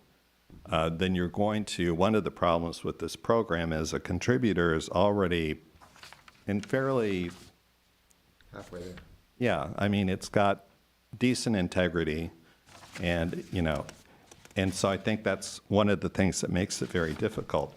How different, in my opinion, how different are these 2 houses going to look from the street? I know it would be a 360 under Mills, but just from the street, I don't think they're going to look all that much different than they do today. And is that worth a Mills Act designation? If it goes back to council, back in 2016, Paula Devine was mayor, and she said, well, let's try this for a year, see how many homes apply, bring it back to council to see if we want to make any changes. And, with the $1.5 million cap on assessed valuation, the city manager informed the council that's going to result in staff having to come back to council at some point in the future. I mean, that was 2016. And I don't know if Chair Cragnotti can give any perspective. I don't want to put you on the spot, but, in terms of single-family home prices from 2016 to the, current day. But I think that $1.5 million cap has to be raised, or you're not going to get enough applications for contributors. And the city council was informed that that would have to come back at some point. Also, if it does go back, they should consider indexing it. There have to be indices and statistics that could be used to adjust, the valuation cap on a continuing basis, rather than set a hard cap and have to keep going back to council to get it adjusted, because I know no one ever wants to go back to council. But those are just a couple of disjointed comments. Thank you. Thank you, Mr. Durham. Okay. Assist with your deliberation, your final decision. I need a little help, please. As I'm calculating the new costs and the new points, when there was a majority of you, I'm assuming that whatever that majority was went whichever way it went. I have one split vote, so I'll keep both of the options alive. But my notes are a little confused after the reevaluation of things, so I just want to make sure I've got this. On the foundation bolting, I have it was a 3-to-1 vote, 1 in favor of counting foundation and 3 not counting. Is that accurate? That's right. Yeah, okay. So then we're not going to count that cost. So in terms of the HVAC, which was item 1, I think there was agreement that that counts, so we're counting that cost. On irrigation, we had a split vote, I believe, Both of my notes show that. But there was talk about the cost of $4,250, and if that's for 2 valves, is that a cost you want to keep or break in half for 1 valve plus the drip, or? The 1,000 you put on there is, I recommended 1,000, Yes, yeah. I think that, let's leave it with That's, is that. everyone, okay, so we're gonna go with staff cost. For the brick repair, there was agreement, so we'll keep that cost. For the wood sash window repair, there was agreement to not include that. Is that right? The, The not the wood, the repair of the oh, existing right, sash. not the bad one in the garage. Yeah. Which I'm in general. Is that your memory of this or your I notes? thought after we spoke to I her, think I wanted to give that Yeah. 1.5. Okay, my notes fail me on that one. Where was everyone? yeah, I think after her speaking, I was okay with it, 1.5.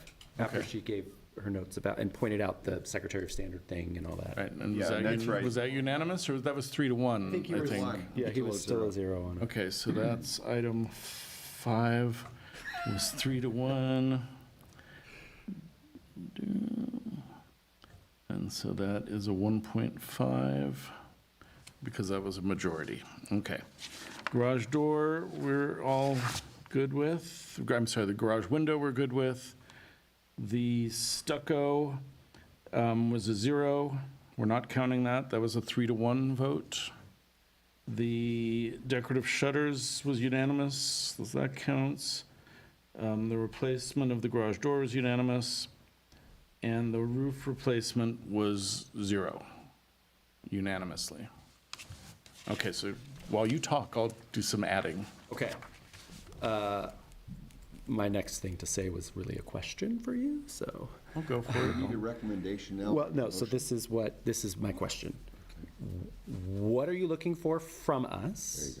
And are our options, if it's to either recommend or not recommend approval, are our options recommending none, recommending 1, recommending 2? Yes, It's any of those. any of those. This isn't this competition thing where we can only pick one. It's whether or not we feel. It was the same way last time, but now it's easier, so. Okay.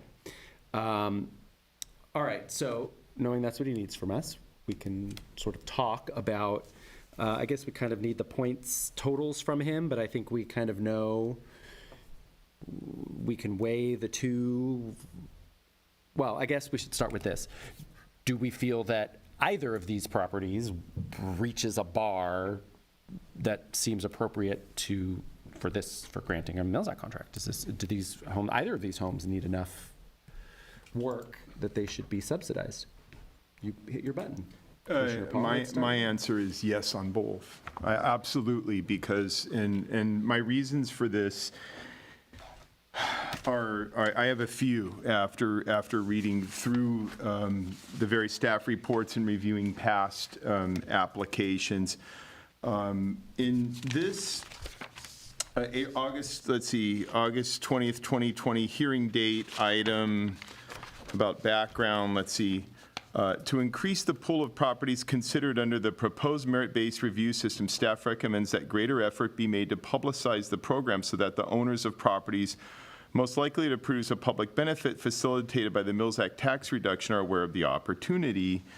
I feel like I've been hearing two things where we want, the city, staff wants more people to apply for the Mills Act, that there's very few and that there should be more.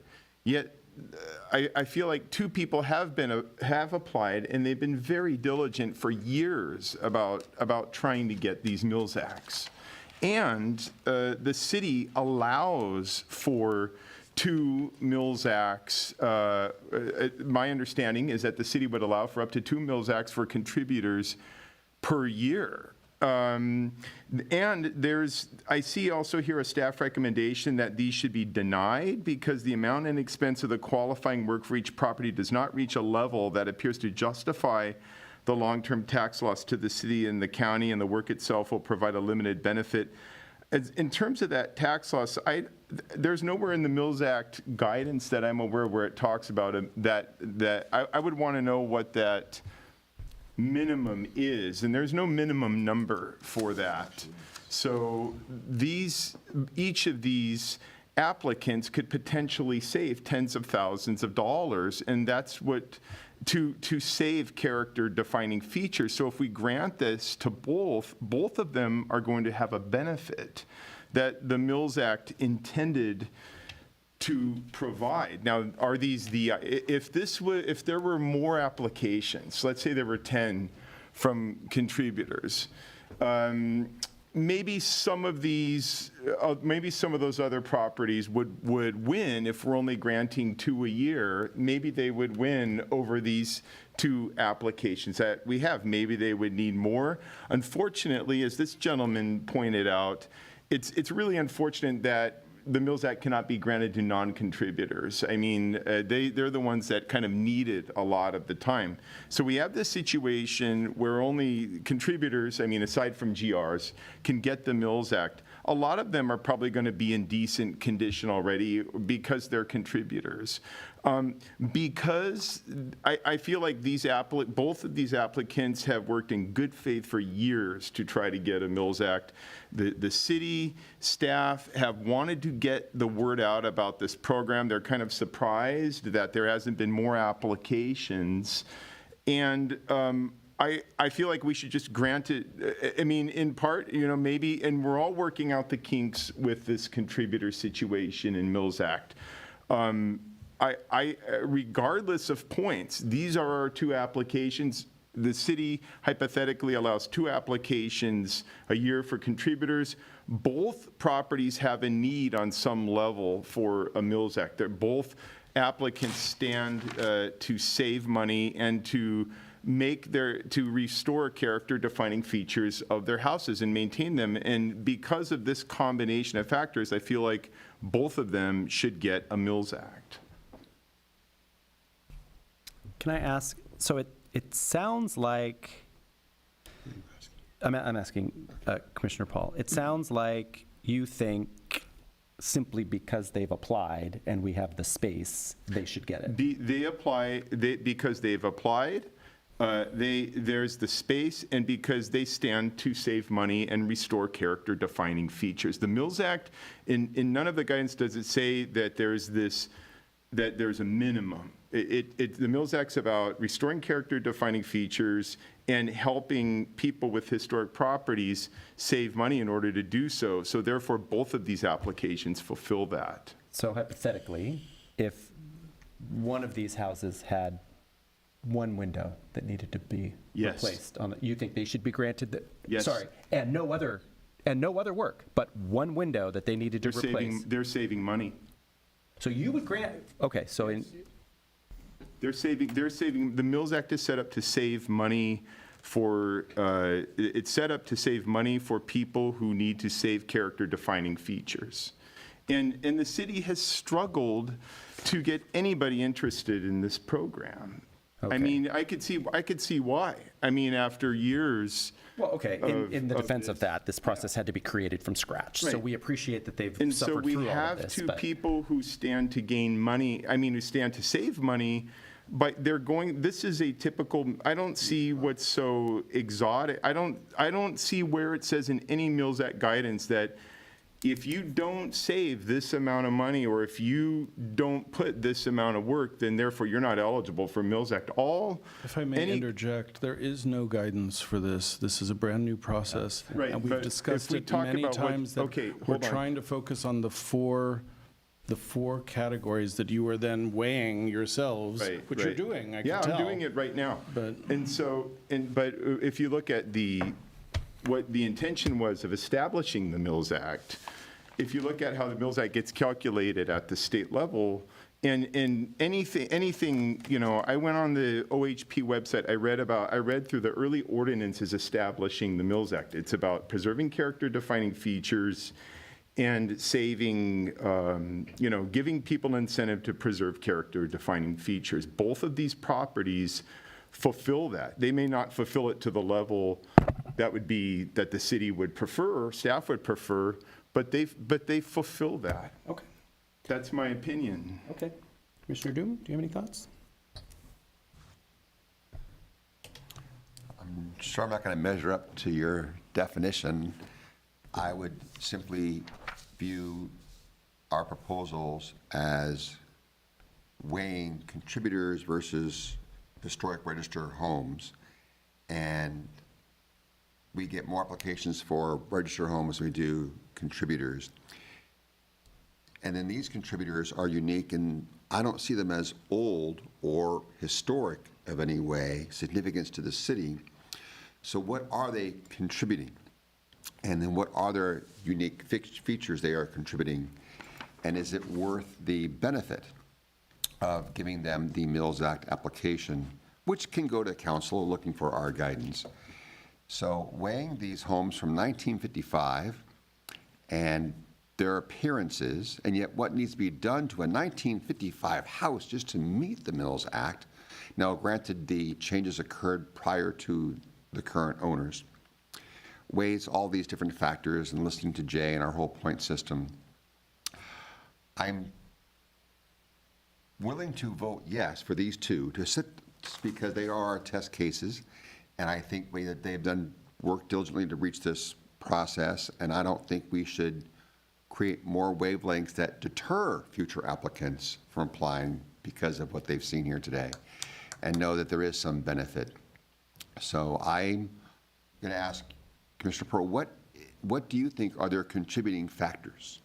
So, okay, both of these houses are in districts that have And been. they're in districts, but Yeah, what wait. makes these two? I'm going to get to that. So both of these houses are in districts that have been identified as historically significant. And so this is a past historic commission, city council, the city of Glendale has decided that where these houses are located, and both of these houses as contributors as part of that, are something historically important to Glendale, even if they're 1955 houses. So what their contributing features are the contributing features of a ranch house that So we've been if I could looking at. pop in with the definition of what a Those. contributor is. Yes, please. A contributor is not necessarily, a contributor is by definition not individually historic. It contributes to the character of the neighborhood. So we don't look at contributors and say that is a historic property. It gets very confusing because under CEQA, we say they're all historic resources, but I think it's important to remember, and that's why we have a separation within this process. If a property looks like it's Glendale Register eligible, we want that to go on the Glendale Register. We want to celebrate it because of that special quality it has.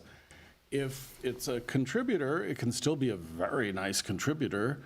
And, but we're not saying it itself is historic, but we're trying to keep the things alive that benefit the neighborhood.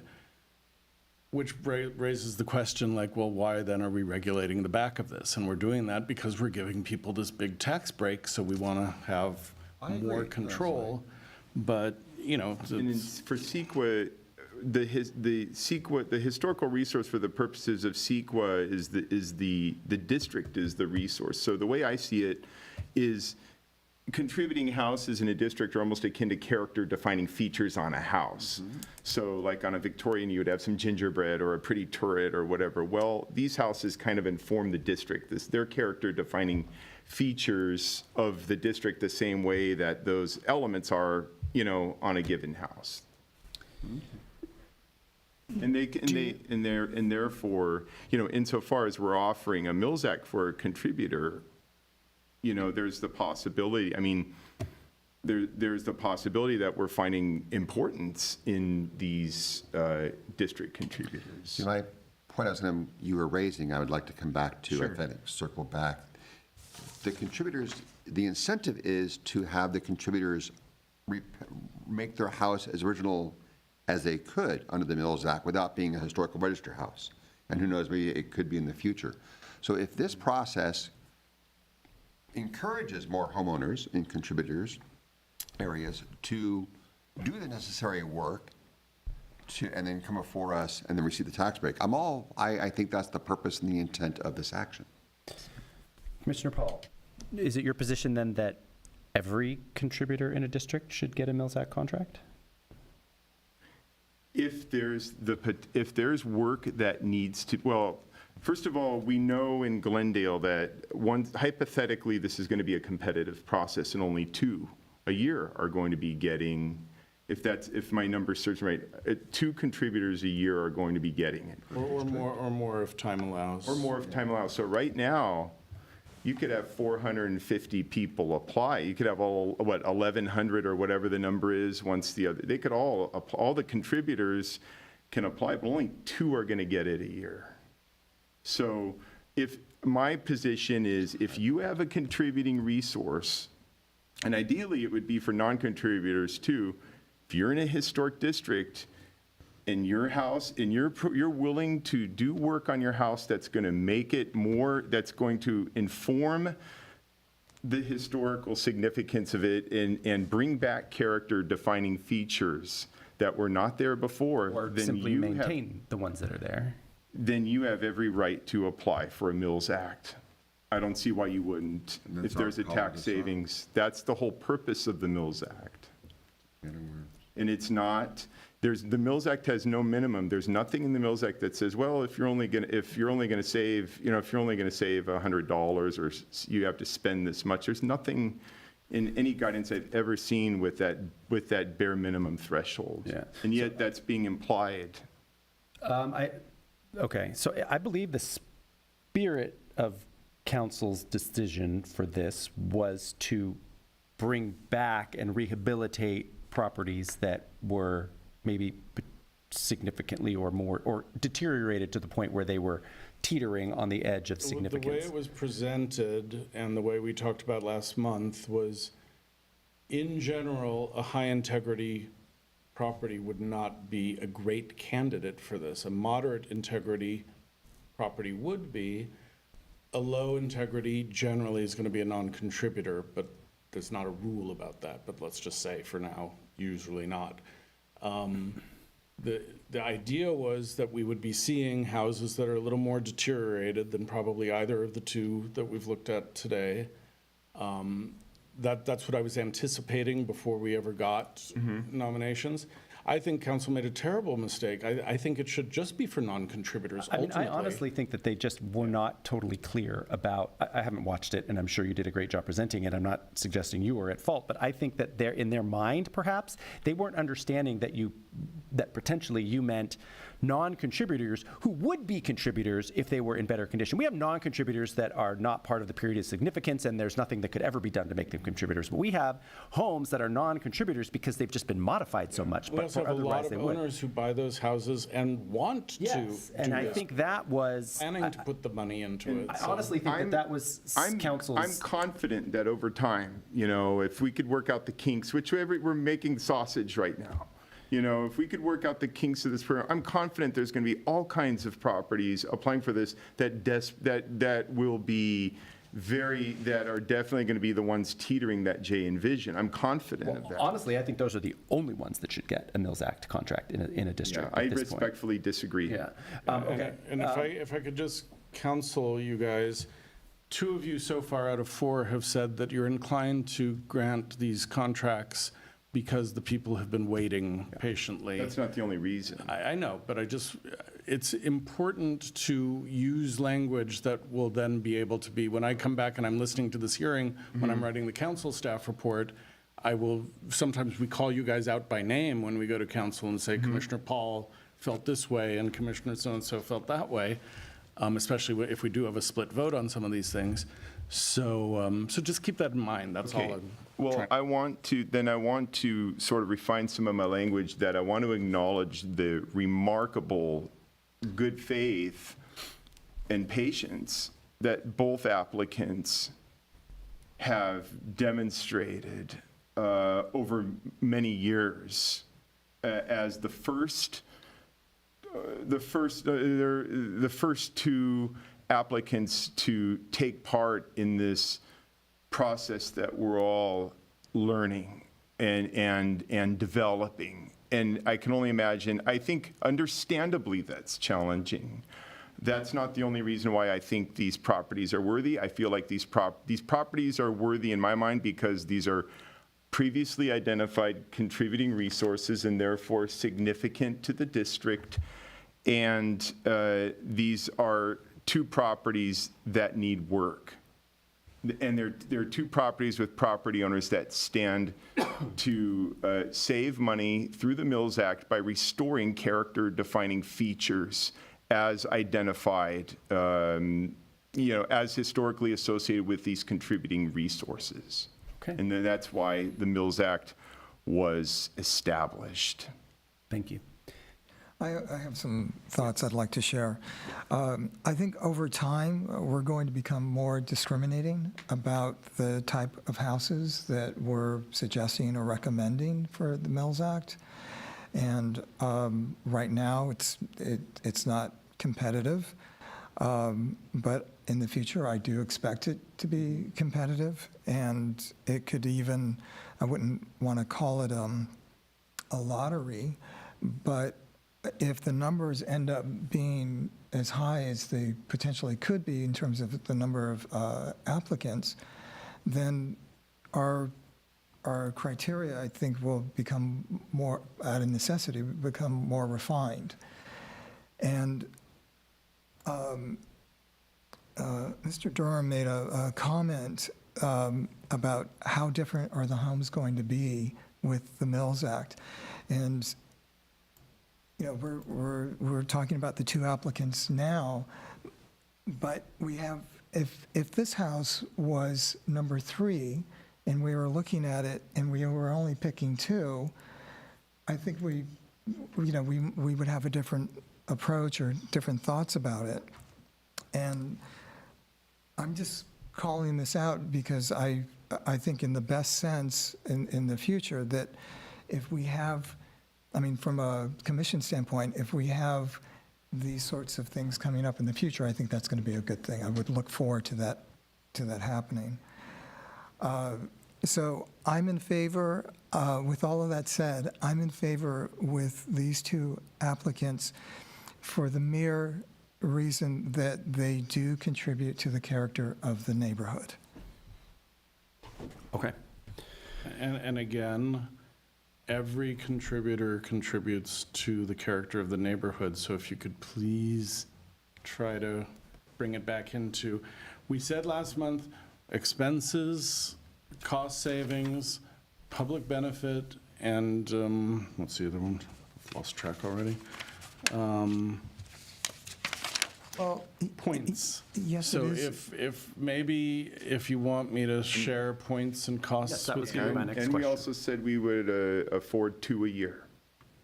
But we That didn't we are guarantee, allowed. we said up to 2 a year. We to 2 a didn't year. guarantee, we did not say we will give 2 Mills Act contracts a year. That's correct. Ever. We're going to allow 2 a year. We're allowed to recommend, by the way. We don't decide anything, but we are allowed Right, to recommend as council many as we want. decides. Council can grant up to 2. Yes, Jay, can you please give us our totals for each Okay, property? I'm not End a of the thousand. game show. Yeah, here we go. The price is? This is so funny. The paper that I was just writing that on is not right in front of me anymore, and where could it have gone? Here it is. Okay. Again, and this is based on, let me just reiterate, because I just want to make sure I'm right. On Lawson, which is the more complicated one, HVAC, yes. Irrigation, half and half, so we're going to grant 0 or 1 points. I don't know if we discussed points for the irrigation even. Is it visible or not? Because we are granting a point for the brickwork, 1.5 for the brickwork, so. Irrigation 0. I think 0 irrigation is points. 0 for irrigation. Okay.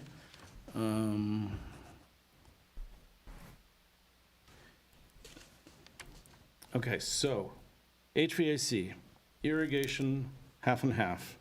Brick repair, no on the window fixing, yes on the sash replacement at the garage, yes, no on the stucco, yes on the decorative shutters, yes on the garage door, and no on the roof. So with those numbers, I have, for 324 Lawson, we have expenses of either 36,234 or 37,234. That's the 1,000 for the sprinklers. And I have 5 or 6 points, again, the sprinkler differential. For Niobrara, I have 45,000, including the replacement of all the windows that we discussed, and we have 5.5 points. So this horse race is, not that quite it's a tight. competition, but they are tight. very closely matched. And then if you want to go back and compare the savings over 10 years for Lawson Place, 53,750 at 50% baseline mills rate, as opposed to a $36,000 output in the first, and again, we still have to talk about the timeline. Yeah. We'll be here, Forever. sorry, everyone. Niobrara, we have $45,000 expenses, 5.5 points. And we have tax savings over 10 years of 55,000. Okay. All right, so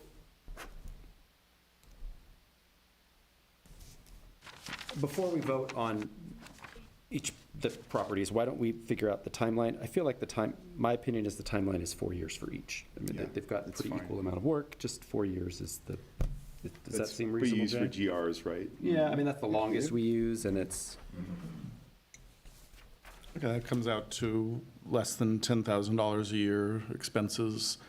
We can work with the applicant to juggle, since none of these things are so critical, it's not like we have to fix something right now to solve a problem, so we can allow them to give us their flexibility within the 4 years. so since this isn't a competition, we should be evaluating each of these individually, is that correct?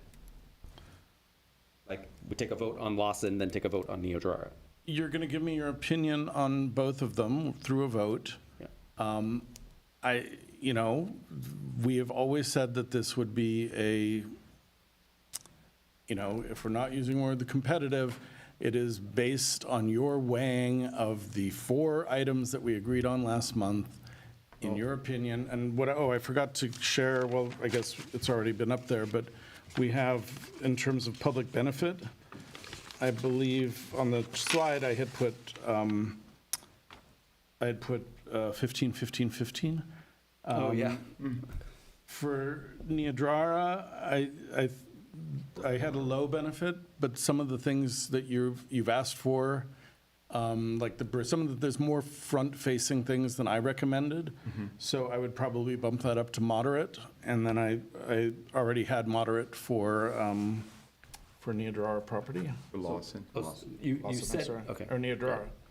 Yeah, so moderate. They're both I think they're both moderate, yeah. Originally, I had Niobrara was low, but if you agreed on the roof, that would be, You said Niobrara now twice. Did you mean Lawson? I did mean Lawson, Okay. thank you. So Lawson, yes. I did mean Niobrara the first time. Okay. So, So with Lawson, when you mentioned roof, I thought, oh, you mean Lawson. okay, Lawson, they're both moderate, let's say. Okay, In staff's opinion, you may disagree. okay. Okay, so I guess, I think at this point, like he just mentioned, staff's position is that each of these are moderate. So as each of you expresses your position on each property, you may opine at your will on why you're making that, why you're giving that One at a position. time? Yeah, we're gonna go one at a time. We're gonna start with the left. No, one property. Oh, sorry, one property. Yeah. No, we're all going to talk at once. One property at a time. Let's do them in order. Lawson Place, Commissioner Head. Lawson Place, I consider moderate as well. And I'm in favor of making the recommendation. Okay. Lawson Place, the categories of moderate, low, they still feel a little bit abstract to me, but as far as I understand them, moderate, and I do support a recommendation for a Mills Act for Lawson.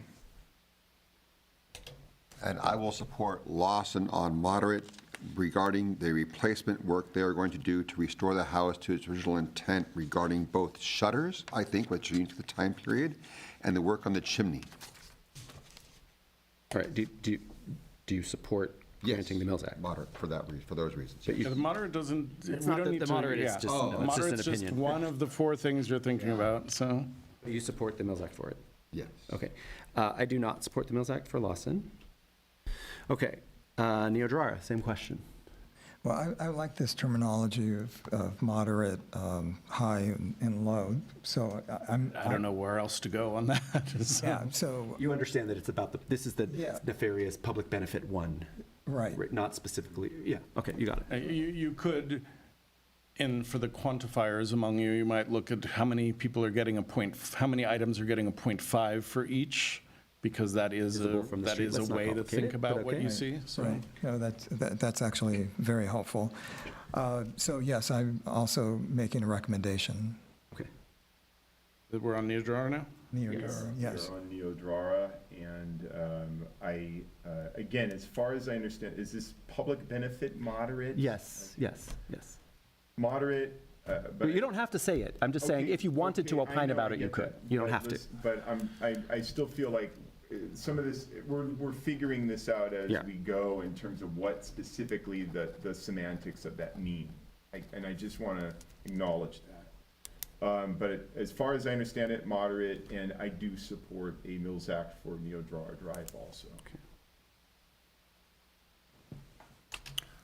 I support the Mills Act for Neodrara Drive for the work that has been done and the work that will be intended to do to, again, improve the integrity of this house as a contributor to the neighborhood. Okay. I wasn't sure what you meant by the work that has been done. I do not support a Mills Act contract for this property either. The walls and so forth and the Oh, yeah, he had done the walkways and drainage and some of the other drainage stuff. and things. Yeah. yeah, Oh, well, okay. Okay. that Saves the house. Do you have what you needed? What you need, sir? Yes, we just need you guys to vote with these findings to recommend to council. Okay, so if With we the do I it, three thought to that's one. what that was. What's that? no, we that's what didn't that we didn't was. motion You in a need to second. motion in a Oh, I'm sorry, we second. need to make a motion, sorry. For both or one at a time? For both, because it's one. I'm going to talk to legal. We may have to break this into two when we get to. Just do to it. save time, in case. No, it is. no, it has to be one now. Because This it's is one item. One You have to agendized say item. that, if your motion is that each property is, you have to say each property is approved, not, we're not separating. I'll make a recommended motion, and you can just say, I agree. Thank you. Okay. I move to recommend that council approve a Mills Act contract for 324 Lawson Place and 1833 Neodrara Drive. So moved. Do we have a second? Second. Roll call, please. Okay, just give me, I gotta write that down. Daniel, you seconded? Yes, I seconded. Okay, roll call. Commissioner Head, Yes. Commissioner Paul, Yes. Commissioner Doom, Yes. Chair Crignati. No. Okay, 3-1 vote to recommend the Mills Act contracts at 9:41 PM. Yes, and we still have item number 8. And again, in my haste to get down here, I didn't even bring the notes I have. What I wanted to share with you is that we're getting very close to having tentative, but solid tentative calendar dates for Neodrara, I'm sorry, for the Bellhurst, the pending Bellhurst Historic District to come to have a public meeting, which is going to be the first step, and then to come to commission as soon after as possible. That will be to approve the draft historic survey, and once it's at commission level, to authorize the proponents to go out into the world and circulate. Looking at June-ish date due to some travel schedule issues with some of the applicants who have been with this from the beginning. We have 2 pending historic districts, one in the Verdugo Woodlands and one in an area called Cleveland Knolls, which is, I've mentioned, South Cumberland Heights. Those are going to be heard under the new terms, which means we're going to be scheduling special meetings with HPC because we can't have a regular meeting at the time we do these things because we're doing a shared community meeting and then HPC hearing. And so we're going to have a more informal discussion that you'll be present for and can participate in, but you won't be sitting up there. We'll kind of do things a little more informally. And then immediately after we take a break from that, we're going to shift to you guys sitting up there and weighing in on the proposals. So April, I have as a possibility for the Verdugo Woodlands. May is possibly more likely. We're canceling the May HPC hearing, I should tell you, because I'm going to be out of town, so the regular meeting is canceled, and then we'll be back in June. So let's just say late April to sometime in June, we'll have Verdugo Woodlands, and then shortly thereafter, which could push into July, we'll have the meeting for Cleveland Knolls. And that's, and that's going to be a bigger time commitment from you guys than you usually have, but I'll try to keep it so it's just two meetings in a given month. We'll have our regular meeting and one of these special meetings, if that works. And then special meetings are a little harder to coordinate because we have to make sure a hearing room's available, because this needs to be televised. We are going to have people calling in. We're going to have microphones for the audience. Well, it's going to be, What's the- super tech. Yeah. Totally, yeah. What's the purpose of this special meeting? Why do we have to be at a special meeting compared to Because our regular monthly? anything that's off the regularly scheduled hearing agenda or hearing schedule is called a special meeting. And we have a bunch of design review things coming up that, design review things are where the clock is ticking in terms of getting things through the process. Okay. So we have several design reviews coming up that we don't want to cancel. Got Because it. we can't do this joint community meeting plus hearing. We specifically said to you and to council, that's going to be a separate hearing.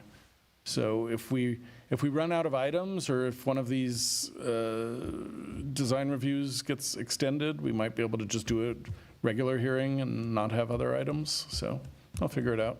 But that was all I had. Thank you. Okay. Mr. Dorm, you said you were very you're not envious of any of us. I am very